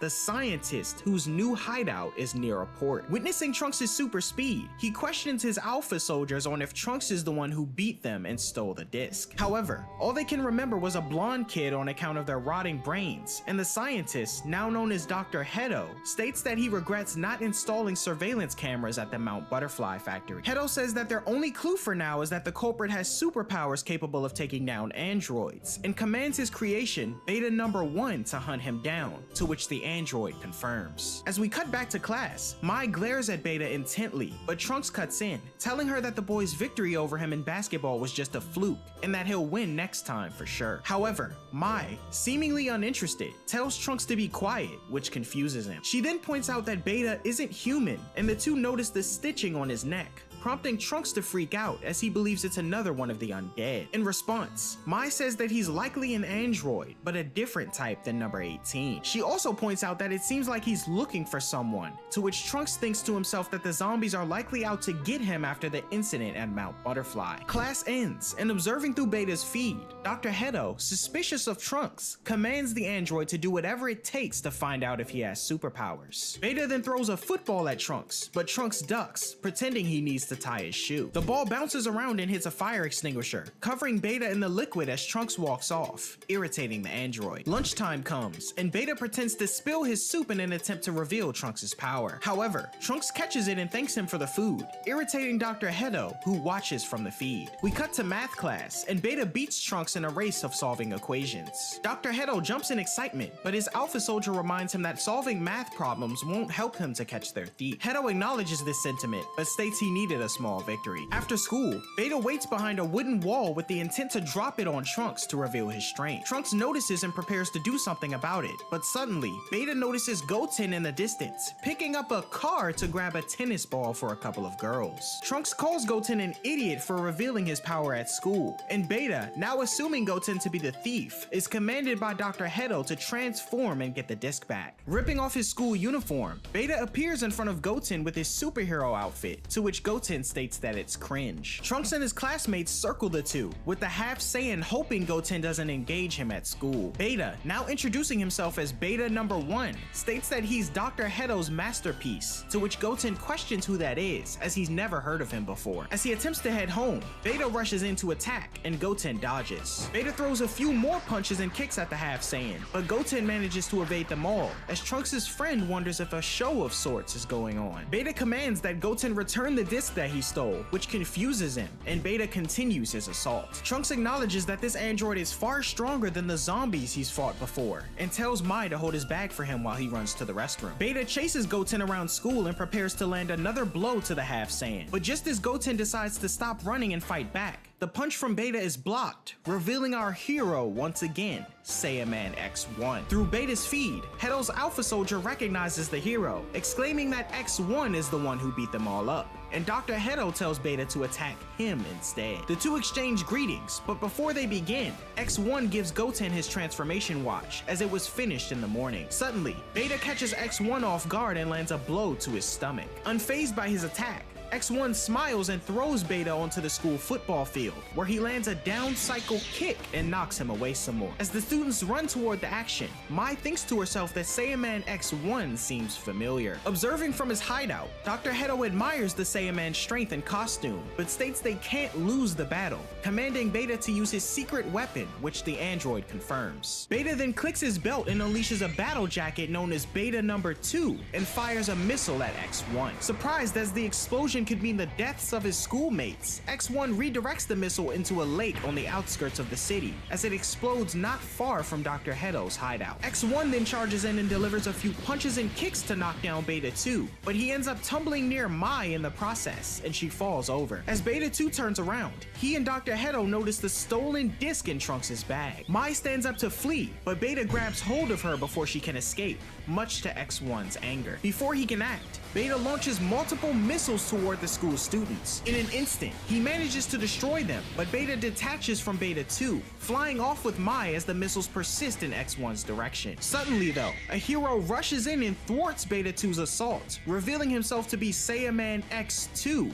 much to the surprise of Dr. Hedo. X1 then declares the defeat of Beta and launches a steam cleaner high pressure attack at the escapee, blowing him out of the sky with enough time to rescue Mai from hitting the ground. around. On their way down, Mai notices a cloth on X1 that looked awfully familiar to the one future Trunks had and begins to blush as X1 takes off. He arrives near X2, who swiftly defeats Beta 2, causing him to explode. With the battle completed, the two heroes receive their admiration from the students, all except Rula, who think they're corny, and they take off. Not long after, Trunks returns to Mai, exclaiming that it sucks how he missed the heroes in action while he was in the bathroom. Mai, however, continuing to blush, reveals that a forgotten feeling just came back to her and says that Saiyaman X1 is actually impressive. Trunks is surprised, prepared to reveal his secret identity to her, but Goten stops him before he can utter another word, as he almost revealed it in front of all his classmates. Mai stares up at the sky, hoping she'll meet the hero again, and Trunks stares in disappointment as he's unable to tell her. Back at Dr. Hedo's hideout, Beta returns in his underwear, apologizing for failing the mission. However, Dr. Hedo mainly acknowledges how cool the Saiyaman hero costumes were, then questions if Beta managed to get their autographs. Hedo then snaps back to the task at hand, and with his targets now identified, he can begin his work on the next androids, aiming to make them even stronger than X1 and 2 and retrieve his stolen disc. In the Cricket District, Krillin continues his investigation on the mysterious zombies that were previously spotted on Mount Butterfly, when suddenly a woman runs screaming out of a nearby shop, signaling Krillin's attention. The cop bursts in, finding a group of them in a convenience store where he plans to take them in for questioning. Coincidentally, Mai is also shopping, and when Krillin stops to acknowledge her, the zombies attempt to escape. However, Krillin stops them in their tracks, promptly arresting the three. Meanwhile, Goten heads to the city on the Flying Nimbus, stopping almost an hour later to catch the bus, as to keep his long commute a secret. After being questioned by a girl named Filer if he can set her up with Trunks for the upcoming school dance, the bus comes to a screeching halt, much to everyone's surprise. As the students look out the window to investigate, they notice a weird-looking man in the road resembling Elvis, who reveals himself as Beta number 7. Beta 7 calls out to Goten, knowing his alter ego to be Saiyaman X2, but Trunks' friend Chalk opens the back window for Goten, allowing him to escape. Goten then transforms into X2 and confronts Beta 7, swiftly attacking him, unaware of the coincidence of appearance that all of his other classmates seem to notice. Goten then effortlessly takes down Beta 7,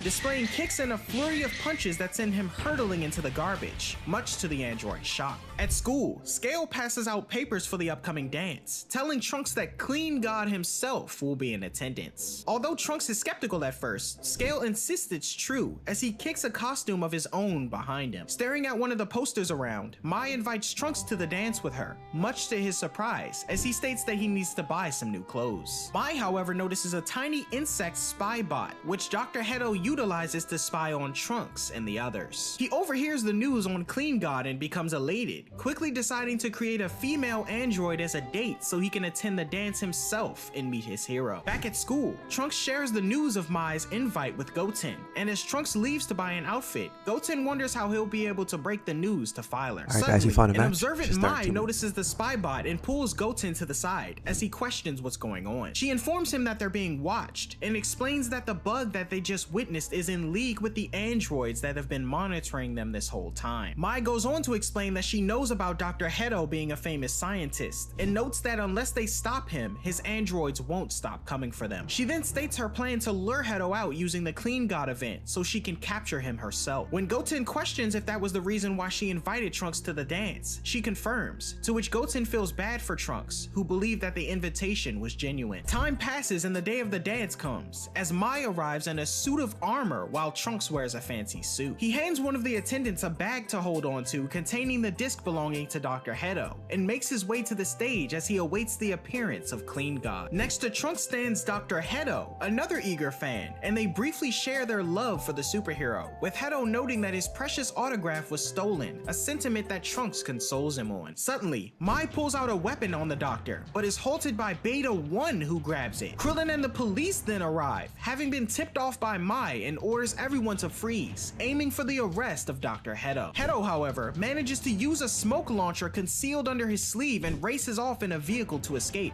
giving Krillin and the others the slip. The other officers question if they should pursue, but Krillin states he'll be going alone in order to find Hedo's lair. Trunks questions Mai's intent to take down Hedo on her.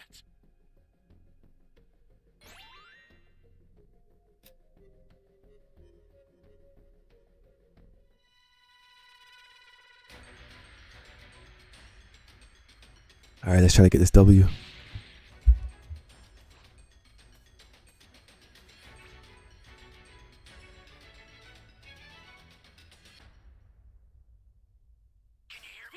Nimbus! Trunks! I've set a super time machine, as well as a crate of supplies. Here's how to launch. Find the power keys, then place them in the right spots.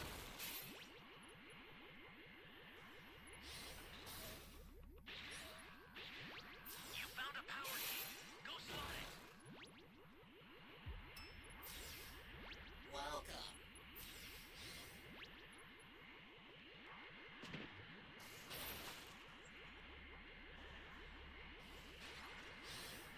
Calm yourself, bully.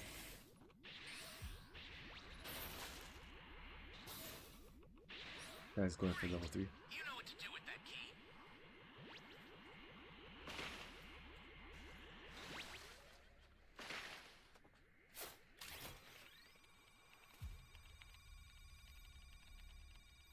He's on the map.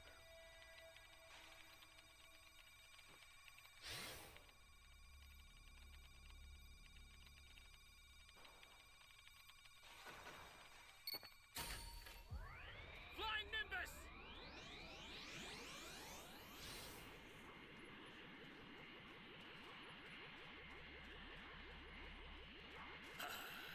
Excellent.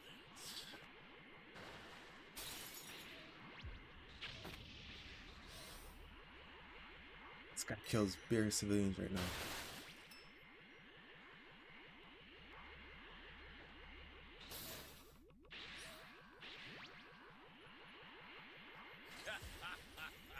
Perfect.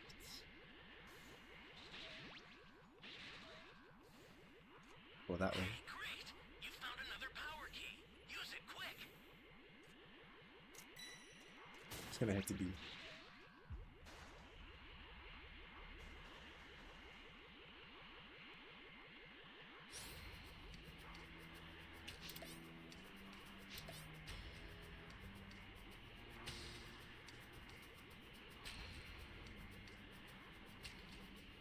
Great! You know what to do with that key.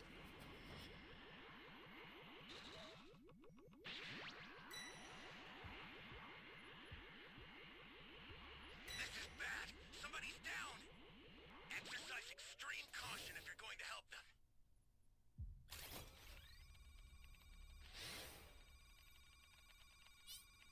Oh, come on!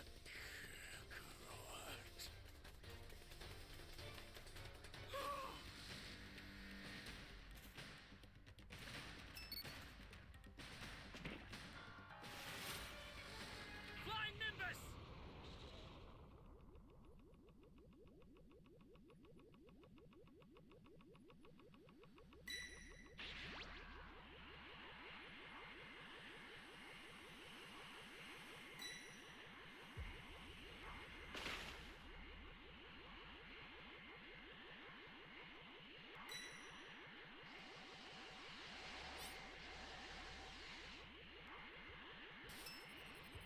No one even tried to save this man.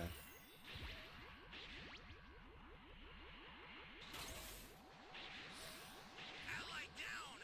If you intend to rescue them, watch out for enemies.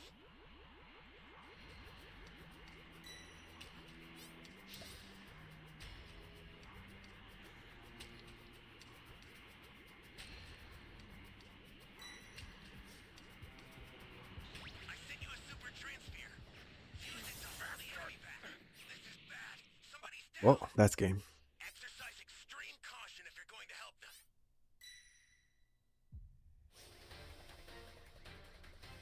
And that's the second time this guy destroyed the area zone. Something fishy is going on.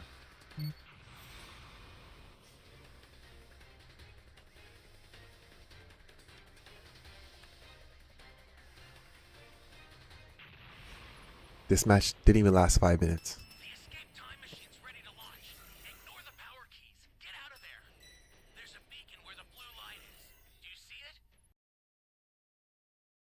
her own, to which she replies that she was tired of being the one always needing to be rescued. Trunks then realizes the bag containing the disc has been stolen, and Mai tells him to catch up to Hedo, exclaiming that he's Saiyaman X1 after all. Trunks wonders how she knew, believing she'd just mistaken him for future Trunks, but Mai states she'd realized that wasn't possible and was able to deduce his identity. Trunks then vows to become the strongest superhero in the world so he can take her out on a date, and recognizing the situation at hand, Mai agrees to go on as many dates as he wants, so long as he catches Dr. Hedo. Trunks and Goten then take off, ready to suit up, as Scale emerges in the Clean God uniform, wondering where everyone went. Meanwhile, Beta 1 recovers the disc for Dr. Hedo, revealing that Trunks had it after all. At the same time, Krillin is tailing Hedo and his cohorts, as Goten and Trunks follow close behind. Krillin then informs the two of the situation, explaining that Dr. Hedo was the grandson of Dr. Gero, and both specialize in the creation of androids. Trunks recognizes the name Gero and questions if he's the one who created Cell. He goes on to ask about Hedo's intentions of plotting world domination, to which Krillin replies he's unsure, but notes he has androids working jobs for him to make money for his projects. Krillin's superior officer then calls him, stating that the Red Ribbon Army is targeting Hedo,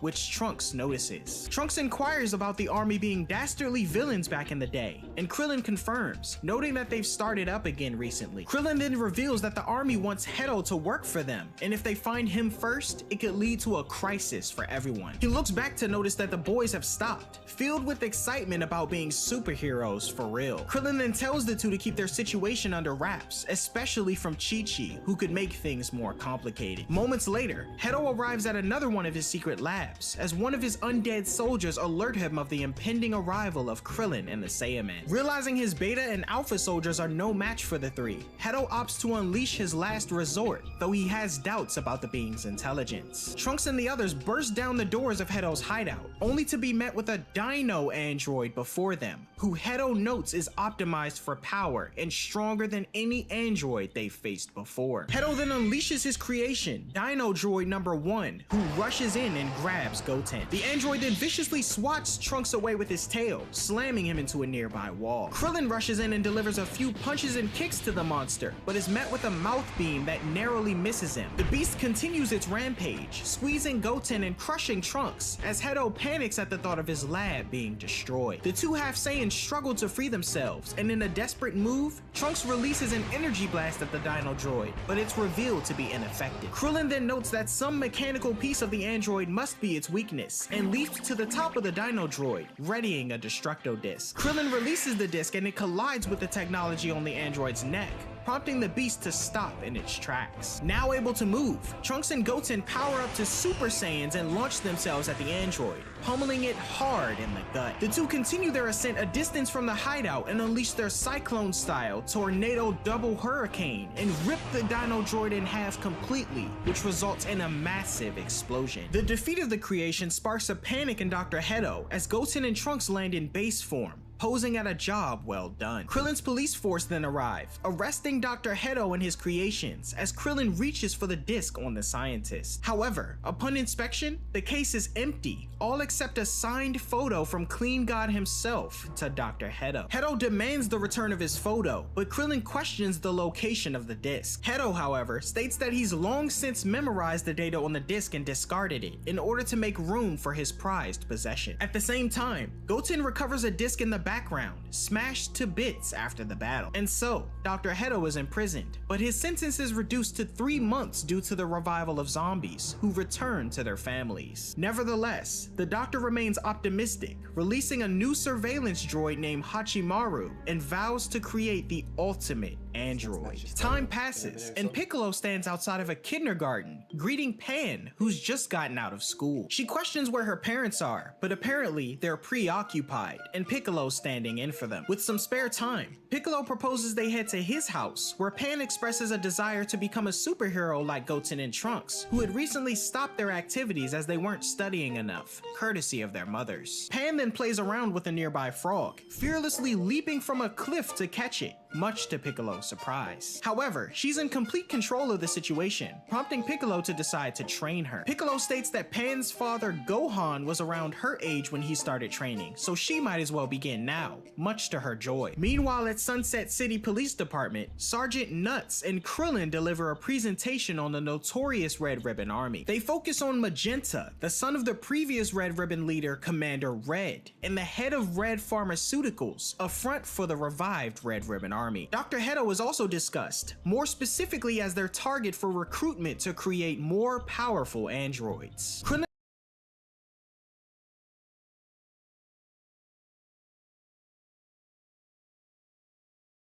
Super time machine, as well as a crate of supplies.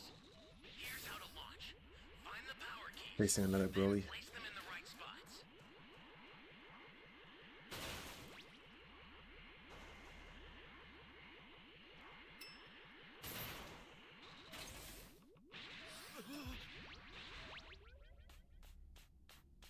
You found a power key.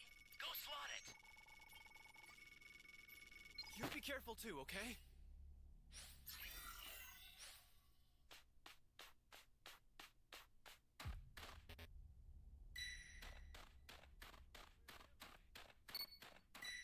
Ally down! If you intend to rescue them, watch out for enemies. A super transfer is headed your way. Take it now. Hey, great! You found another power key. Use it quick.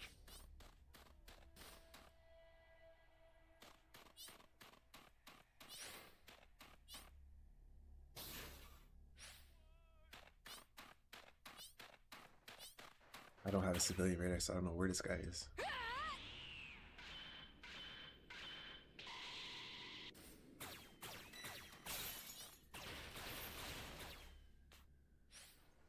An ally needs your help. We don't know what danger awaits. Think before rushing in. Ally down! If you intend to rescue them, I'm so done with watch this out for game. enemies. Great! You know what to do with that key.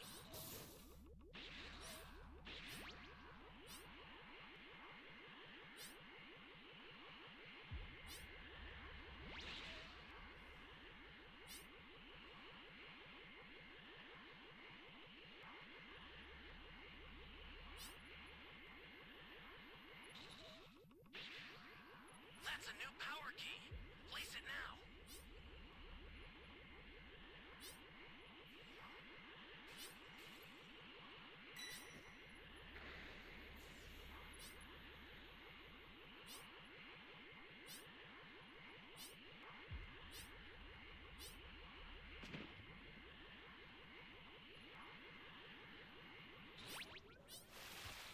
Hey, great! You found another power key. Use it quick.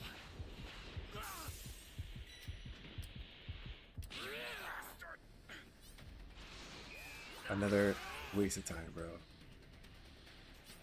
Everyone's dead. Level 2 ain't doing shit. I owe you one.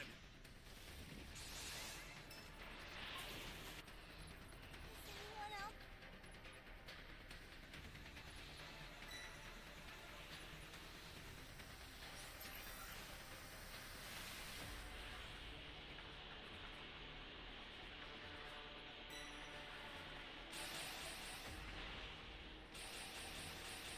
Like, you're supposed to be fighting the raider so we can revive everyone. I don't know what this person was doing.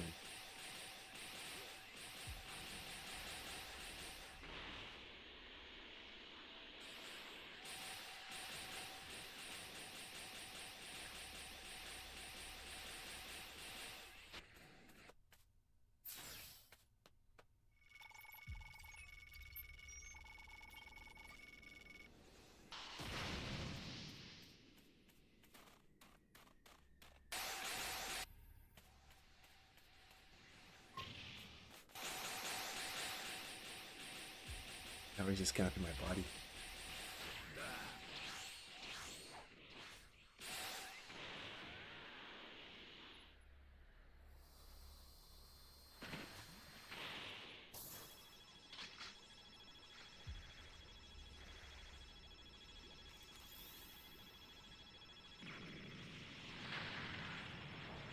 I owe you one. Flying Nimbus!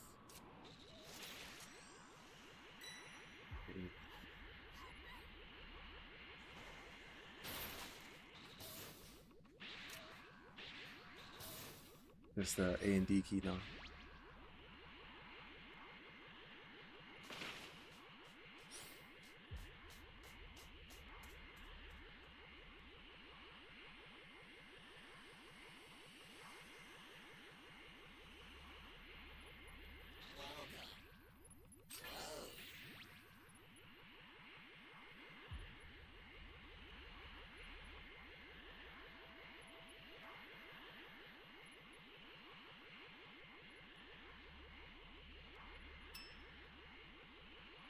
Can't make it to D. It's A key, no one's setting, so I'll go try to set it.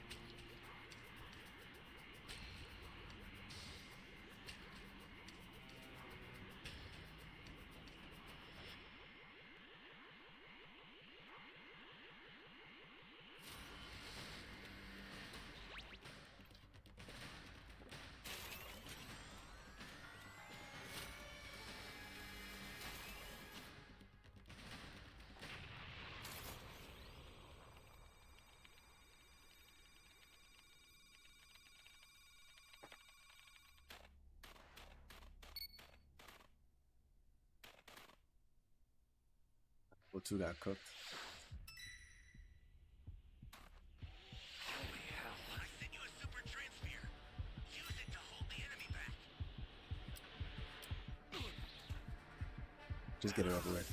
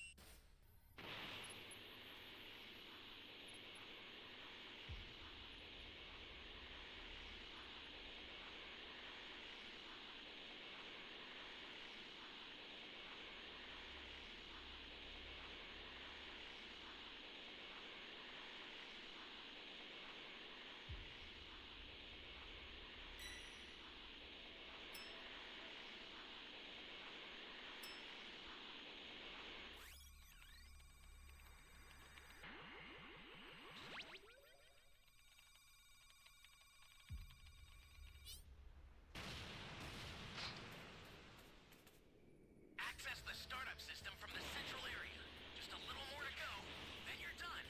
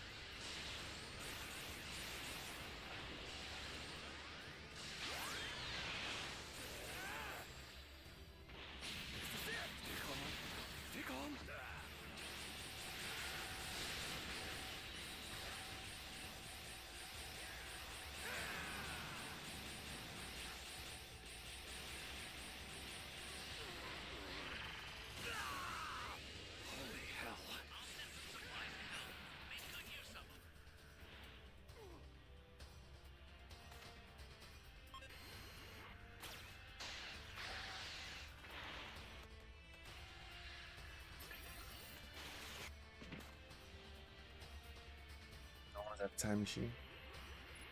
This is bad. Somebody's down. Exercise extreme caution if you're going to help them.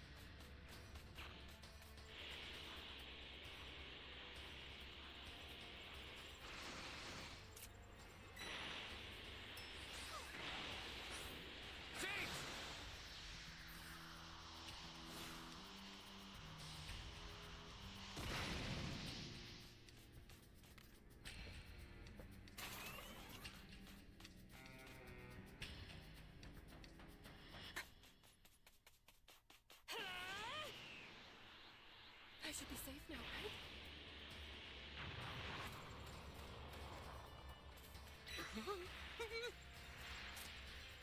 I've sent a new super transfer.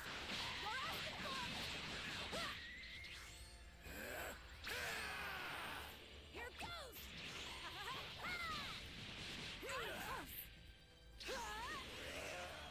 Someone needs to grab that transfer.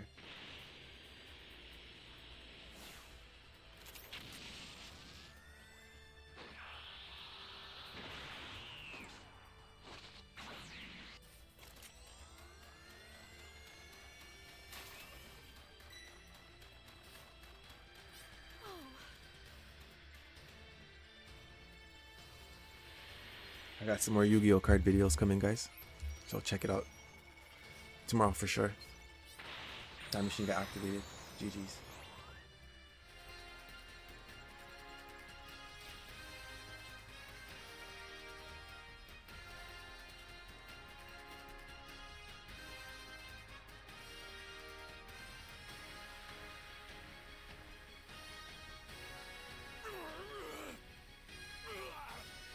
We'll grab some more water. Be right back.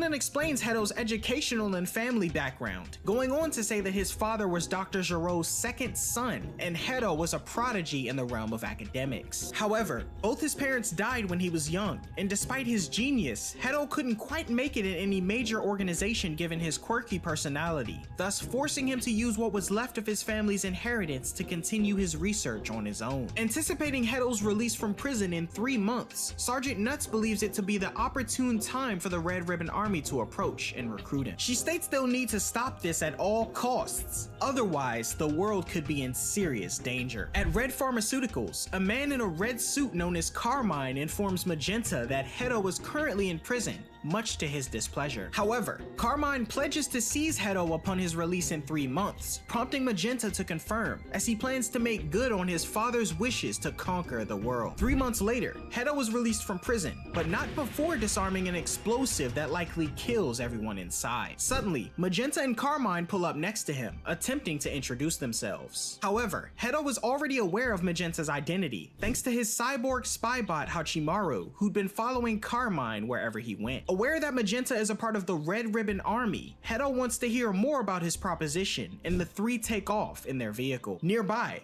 Krillin, observing the events, decides to tail the group to uncover the location of their secret base, while the remainder of the police force eagerly await his intel. Magenta offers his condolences for the dear departed Dr. Gero, but Heto is unfazed, stating that he never knew him and thus didn't care much. Surprised, Magenta explains that Gero's death was a major blow to the Red Ribbon Army, but goes on to say that Heto's passion for android research piqued their interest and they want him to work with them. Magenta offers research, funds, and facilities, and at the same time, Heto spots Krillin latched onto their car and deploys Hachimaru to attack him. Continuing their conversation, Heto states that he has no intention of conquering the world, as Hachimaru rams the back of their car in an attempt to get rid of Krillin. Unbeknownst to Magenta, Krillin is still tailing them, as Heto notes he's actually a fan of powerful superheroes. However, Magenta informs him that the Red Ribbon Army is out to make the world a peaceful place where they're in control, as Krillin lays on top of the vehicle. Pursuing his target, Hachimaru charges toward Krillin as Dr. Heto continues his conversation, telling Magenta that taking over the world by force isn't really his way of doing things. Aiming to sweeten the deal, Magenta offers 1 billion zenny for every android created, and Carmine brandishes a gun in an attempt to sway the scientists further. Heto agrees to the terms, but clarifies that the weapon doesn't scare him, as he's injected himself with a compound that makes his skin resistant to bullets. He also threatens the two with Hachimaru, who's capable of incapacitating a human or biological part of an android with its toxic stinger, as Krillin faces said stinger during his battle with the mechanical being. Krillin evades Hachimaru's attack and manages to shoot it dead on, as it lands on the windshield of the car. Carmine spins out with Krillin still atop the vehicle, Heto clarifying once more that he has no interest in conquering the world, but will join the army as the money will aid him in creating history's greatest androids. Carmine regains control of the vehicle as Hachimaru is left in the road, both he and Magenta still unaware of being tailed by the police. Hedo then questions the army's biggest problem right now, to which Magenta states that it's the people who defeated Cell. Realizing that Hercule wasn't the culprit, Hedo's informed that there's a secret group of powerful beings surrounding Capsule Corporation. Magenta says that the Red Ribbon Army believes them to be aliens, who are using the resources of Capsule Corp to plan a full-scale invasion on Earth. He goes on to say that Majin Buu and King Piccolo are also part of this group,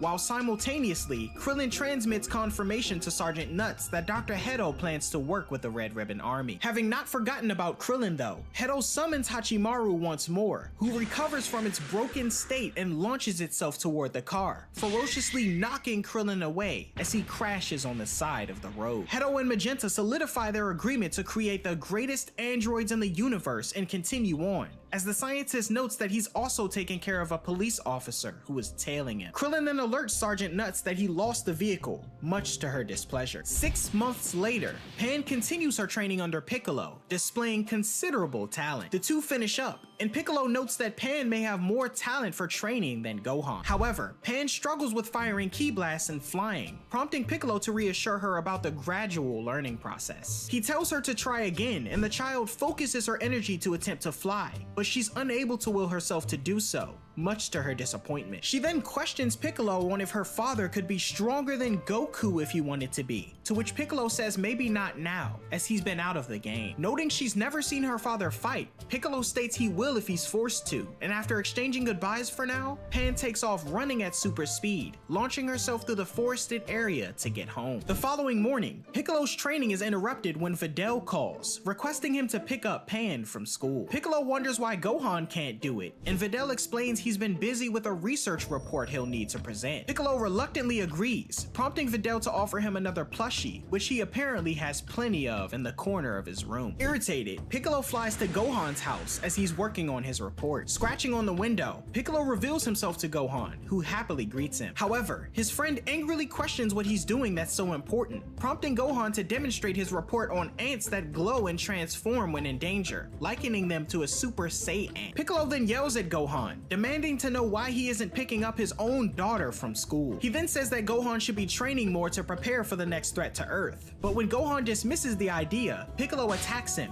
prompting Gohan to block and note that he hasn't gotten as rusty as Piccolo thinks. However, Piccolo follows up with a punch to Gohan's gut, telling him that he's been slacking as he outfits him with clothes resembling his, which Gohan notes are heavy. Gohan then thanks Piccolo again for getting Pan and offers him another plushie, and the Namekian yells in frustration, noting he doesn't need any more. Later that same day, Piccolo continues his training, only to be met with a burst of energy hurtling from the sky that delivers an enormous explosion upon impact. When the smoke dissipates, Piccolo is unscathed, and before him stands a strange-looking man with a yellow suit and blue cape, with the number 2 stamped across his chest. The stranger skillfully holsters his weapon that's assumed to have caused the explosion, and addresses the Namekian as King Piccolo. Piccolo, however, states that's not who he is anymore, confusing the stranger, who's told it's a long story and is questioned for his name. However, the stranger characteristically notes that his true identity is a secret, and Piccolo notices the appearance of the Red Ribbon logo on his shoulder. Piccolo points this out, recalling the symbol back when he was God, piquing the curiosity of the stranger, who wants to know more. Piccolo, however, dismisses this, telling him to do his homework next time, and points out the stranger's lack of ki, deducing he must be an android. Surprised that the Namekian managed to figure this out, the stranger confirms his intent to battle Piccolo, noting that today was supposed to be a trial run for him, but now he's gonna kill him. Piccolo reluctantly tells the adversary to hurry up, and the stranger rushes in with a punch, but narrowly misses Piccolo, who counters with his own punch to the gut. Piccolo then kicks the stranger away, but rather than colliding with a mountain nearby, he bounces off of it and lands a devastating punch to Piccolo's stomach. The stranger then backflips, slams his foot on the Namekian's head, and sends him plummeting down toward a mountain of rocks. Piccolo rises, noting his enemy isn't sustaining damage, confirming his suspicion that he must be an android after all. His thoughts are interrupted though, as the stranger lands behind him, stating this fight is a disappointment so far. Piccolo then discards his cape and turban as he charges toward the stranger, who dodges all of his attacks. Piccolo manages to land a powerful kick that sends the stranger flying, but he catches himself and lands gracefully,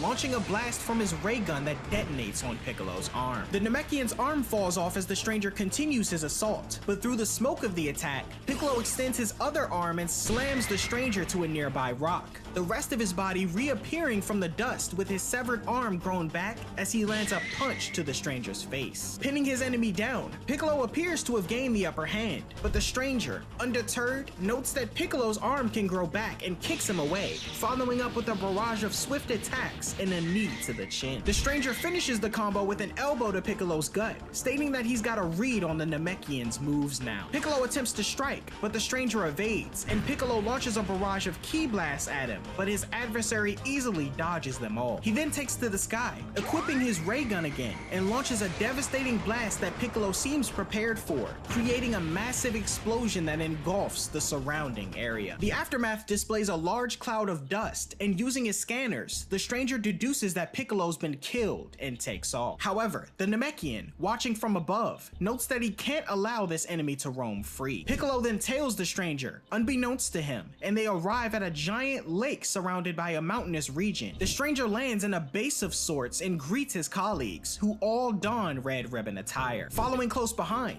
Piccolo sneaks up on one of the soldiers and robs him of his uniform, continuing his pursuit of the stranger. To his surprise, the lake was actually no lake at all, but a hologram disguising the Red Ribbon Army's base of operations. Piccolo sees the stranger flying nearby and land in a building as he follows close behind, noting that one of the soldiers referred to the stranger as Gamma. Suddenly, Piccolo is spotted by a group of Red Ribbon soldiers who refer to him as number 94, assuming he's part of the fold. One of the soldiers alert him that this isn't his post, but another, assuming 94 to be an eager member hoping to learn a thing or two, gives him permission to stand on the front lines of the inner chamber. Piccolo heads in and stands guard, noticing a group of individuals in the middle of the room, as well as the stranger he'd faced earlier. Dr. Hedo then commends the stranger now known as Gamma 2 on his efforts against Piccolo. Gamma 2 thanks Hedo for his kind words, but another stranger, identical to Gamma 2, now known as Gamma 1, tells his counterpart that he went overboard for what was supposed to be a trial run. The discovery of another android surprises Piccolo, but he holds his astonishment as to maintain his cover. Hedo, in response to Gamma 1, tells Gamma 2 that he showed good judgment. Gamma 1 then questions if Gamma 2 confirmed a corpse, but the latter claims there was no need, as Piccolo was definitely blasted to smithereens. Gamma 1, however, tells his counterpart that he lacks vigilance, as he displays a replay of the battle and shows an unknown figure emerging from the explosion. Gamma 2 dismisses this, stating that it could be anyone, but Gamma 1 says that if it were Piccolo, he could expose their entire operation before they have a chance to destroy the rest of their enemies. Gamma 2, however, dismisses this, noting that even if Piccolo warns the rest of his friends, they'll be able to defeat them easily. Piccolo, confused, wonders about the group of evildoers the Gammas are discussing, and simultaneously, Carmine displays the villains in question. Goku and Vegeta appear first, Carmine stating they aren't to be trifled with. He then switches to Majin Buu and Hercule alike,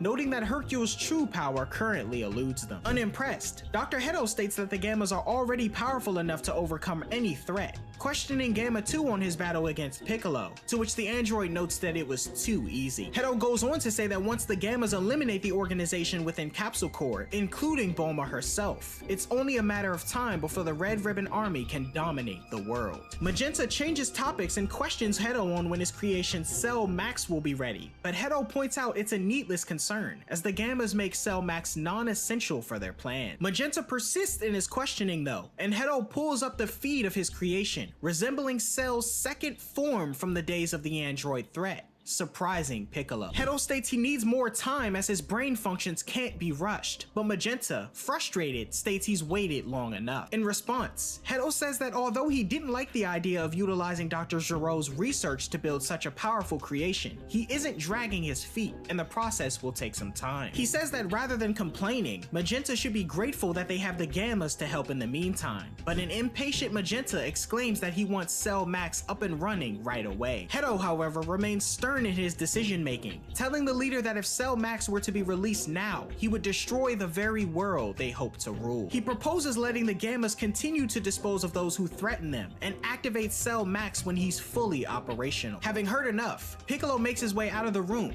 poised to warn the others. Outside, Piccolo calls Bulma, questioning Goku and Vegeta's location. Bulma informs Piccolo that they're on Beerus' planet, and Piccolo tells her to call Whis using her device and tell them to return to Earth immediately. When Bulma questions the urgency, Piccolo doesn't get into details, but tells her that they're dealing with a new crisis. She agrees to contact the two, and having no time to lose, Piccolo takes off to grab some senzu beans. At Capsule Corp, Bulma frantically searches for her device to contact Whis, and Piccolo arrives at Korin Tower, explaining the situation to Korin and Yajirobe. Korin, however, only has 2 senzu remaining and addresses Piccolo as Kami, but Piccolo informs him that he doesn't go by that name anymore. Soon after, Bulma contacts Piccolo, informing him that she can't find the device. Piccolo tells her that the situation could get rough without the help of Goku and Vegeta, and Bulma opts to continue her search. Piccolo then ponders on the situation, stating that based on his own battle, the Gammas are on par with Goku and Vegeta themselves, his last display of their power being the battle with Moro. Korin suggests Gohan step into fight, but Piccolo says the Half Saiyan is of little use to them right now. He also states that numbers 17 and 18 are probably useless as well, given the enemy likely knows their weak points from Dr. Heto's data. Majin Buu is also mentioned, having been asleep for a while now. With seemingly all his options depleted, Piccolo states he's the only line of defense against the Red Ribbon Army, but suddenly has a realization, claiming that Dende may be able to help him out. Meanwhile, Bulma continues her search for the device, finally stumbling upon it in the mouth of her pet Dino. On Beerus' planet, Whis' staff receives the communication from Bulma, but the angel seems preoccupied with an ongoing battle. An explosion suddenly occurs, sending Whis' staff flying into the distance, continuing its reign. The battle seems to involve Goku, who's leaping away from an incoming blast unleashed from someone. Goku blocks the blast in base form, and appearing from the resulting smoke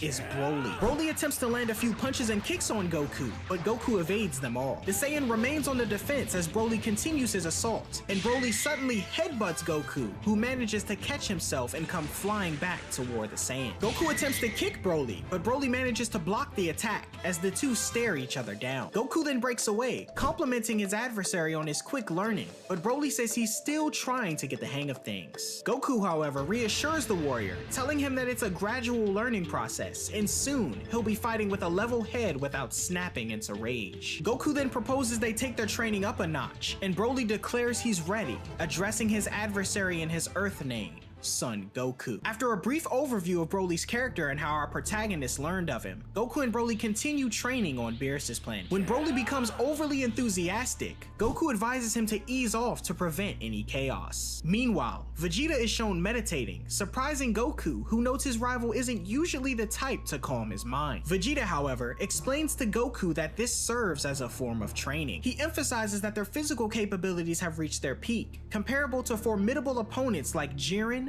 Broly, Moro, Gas, and Frieza. Rather than focusing solely on physical prowess though, Vegeta underscores the importance of mental training. He states that in order to command 100% of their power, they'll need to force their bodies and spirits to relax outside of moments when they attack. Whis commends Vegeta for grasping this concept and scolds Goku for his lack of understanding, the latter noting it's easier said than done for Whis, as he's an angel. Whis then suggests a match between the three Saiyans, Goku, Vegeta, and Broly. However, Vegeta declines if Broly is involved, he and Goku fearing the consequences of the Saiyan losing control. In agreement, Whis tells Broly to sit this one out and observe Goku and Vegeta, and suddenly, Lord Beerus wakes up, greeting Whis. Informed that he's been sleeping for the past 4 months, Beerus turns in surprise to see Broly on his planet, Goku explaining that it was a precautionary measure to keep him safe from Frieza. Going on to yell about inviting unwanted guests, Beerus smells food coming from nearby, introduced to Lemo, the former member of Frieza's army. Tasting Lemo's food, Beerus is quite pleased and tells him he can stick around. Chi-Lai then walks up in fear of Beerus, who she notes is the most feared entity in the whole universe. Beerus, however, stares at her intently, immediately falling for her good looks and tells her she can stay as long as she wants. Distractions aside, Whis wants to get the sparring match between Goku and Vegeta started, exclaiming that transformations and long-ranged attacks aren't allowed. However, Goku questions if they can eat first, prompting a moment of relief. Elsewhere at the lookout, Piccolo approaches Dende to inquire about unlocking his latent potential, similar to how the Grand Elder on Namek empowered Gohan and Krillin long ago. Regretfully, Dende states that he's too young to perform such a task, but mentions using the Dragon Balls. He suggests that Piccolo use them to get rid of the Red Ribbon army swiftly, but unwilling to bruise his pride, Piccolo declines. Dende then says he could ask Shenron to draw out his latent potential, surprising Piccolo, who was unaware the dragon could do such a thing. Piccolo wonders if he can gather the Dragon Balls in time, but Dende suspects Bulma has already collected them, noting that she's been making frivolous wishes over the years so no one could use the Dragon Balls for evil. Piccolo then calls Bulma, who confirms the 7 Dragon Balls are with her, questioning if he can use them as she's probably not wishing for anything important. Offended but in agreement, the two plan to meet at Capsule Corps as Piccolo takes off. Back on Beerus's planet, everyone enjoys a feast prepared by Lemmo, who Beerus appoints as his new head chef. Everyone finishes as Goku and Vegeta prepare to face off in base form, signaling the start of the battle. Goku charges in and attempts to punch Vegeta, but the Saiyan blocks his attack. The two trade blows before Goku gains some distance, leaping back in to deliver a kick that misses Vegeta and damages part of the planet. Vegeta rushes in to gain the upper hand, but Goku stops him in time, rushing in to deliver a kick that Vegeta grabs. In response, Vegeta spins and throws Goku into the distance, the Saiyan using his surroundings to bounce back as the two continue exchanging blows. On the sidelines, Beerus notes that Vegeta's moves have changed ever so slightly, Whis assuming that his training must be paying off. The angel suggests eating some dessert in the meantime, and Shilai offers to fetch ice cream, supported by Beerus, who offers to lend her a hand. Goku and Vegeta's battle continues, the two locking arms and creating a cyclone, with Broly watching in amazement on the sidelines. Vegeta takes the opportunity to grab Goku and fling him down to the water, the resulting splash nearly hitting everyone, though Beerus protects them with a barrier, excluding Broly. The latter, however, remains unaffected, Whis teasing that Beerus must have created the barrier to protect Chi-Lai in particular. Meanwhile at Capsule Corps, Piccolo's arrived and calls on Shenron, who emerges and greets his master. Piccolo questions if Shenron can draw out his latent potential, and thanks to the upgrade on the Dragon Balls, he confirms he can. The dragon then grants Piccolo's wish, fueling him as the Namekian notes he never knew he held such power. Shenron notes he threw in a little extra and questions what Piccolo's second wish is, but the Namekian tells Bulma she can have the other two, prompting her to wish for a minor booty lift and an extra 2mm on her eyelashes. Shenron departs until the next time they need him, and soon after, Bulma yells out in concern. Piccolo questions what's wrong, and when Bulma tells him they could have used one of the wishes to bring Goku and Vegeta back to Earth, Piccolo scolds her for wishing for a butt lift. Having no option but to figure out the situation, Piccolo opts to do some recon and takes off, Trunks listening in on the conversation. He then calls Goten and tells him something big must be happening, convincing his grounded friend to lie to his mother about where he's going so they can get some superhero action in. Meanwhile, back at Red Ribbon HQ, Magenta and Carmine ponder about taking out Goku and Vegeta, though their spies haven't managed to locate them. Carmine suggests targeting Gohan next, noting that these days he poses as a biologist, but Red Ribbon data shows that he defeated Cell over 7 years ago. However, Magenta says that they shouldn't cause a ruckus in the city streets until Cell Max is up and running. He then concocts a plan to lure Gohan to their turf by targeting his daughter, surprising Piccolo. Dr. Hedo finds the plan to be reprehensible, but undeterred, Magenta orders one of the Red Ribbon soldiers to pick 2 of his men for the job. Piccolo, disguised in his Red Ribbon attire, volunteers for the mission, claiming familiarity with Pan as Hercule's granddaughter. He partners with another soldier, number 15, and realizes that staging Pan's kidnapping might be the catalyst to reawaken Gohan's fighting spirit. Piccolo and Soldier 15 arrive at Pan's kindergarten, the latter looking sad as Gohan was still too busy to pick her up, and Videl was running late. Number 15 questions if this little girl is the one they're looking for, and when Piccolo confirms, he moves in for the kidnapping. Number 15 approaches Pan, greeting her as an uncle, but Pan rushes in and punches the man with intense force, knocking him out as she explains to her teacher that he's a stranger. Piccolo flies in as Pan goes on the offensive, but she quickly realizes that her friend is underneath the armor, much to Piccolo's pleasure. Pan's teacher questions Piccolo on who the unconscious man is, but when the Namekian informs her that this is a simple training exercise, exercise, she goes along with it. Walking back toward the Red Ribbon spacecraft, Piccolo and Pan board with Soldier 15, Pan questioning what's going on, and Piccolo opting to explain once they're in the air. He tells her to put on a pair of handcuffs first though, and the two abruptly take off as they smash through a Clean God billboard. Informing Pan of the situation with the Red Ribbon Army, Piccolo tells her that she'll need to pretend to be scared. Pan voices uncertainty regarding her father's arrival, but Piccolo assures her that he'll show up. Otherwise, he'll beat him within an inch of his life. Soldier 15 then wakes up, immediately noticing Pan handcuffed as she pretends to be afraid. He notes that he doesn't want anyone knowing that he got beaten up by a kid, and Piccolo agrees to keep it a secret. Approaching Red Ribbon HQ, Soldier 15 throws Pan into a nearby chair, recording her as she keeps up her act. Carmine orders 15 to show Gohan and lure him to HQ, along with Piccolo, who's ordered to tag along as well. Arriving at Gohan's house, the two appear outside his window, Piccolo scratching to get his attention. Gohan opens his window and confronts the Red Ribbon soldiers, surprising Piccolo as his pupil hasn't recognized who he is. Holding Gohan at gunpoint, Soldier 15 tells him to follow them, but Gohan flicks the gun away, threatening to call the police. 15 then shows Gohan the recording of Pan in fear, triggering him as he grows concerned. In a rage, Gohan effortlessly snaps part of his window and appears in front of 15, powering up to Super Saiyan, much to everyone's surprise. The ground beneath them shatters as Gohan demands the location of his daughter, Soldier 15 apologizing in fear and kindly urging the Saiyan to follow them. Outside of HQ, the scene is set with a downpour of rain, Red Ribbon leaders and the Gammas awaiting Gohan's arrival. Spotting Pan, Gohan leaps from the airship and smashes down in front of everyone, ready for action. Pan appears excited at witnessing her father's arrival, while simultaneously, Gamma 1 opts to fight Gohan first. Gohan, however, flies past the android to get his daughter to safety, but Gamma 2 swiftly appears and kicks him away. Landing, Gohan removes his turban as Gamma 1 insists on fighting first, the android charging in as Gohan manages to block his first attack. Gamma 1 continues his assault on the Half Saiyan, but Gohan lands a kick to his face, sending him to the ground. The android rises like a zombie though, headbutting Gohan and charging at him with a devastating kick. The attack lands, though Gohan is able to keep it from injuring him, the sheer magnitude of it sending the two underground as the Red Ribbon soldiers run away. Pan, observing from the sidelines, questions Piccolo whether her father can emerge victorious. However, the Namekian responds negatively, emphasizing that if Gohan can't manage to regain his battle instincts, he stands no hope of victory. Beneath Red Ribbon HQ, Gohan questions Gamma 1's identity, prompting him to state he's a superhero and land a few blows on the fighter. Gohan correctly deduces Gamma 1 to be an android, and questioning his tactics, the Half Saiyan is unable to keep up with the android's speed, as he explains that he's only following orders. Going on to say that he and the Red Ribbon Army seek to eliminate Gohan and his wicked cabal, the fighter grows confused as the Gamma outmaneuvers him and lands another blow. They initially continue their battle underground, but Gohan emerges from below,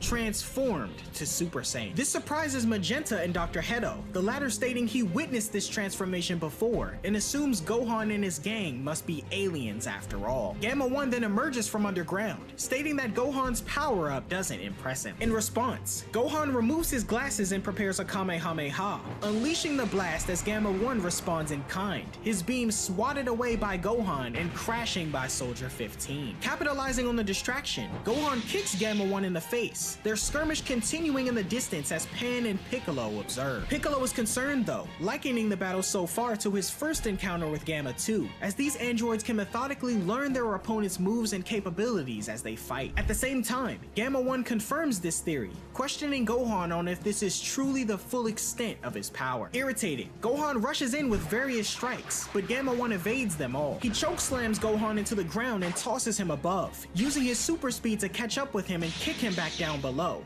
irritating Piccolo. Realizing Gohan will lose if this keeps up, Piccolo urges Pan to shout as if she's in pain. The two stage a performance to get Gohan's attention, triggering him as Gamma 2 urges the disguised soldier to remove his hands from the kid. This confuses Piccolo and Pan as Gohan awakens more of his instincts, yelling aloud and creating a bright flash that removes the rainy atmosphere completely. When the dust settles, we witness Gohan having reawakened his ultimate form, much to the surprise of Gamma 1. Gohan's energy disrupts the hologram covering Red Ribbon HQ, prompting a discovery from Krillin's commanding officer, Sergeant Nuts. After Krillin, Android 18, and Marin come out of a showcasing of Clean God 2 at the movie theaters, Krillin senses Gohan fighting in the distance. Sergeant Nuts then contacts Krillin, informing him that they've finally found the location of the Red Ribbon Army's secret base. Noticing that it's in the same direction in which Gohan's energy was felt, Krillin decides to go and scout the area alone. However, Android 18 questions who the woman was that contacted her husband, and noticing Krillin acting suspicious, she decides to tag along with him. Meanwhile, Gohan continues his battle with Gamma 1, now having the clear edge in battle. He lands a few blows and attempts to grab Pan, but Gamma 1 appears in front of him, exclaiming they aren't done fighting yet. As they battle, Gohan questions the android on what he was referring to earlier when he mentioned his wicked cabal, with Gamma 1 saying that he was referring to Gohan and his allies. Annoyed as he easily swipes away an attack, Gohan reminds Gamma 1 that it was his team that kidnapped a child,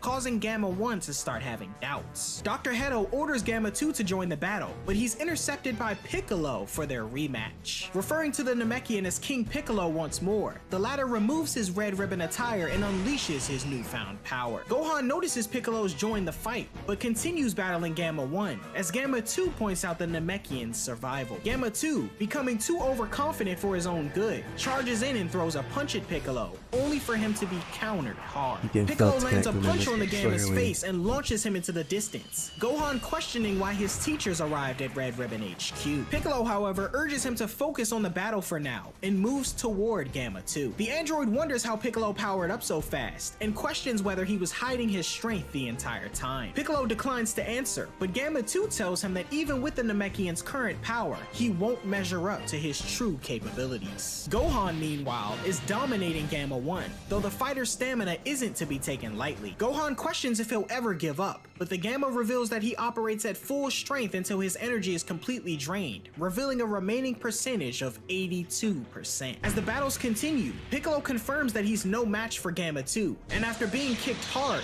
Gohan rushes to his aid. During a lull in the battle, Piccolo suggests that with their opponents being androids, he and Gohan should finish the fight in one go rather than dragging things out. Going in with enhanced power, the two rush in and land hard blows against the androids that hurl them to opposite sides of the Red Ribbon base. Though Gohan continues to outmatch Gamma 1, Piccolo was unable to keep Gamma 2 down as he manages to get away from him long enough to try and attack Gohan. Gohan manages to dodge the incoming blast from the android before Gamma 2 narrowly dodges Piccolo's next attack and joins Gamma 1 at his side. Strategizing, Gamma 2 suggests they take down one enemy at a time, but a hesitant Gamma 1 questions if their enemies are really a part of the wicked cabal as they've been told. Gamma 2 tells him they have to be, as Dr. Hedo told them as such, and the two quickly rush in and attack Piccolo in unison. As Piccolo is dragged deeper underground, Gohan is able to grab hold of Gamma 1 as the Namekian and Gamma 2 continue their battle. Piccolo begins to power up his special beam cannon as he tells the android that he doesn't seem so bad, but just appears to be following idiotic orders. He unleashes his attack, though Gamma 2 is able to protect himself with an energy barrier, meanwhile telling his opponent that Dr. Hedo's orders could never be wrong. Piccolo, however, counters by telling him that though the orders may be coming from him, the intel he's being given by Magenta is bad. Gamma 2 now also starts having doubts, which only serves to frustrate him. He unleashes a deadly physical assault on Piccolo, who, momentarily defeated, falls into a crevice in the base. Piccolo remembers Shenron's words about throwing in a bit extra, and a sigil alights on his back, creating a tremendous surge of power. As the Namekian rises from the crevice, his skin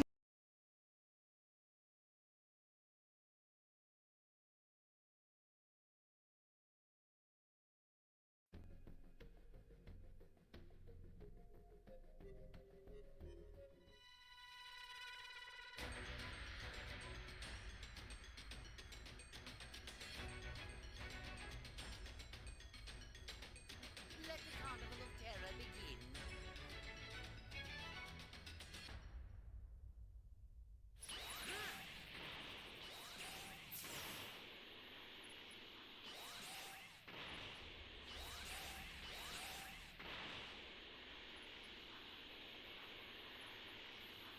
Oh Give no! me the Dragon Ball. What do you mean? If you don't have them, then I have no need for them.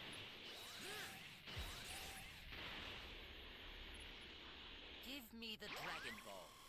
Even if I Why would I give it? Level 2.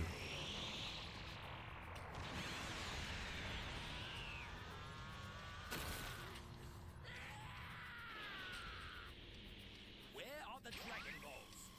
Even if I have, why would I give it?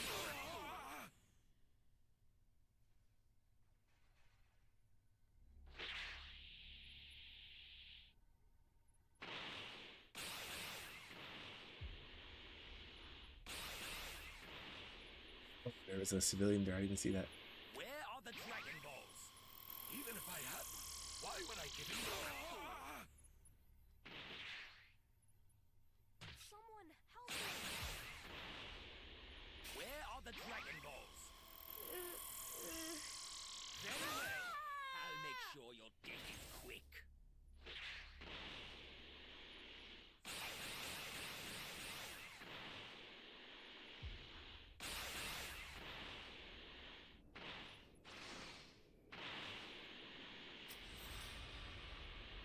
Eradicate them!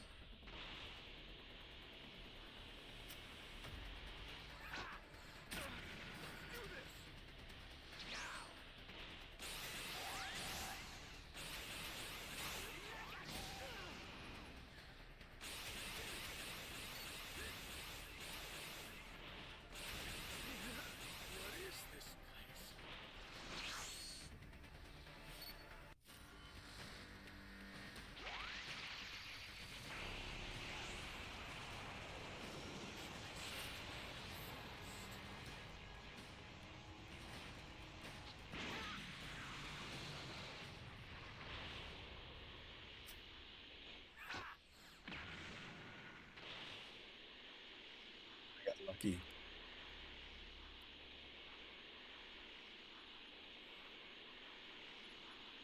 Where are the Dragon Balls?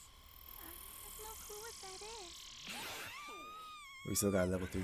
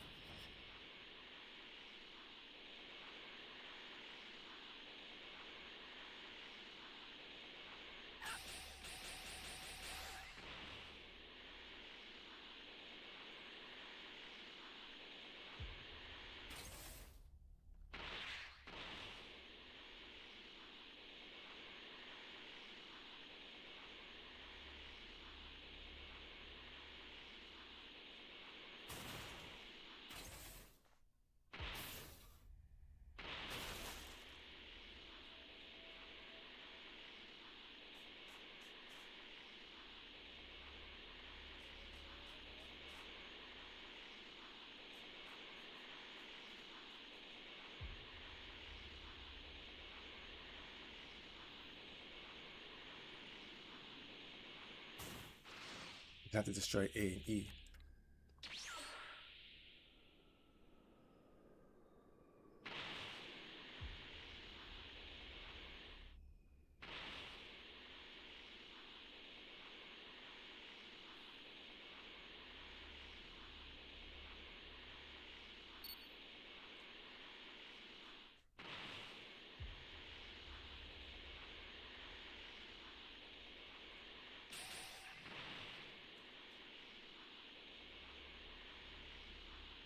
Someone around here. I can hear them.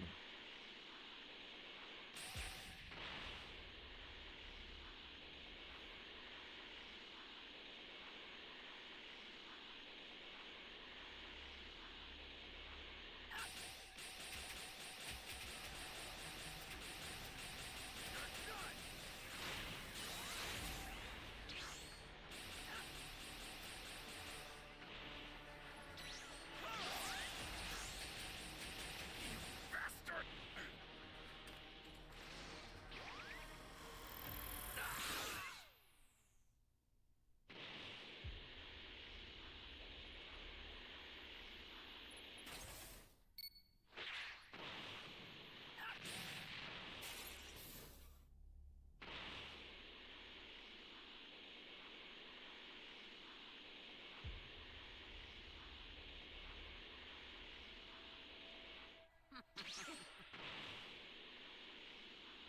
haven't found that A key yet.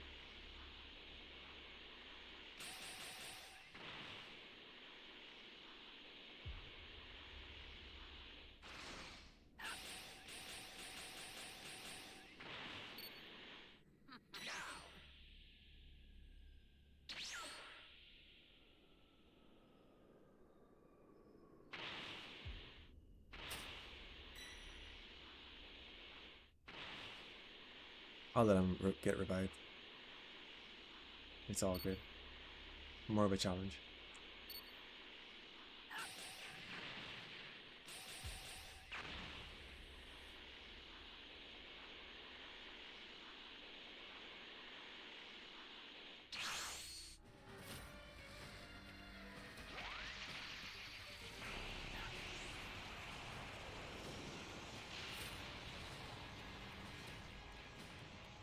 You only have one Dragon Ball though. All civilians are gone.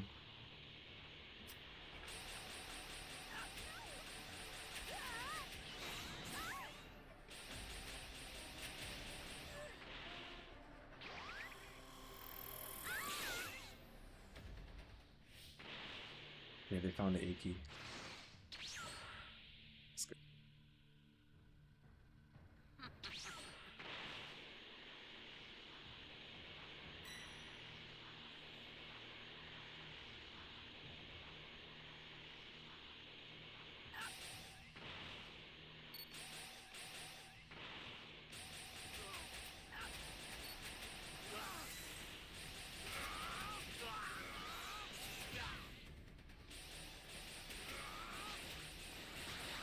Jump in. Coming for you.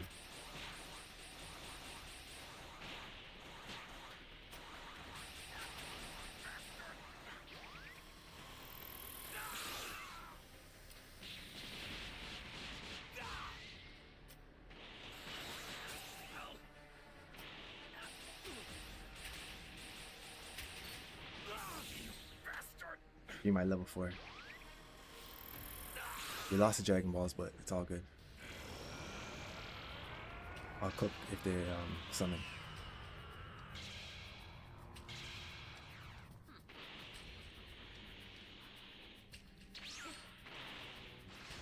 I will not tolerate failure.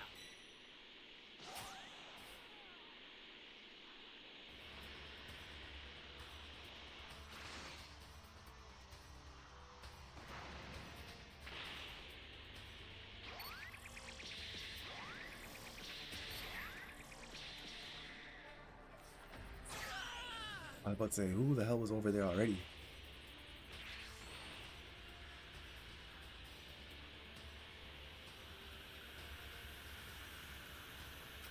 I see you, brother.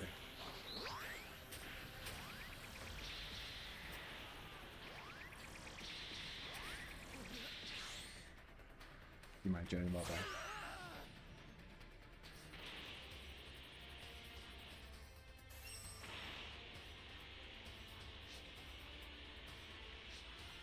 I made you a promise, didn't I? I said you would experience a dread I know of. Make me immortal!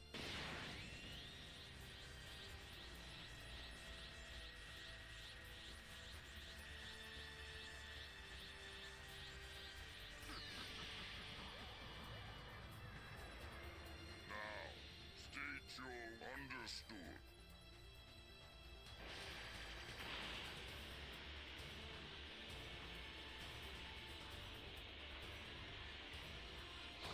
I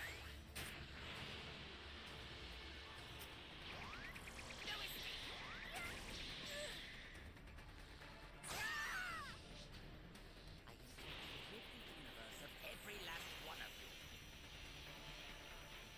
This is ranked. No time to be playing games.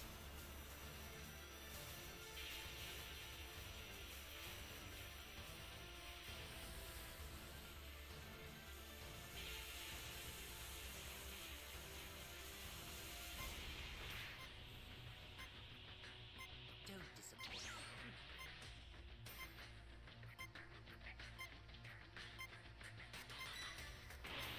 About to say, this guy came here so fast. We got it! Super snipe! Super snipe. You're no match for me. No match for me for sure.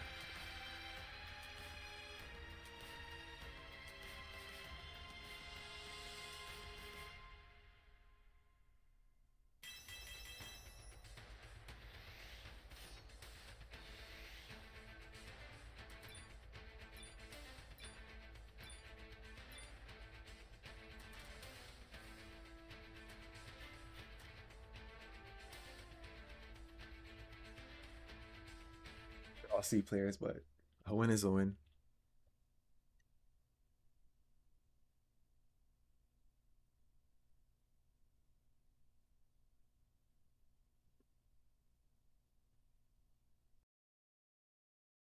Turns orange, his antennas stand on end, and he grows much bulkier. Meanwhile, at Capsule Corps, Trunks expresses shock at Bulma's revelation that Piccolo's fighting androids, as well as letting slip that he knows about Hedo and his creation of said androids. Bulma demands to know from her son how he knew about this, causing him to admit that he and Goten had encountered Hedo's creations before, and speculates the ones that Piccolo is fighting against are a different model, to Bulma's confusion. He then explains that Piccolo might be in trouble, as the ones he and Goten encountered were already strong. Bulma then demands to know why Trunks kept this knowledge a secret from her, but he explains that she forbade him from taking on any more hero activity, and it's not like she would have listened anyway. Taking responsibility for once, Bulma notes they could have prevented this as Goten shows up, attempting to convince her that he's arrived to study with Trunks. However, Bulma takes the two off punishment, instructing them to go and help Piccolo with the androids. Goten, aware of what's going on, is informed by Trunks of the dire situation with the Red Ribbon Army. Opting to join the two, Bulma inquires of Piccolo's location, but the boys have trouble sensing his energy as they've been out of practice for a while. Cutting back to the battle, having witnessed his new power,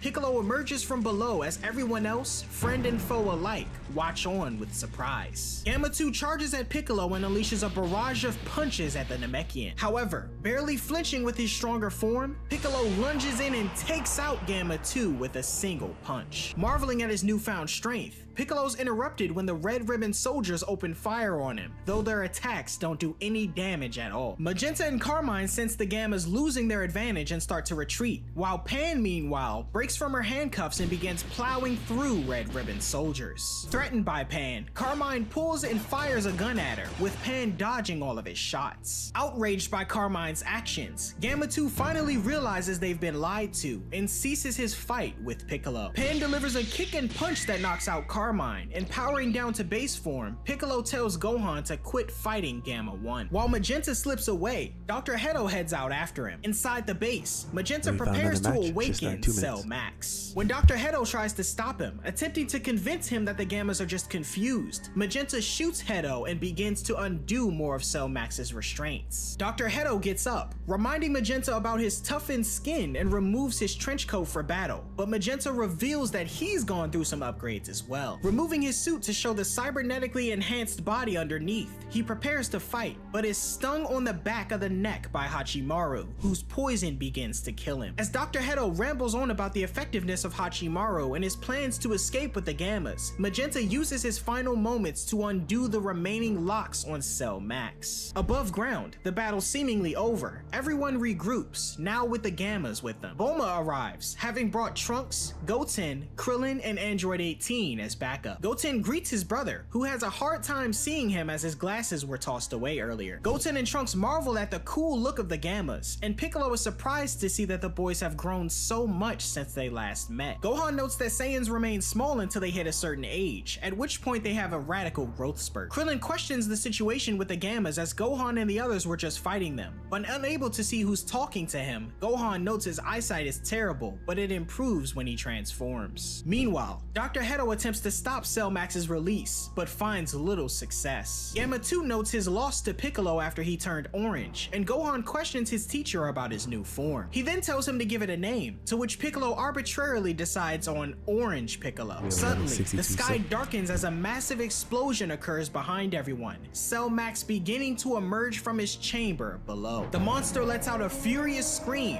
revealed to be a red creature resembling semi-perfect Cell. Dr. Hedo attempts to flee from the monster in a hover vehicle, alerting everyone of Cell Max's arrival, but is caught up when the monster unleashes his enormous energy, triggering an explosion. With concern for their creator, the Gammas rush in to aid him, but are attacked by Cell Max. Cell emerges from the ensuing smoke as the Gammas charge in to attack him, but neither blasts nor physical attacks do them any good. The monster responds with a few attacks of his own, and the Gammas quickly become overwhelmed. Watching from the sidelines, Piccolo urges everyone to assist. He tosses a Senzu bean to Gohan, but he fails to catch it without his glasses, and it falls into a crevice. Piccolo berates him for wasting the bean, but Trunks and Goten step forward to fight first, transforming into their superhero alter egos Saiyaman X1 and Saiyaman X2 as they charge into battle. Trunks and Goten rush towards Cell Max, though they're effortlessly swatted aside. Piccolo questions if the boys have been keeping up with their training at all, and Bulma notes they haven't as they've been grounded for over half a year. Assuming they have no choice but to rejoin the fight, Piccolo is interrupted as Trunks tells him not to worry, stating he and Goten haven't even gone Super Saiyan yet. Piccolo expresses his doubt in the boys as the Gammas continue their assault on Cell, Trunks questioning Gamma 1 on if the monster is used to moving his body around. Gamma 1 confirms that Cell hasn't figured out how to properly wield his strength, prompting Goten and Trunks to power up to Super Saiyan and charge in once more. With their significantly improved speed and maneuverability, they find success in landing blows on Cell Max. On the sidelines, the Gammas observe Goten and Trunks' battle, piecing together that their creation was based on the boys and their Saiyaman alter egos. Eventually, both Gamma 1 and Gamma 2 join in to assist them in taking down Cell Max, all four heroes demonstrating a super cool pose and charge in, performing a Cyclone-style tornado super hurricane attack, pile driving straight into Cell Max's stomach. The attack sends the monster hurtling toward the edge of Red Ribbon HQ, much to everyone's surprise. Astonished that the boys actually managed to buy them some time, Piccolo questions if Gohan is ready to fight, the half Saiyan noting he has enough strength to go Super Saiyan. Cell Max soon gets back on his feet, seemingly undamaged, and unleashes more of his power. In the blink of an eye, he rushes toward Trunks and the others, quickly taking down his opponents. As the others watch from the sidelines, Gohan notes that as Cell Max's power continues to grow, he also appears to be getting used to fighting. As a last resort, Goten and Trunks decide to utilize fusion, but having not performed the technique in years, they're unsuccessful and produce the fat version of the form instead. They attempt to go Super Saiyan, but it's to no avail, the fused warrior then deciding to attack Cell Max, but he's quickly taken down. With no other choice, Gohan and Piccolo decide to join the battle, powering up and rushing in with Android 18 following suit. Piccolo lands a powerful kick to Cell Max's neck, followed by Android 18's Ki Blast assault and Gohan's powerful Kamehameha. Cell, however, deflects the attack, landing down below and slamming into the earth, pushing everyone back. When the Gammas rejoin the group, Gamma 1 tells everyone to aim for the top of Cell's head due to it being his weak point. He goes on to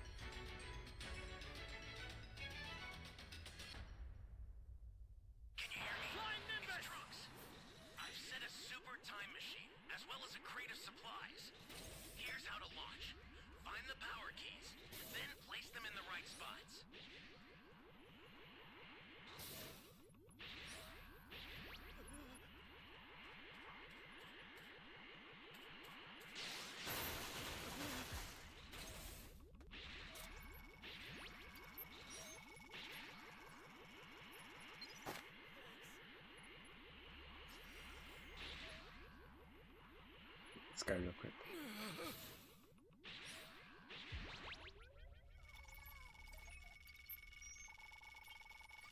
Oh, move. Thanks.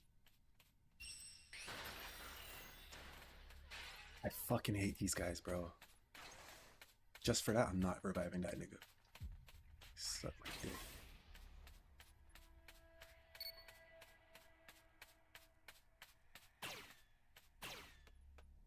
Flying Nimbus!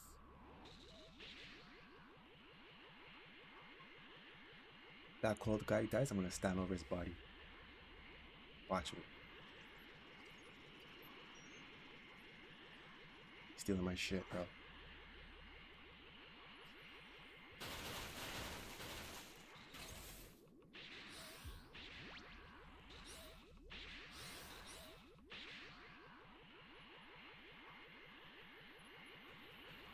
Oh no. Thank you. Where is everyone?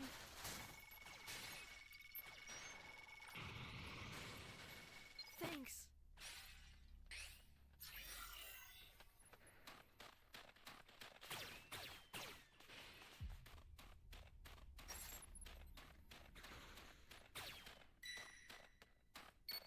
We still haven't found no keys. You found a power There we key. go. Go slot it. It's every time. Hey, great. You found another power key. Use it quick.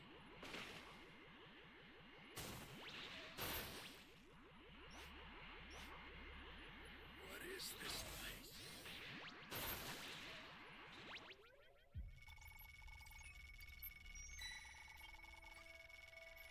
Thanks. Yeah, it's going quick now. It's a little bit later in the afternoon, so most people are home from school or work.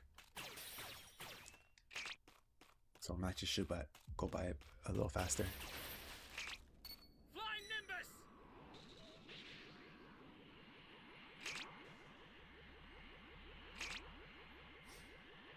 Where's this fucking key?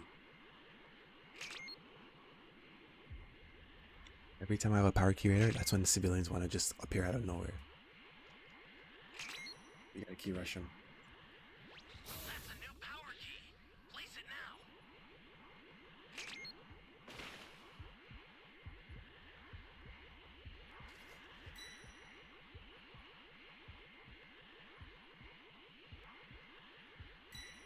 Stay calm.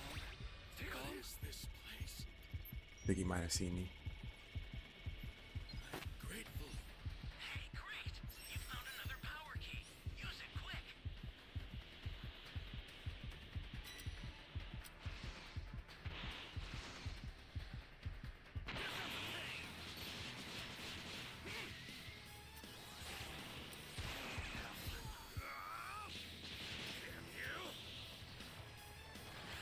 Stuck in the cave.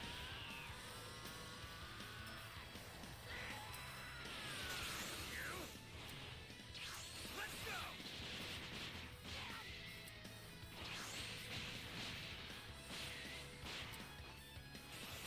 Let's go! That's a new power key. Place it now.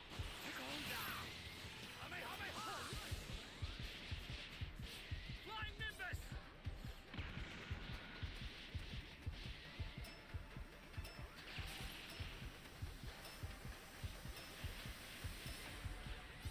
Come on, teams.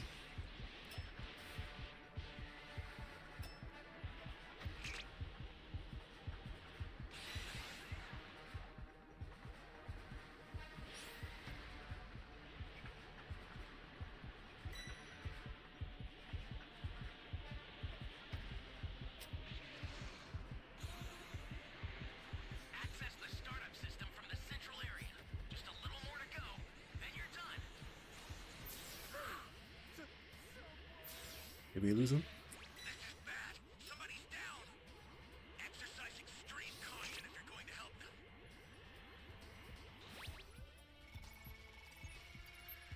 Holy hell. Thanks.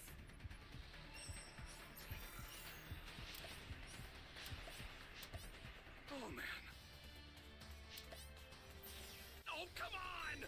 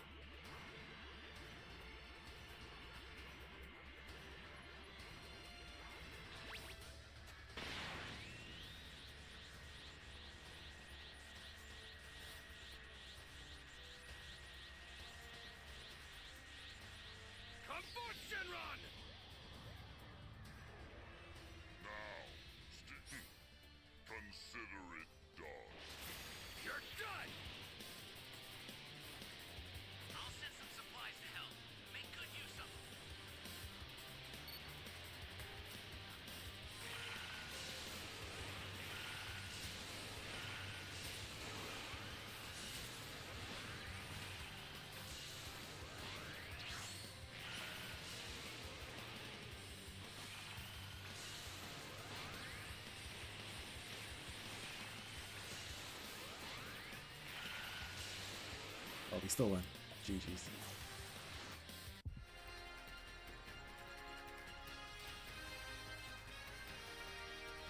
Got his ass whooped. Try to jump me in the cave. Yeah, right.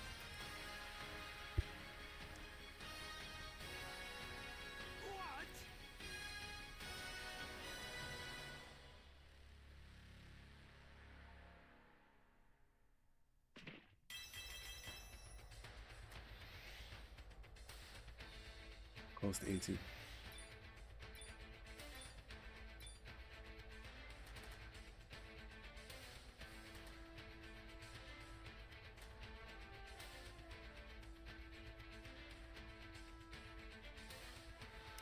Fuck this guy.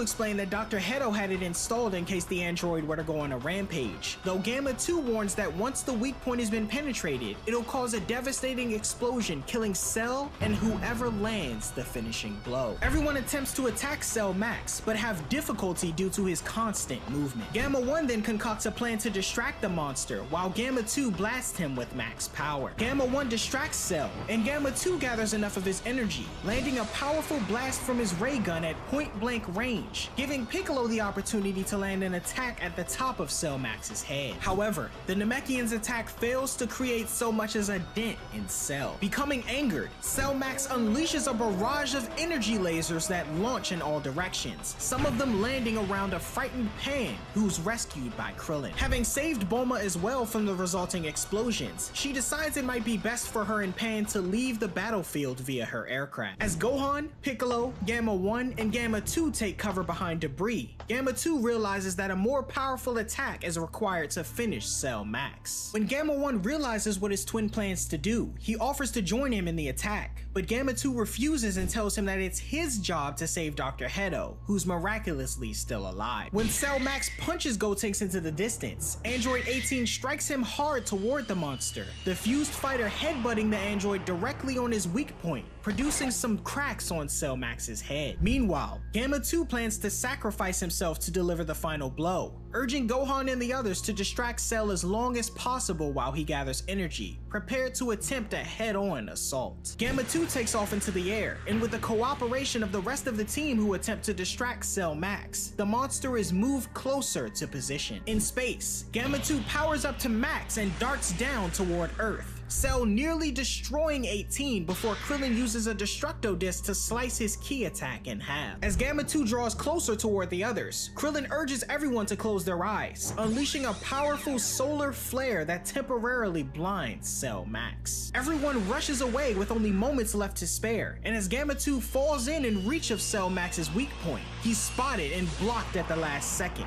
only managing to take off Cell Max's arm. Enraged, Cell Max tries to stomp Gamma 2's lifeless body, but Piccolo intervenes, returning to his orange Piccolo form to halt and hold up Cell Max's foot. Struggling with the weight, the Namekian is aided by Gohan and Krillin, who blast Cell in the face, though they're attacked by the monster's mouth blasts. Gamma 1 swiftly moves in to retrieve Gamma 2 and lead him to safety, as Krillin urges Piccolo to employ his gigantification technique, reminiscent of the 23rd Tenkaichi Budokai. Piccolo then grows to an equivalent size of his opponent, throwing Cell Max backwards and using a mouth blast of his own to knock him into the ruins of Red Ribbon HQ. Witnessing Piccolo's giant size, Gohan believes that victory is now a sure thing, but Piccolo tells him that growing in size doesn't actually increase his strength. He hands Gohan the last sensu and reveals that he's thought of a strategy, telling his pupil that he could be the strongest in the world if he were to only put his mind to it. He decides to bet everything on Gohan's power and tells him to show everyone what he's really made of and save save the world. However, before Gohan can take the bean, Cell Max blasts Piccolo's arm and the bean is sent flying. Gohan and Piccolo are attacked before they can process what's happening, followed by Krillin and 18 as they were caught in Cell's view. Gohan rises from the debris and chases after the bean, but he's grabbed by Cell and slammed into the ground,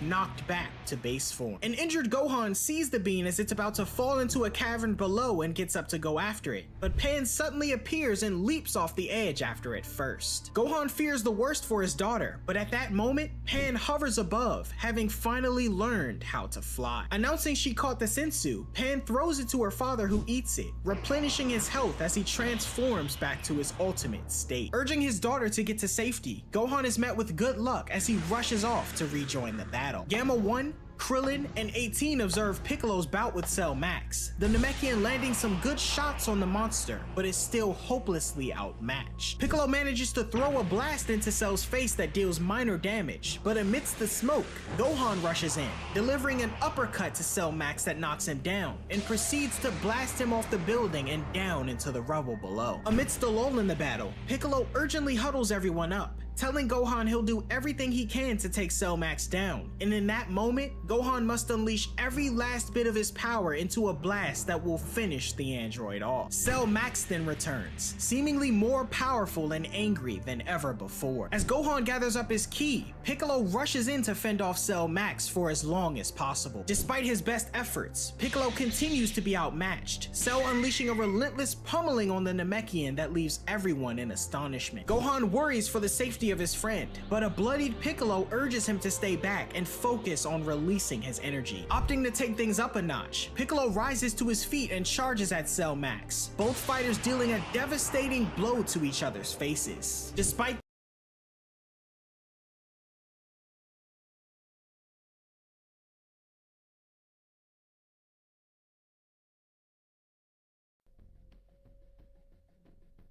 Thank you. This isn't good. No.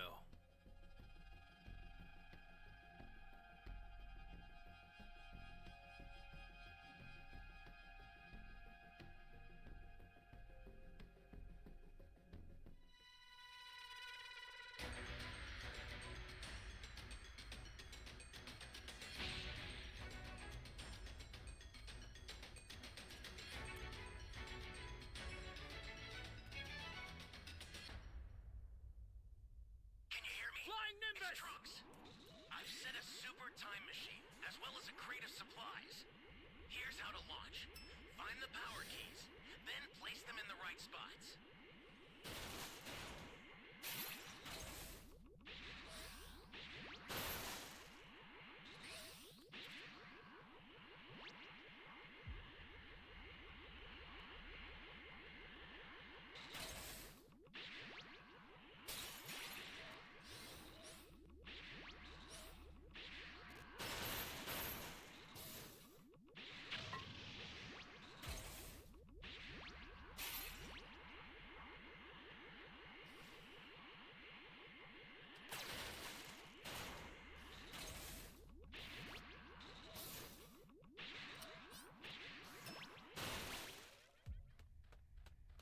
Found a power key. Go slot it.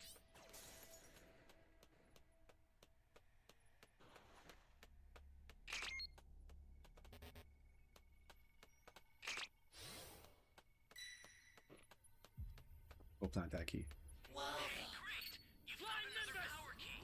Use it quick. This raider can steal the key, so you have to find him as fast as possible.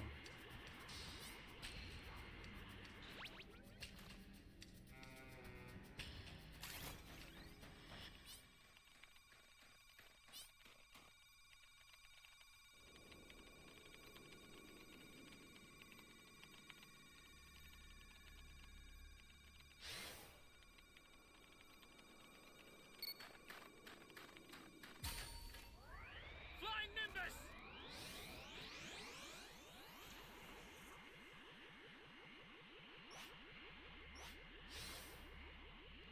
This guy's killing it right now.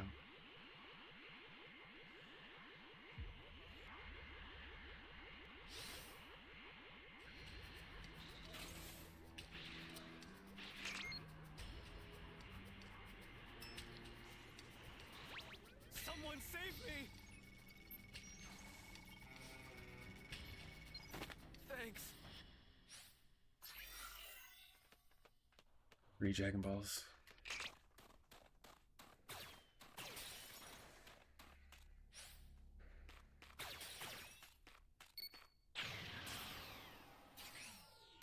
Green man. We'll get something to eat.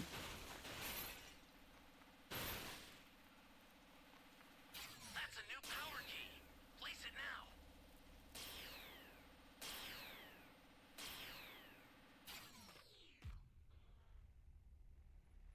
I do have a power key there, so I can go to A and B if someone comes here. Flying Nimbus!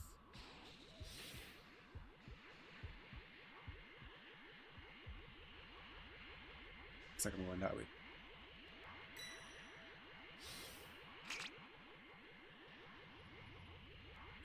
He's almost got Cell Max.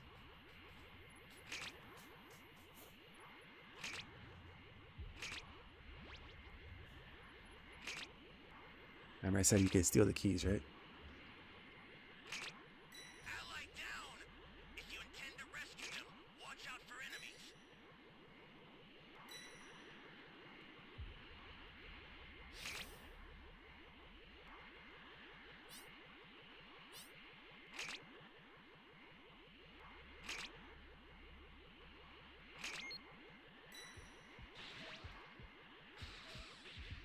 Holy Cell.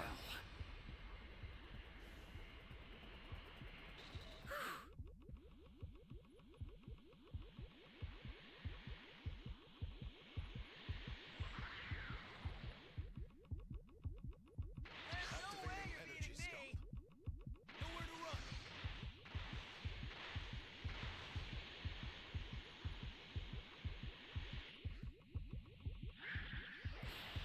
Stay calm. Stay calm. I've got this.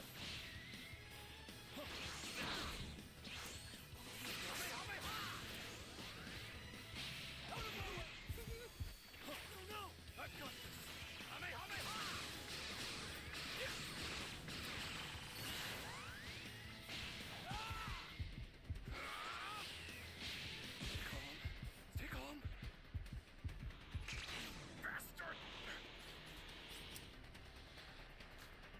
Yeah, I could have done it. I was only level 2.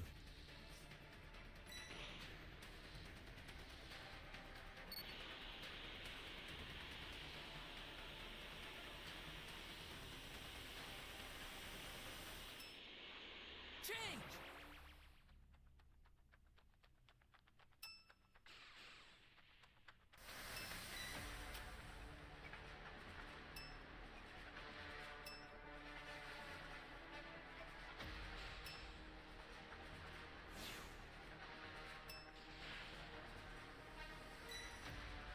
Looks like you need some power keys. Not I'm sending good. them over now.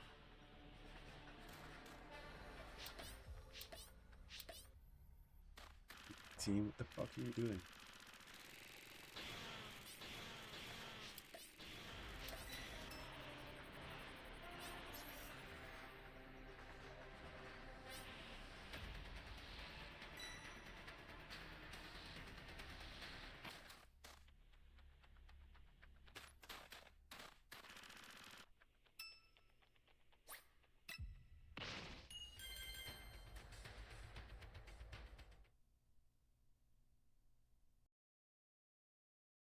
This, Cell regains control and continues to assault Piccolo, Krillin urging Gohan to pick up the pace, or his friend will be killed. Cell continues his assault, each attack more ferocious than the last, prompting an angered Gotenks to rush in, followed by Krillin in 18. Regrettably, the trio is swiftly subdued, with Gamma 1 also lending assistance before being swiftly rendered unconscious. Piccolo takes the brunt of Cell Max's kick head on, utilizing the monster's tail to hit him in the face. However, Cell retaliates with a blast that completely obliterates Piccolo Piccolo's arm, taking the opportunity to deal more damage to him. Gohan braces himself as he plans to go help his friends, but Piccolo orders him to stay back and refrain from entering the fight until his power surpasses Cell Max's. Cell grabs Piccolo and throws him into the air, unleashing a barrage of energy blasts on him. The android powers up a devastating attack and launches it toward Piccolo while he's still in midair. Gamma 1 racing to catch up just as the two appear to be caught in the powerful explosion. From below, Gohan witnesses the blast, presumed to be the last man standing, as Cell lets out a mighty roar. Suddenly, something snaps within Gohan, and similar to many years ago, the warrior's power explodes into a raging inferno that covers the majority of Red Ribbon HQ. When the smoke clears, Krillin and 18 regain consciousness to witness the awakening, their ally now in a new state with red eyes and long spiky hair. Cell Max rushes in and strikes Gohan in the stomach, failing to do so much as even budge him as the attack's power explodes behind them. In return, a darker sounding Gohan questions if this is all his enemy can do, responding with a powerful kick on Cell Max's abdomen that sends him hurtling back into the mountainside in the distance. Just then, Piccolo lands on the ground, Gamma 1 lying on his chest, having saved the Namekian from a possibly fatal attack by using his barrier to shield him. The sight of his unconscious friend makes Gohan angry, and when Cell Max emerges again, the latter powers up a deadly final attack as he takes to the skies. This move, containing enough energy to destroy the Earth, is halted by Piccolo, who regains consciousness and uses his extendable arm to ensnare Cell Max. At the same time, Gohan, seeing Piccolo okay, readies himself and charges up a powerful special beam cannon. Panic setting in, Cell Max urgently tries to use his wings to fly away, causing Piccolo some trouble in holding him down. However, one is promptly destroyed through the effort of Gamma 1, and the other from Krillin and Android 18, who combine their Destructo Disc and physical attacks. Cell Max falls as Piccolo wraps his entire body around him, the latter calling out to Gohan to fire his attack immediately. Gohan unleashes his special beam cannon at Cell Max, who in response hurls his own devastating blast, causing the two energy attacks to collide. As they each struggle to overpower the other, Goten and Trunks, having now defused, rush in to kick away Cell Max's hand. This allows Gohan the opportunity to push his attack through Cell Max's, where it proceeds to connect with the outside of his head, thanks to Piccolo's continued intervention. With enough force, the special beam cannon finally drives through Cell's core completely,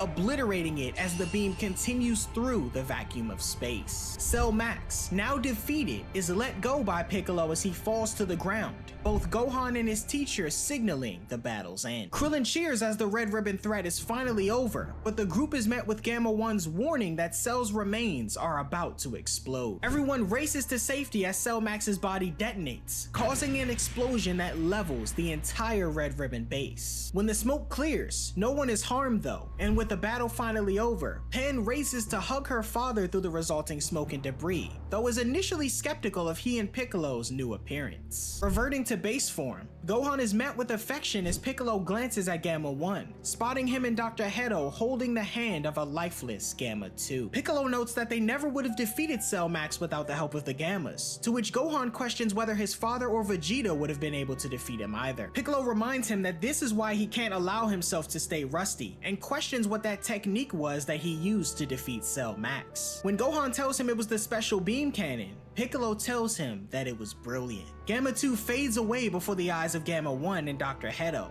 the android explaining to Piccolo that his twin used up all his energy in a final sacrificial move. Piccolo praises the efforts of Gamma 2, prompting thanks from Gamma 1 and Dr. Hedo, who note that the group have saved the world. Remorseful, Dr. Hedo admits that he overlooked what was right due to the allure of the Red Ribbon research funds, supported by Android 18, who states he gives androids a bad name. Bulma wonders how Hedo managed to survive the ensuing chaos, but he explains that he's modified his skin to withstand any impacts. Offering himself and Gamma 1 up for the authorities, Dr. Hedo was interrupted when Krillin and Piccolo decided it should be water under the bridge, due to the Gammas being largely responsible for their victory and Hedo not having evil intent. Hedo then questions Bulma on if he and Gamma 1 could be hired to work at Capsule Corporation, and upon inquiring if Hedo knows anything about beauty treatment, she agrees to his request, hoping that he can develop his skills to make her skin look younger. Piccolo insists that anything's better than using the Dragon Balls for that, and Hedo and Gamma 1 thank Bulma. Pan then shows off her new ability to fly in front of the whole group, much to Piccolo's surprise, who says the next phase of her training will begin tomorrow. Elsewhere, following the death of his boss and the destruction of Cell Max, an injured Carmine along with a handful of Red Ribbon Army members escaped the destroyed Red Ribbon base. After being questioned by Soldier 15 on what he plans to do, Carmine voices his intention to return to Red Pharmaceuticals. Meanwhile, on Beerus' planet, after hours of fighting and finally running on fumes, both Goku and Vegeta deal more blows to one another, attempting to finish things with one last clash. Vegeta manages to get a tap in on Goku's chest first, knocking him down as the Saiyan declares his defeat. Vegeta revels in his victory, boasting that he's finally defeated Goku before collapsing from exhaustion. With the match finally over, Chi-Lai witnesses Lemmo and Broly crying, having observed such an amazing battle. Opting to repair the damage done to the landscape, Whis goes to find his staff and notices he's received a missed call. On Earth,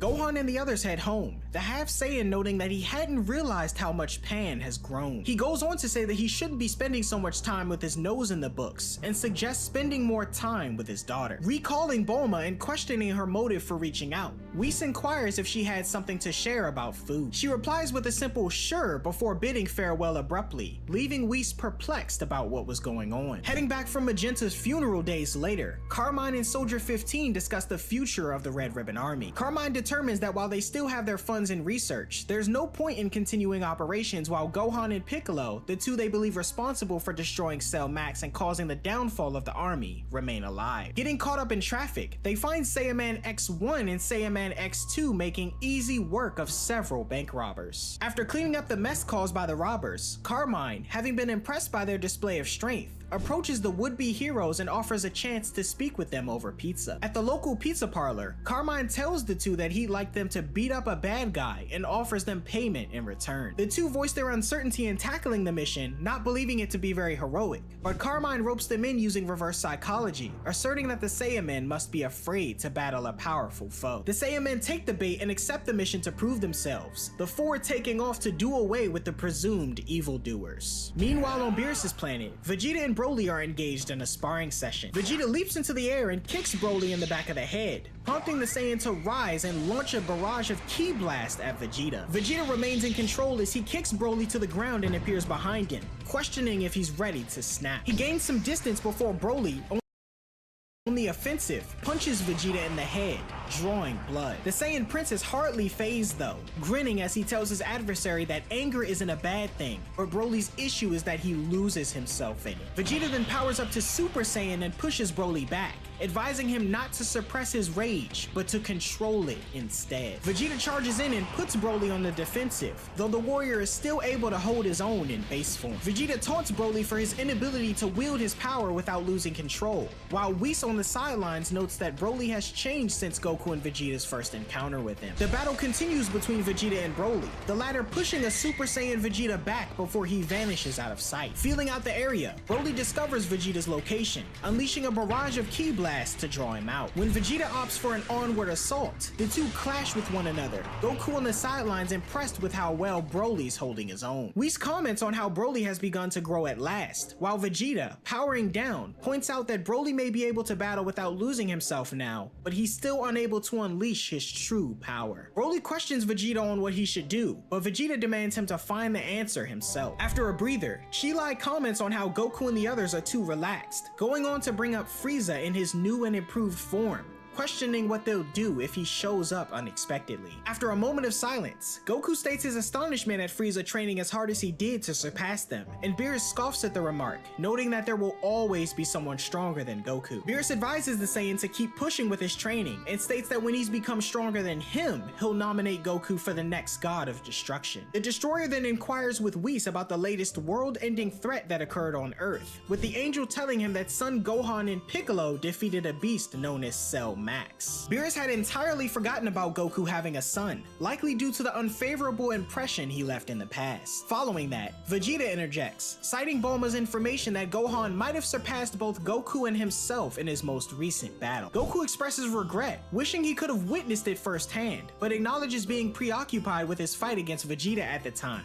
a fight in which Vegeta boasts again that Goku lost. Back on Earth, Carmine takes the Saiyaman to Gohan's house, making him out to be the evildoer that needs defeating. Soldier 15 is scared to draw Gohan out, so Carmine does the honors and fires his gun into the Saiyan's house, catching his attention. After recognizing both Carmine and Soldier 15, Gohan angrily transforms back into his new form, believing that they've arrived to kidnap his daughter again. Carmine, Soldier 15, and even Goten and Trunks grow nervous, the boys donning this state for the first time as Gohan's beast form. On Beerus's planet, Goku and Vegeta sense Gohan's power-up, and the Saiyan angrily makes his way toward Carmine. Carmine urges the Saiyaman to eliminate Gohan, but when the latter sees the two, he powers down and demands them to explain what's going on. Suddenly, Goku appears on top of Carmine's car, greeting both of his children and Trunks, saying that it's been too long. Exclaiming Gohan's ki just now was incredible, Goku suggests that they head to Beerus's planet so he can show him his new form. Gohan heads back to the house to put on suitable clothing, while Goku wonders what Goten and Trunks are doing at Gohan's house. Keeping their heroism and initial plan with Carmine a secret, the two note they came to Gohan's to play, and Goku suggests they tag along with them. Still present on the scene, Carmine and Soldier 15 attempt to leave in the car they arrived in. Before they have the chance though,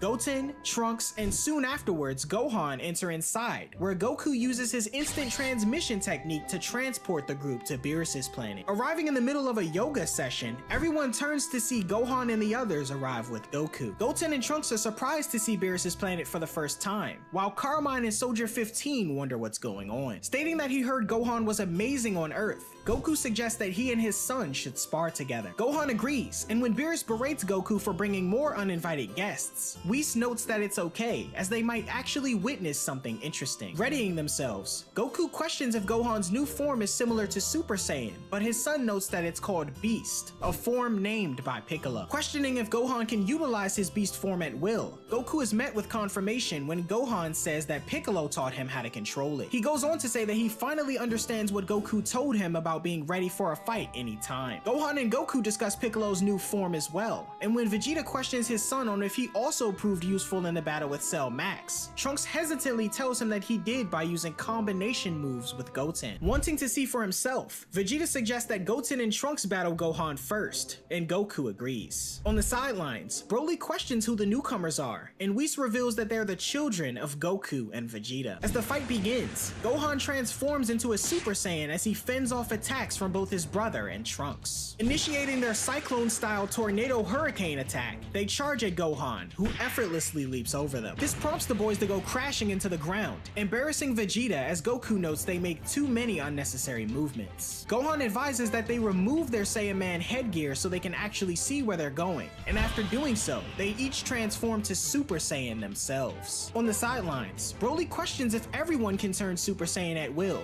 prompting confirmation from Whis. Goten and Trunks attack together, this time much more intensely, and causes Gohan to defend himself more seriously. Gohan praises the two, noticing they've been training, and Goten says that heroes have to be strong. Trunks then charges in, locking arms with Gohan, and exclaims that there are people he wants to protect. Tossing the two boys away, Gohan includes himself in that category as well, and transforms into his awakened state. Goten refers to the form as Ultimate and says it's cheating, and though Gohan doesn't find the name very catchy, Trunks suggests he and Goten fuse to try and keep up. Despite having apparently worked hard on perfecting the fusion technique after messing it up last time, the two fuse and fail once again. Nevertheless, they decide to give it a shot as Goten charges at Gohan, but he's promptly kicked away. With the winner having been decided, Goku decides to tag in next and transforms into his perfected Ultra Instinct state. Whis confirms with Beerus that this is Goku's strongest technique, and in response to his father's power-up, Gohan transforms into his Beast form at last. This surprises both Goku and Vegeta, with Whis noting that this is indeed an interesting development. The two begin their skirmish with a powerful impact, the resulting collision blowing the car holding Carmine and Soldier 15 away, though Gotenks catches it before they can receive any harm. Gohan and Goku glare at each other with pride, the two vanishing before continuing their battle. On Beerus's command,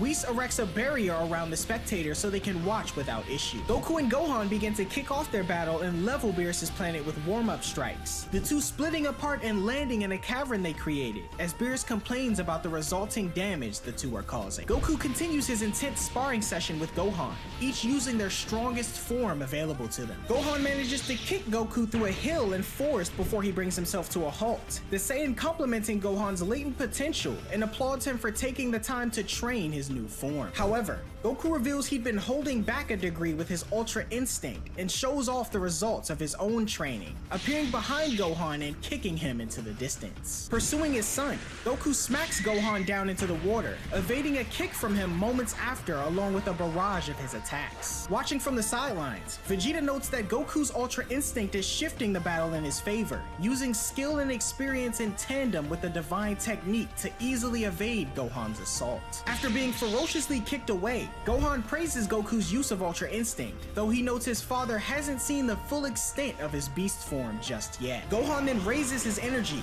questioned by Vegeta if he can control it as he takes off toward Goku, faster than anyone expected. Goku manages to evade Gohan's attack just in time, but the Half Saiyan's follow-up attacks push Goku back further. Catching the attention of Beerus and Whis, Gohan's energy continues to build, enabling him to land a powerful punch and kick on Goku that sends him hurtling into the forest on the planet. Vegeta exclaims that the evasion of Ultra Instinct couldn't keep up with Gohan's speed, and Goku emerges from the forest in base form, injured and wondering how Gohan pulled that off. Gohan then reveals his secret behind the use of Beast. Having not found a way to properly utilize the form's full power without risking losing control, he treads his energy on the edge of going berserk to maximize his power and speed. Goku's impressed by Gohan's strategy and re-enters Ultra Instinct, the two continuing their battle as everyone observes. Broly is equally impressed by Gohan's power and fighting capability, noticed by Goku fighting from above. In response, he decides to push Gohan down below, halting their sparring session and reverting to base form. He goes on to tell his son that he'll be able to rest easy knowing the Earth will be safe when he's gone, and questions if Gohan is still able to spar. Confirming he can, Goku notes there's someone else he'd like Gohan to fight, and calls for Broly to step in next. Moving to the sidelines, Vegeta questions if Goku is okay with not settling his duel, but the Saiyan notes he wasn't fighting to see if he could beat Gohan, but just to see how strong he's got. He goes on to say that Broly has earned his high expectations as well, and he and Gohan have something in common. Gohan begins in ultimate form to casually match Broly's base form, before powering up to Beast once again and launching in. Gohan lands a heavy blow that Broly blocks, punched away and overpowered before he's kicked and falls to the ground. Observing Broly and questioning what he'll do now, the latter gears up and unleashes a transformation, surprising everyone with his newly controlled Super Saiyan form. Additionally, Whis also notes Broly's growth thanks to Gohan, though Beerus knows he still doesn't have a handle on his full power as well as Gohan seems to. Whis questions if Gohan is a suitable candidate for the next God of Destruction, but Beerus immediately says no, noting that destruction isn't suited for someone as uptight as Gohan. Gohan's superior form control and power maintains an advantage over Broly, up until Vegeta decides to tag in for Broly as Gohan's next opponent. Gohan wonders why everyone wants to fight him, and Goten and Trunks, having defused, voice their desire to face Broly. The trio rush in as well as Goku, who doesn't want to be left out, joining the group as they initiate their mini battle royale. The entire ordeal turns into an all-out slugfest, completely wrecking Beerus' planet in the process. Following the session, everyone lies winded as Goku notes it feels great to go all out, Gohan chiming in as he hasn't pushed himself that hard in a while. The group enjoy a feast cooked by Lemo as Goku and Vegeta question the identity of the Red Ribbon soldiers, though they give up their plans to eliminate Gohan and give an apology for their previous actions. Afterwards, Whis fixes up the damage to Beerus' planet while Goku and Vegeta decide to finally return home as well. Searching for a powerful key to lock onto, Goku pinpoints Piccolo and teleports the group to his home. The Namekian initially believes Carmine and Soldier 15 are up to no good again, but the two assert they've learned their lesson and take off. Intrigued by Piccolo's newfound strength, Goku suggests a battle with him, but he declines, stating that he needs to pick up Pan from kindergarten with Gohan. When Goku questions who that is, the others are quick to chastise him for forgetting his granddaughter, and Piccolo makes Goku come along to make up for his mistake. Meanwhile, Carmine decides to abandon his plans for resurrecting the Red Ribbon Army once again, realizing that there's no money to be made in taking over the world, and decides to dedicate his efforts to pharmaceutical development. At the kindergarten, Pan finishes up for the day and warmly greets her father before wondering who the man is behind him. After being told that he's her grandfather, Pan tests him by trying to land a kick against him, though it's easily blocked. The two share a smile before flying off home with Gohan, Piccolo waving goodbye to Pan's teacher.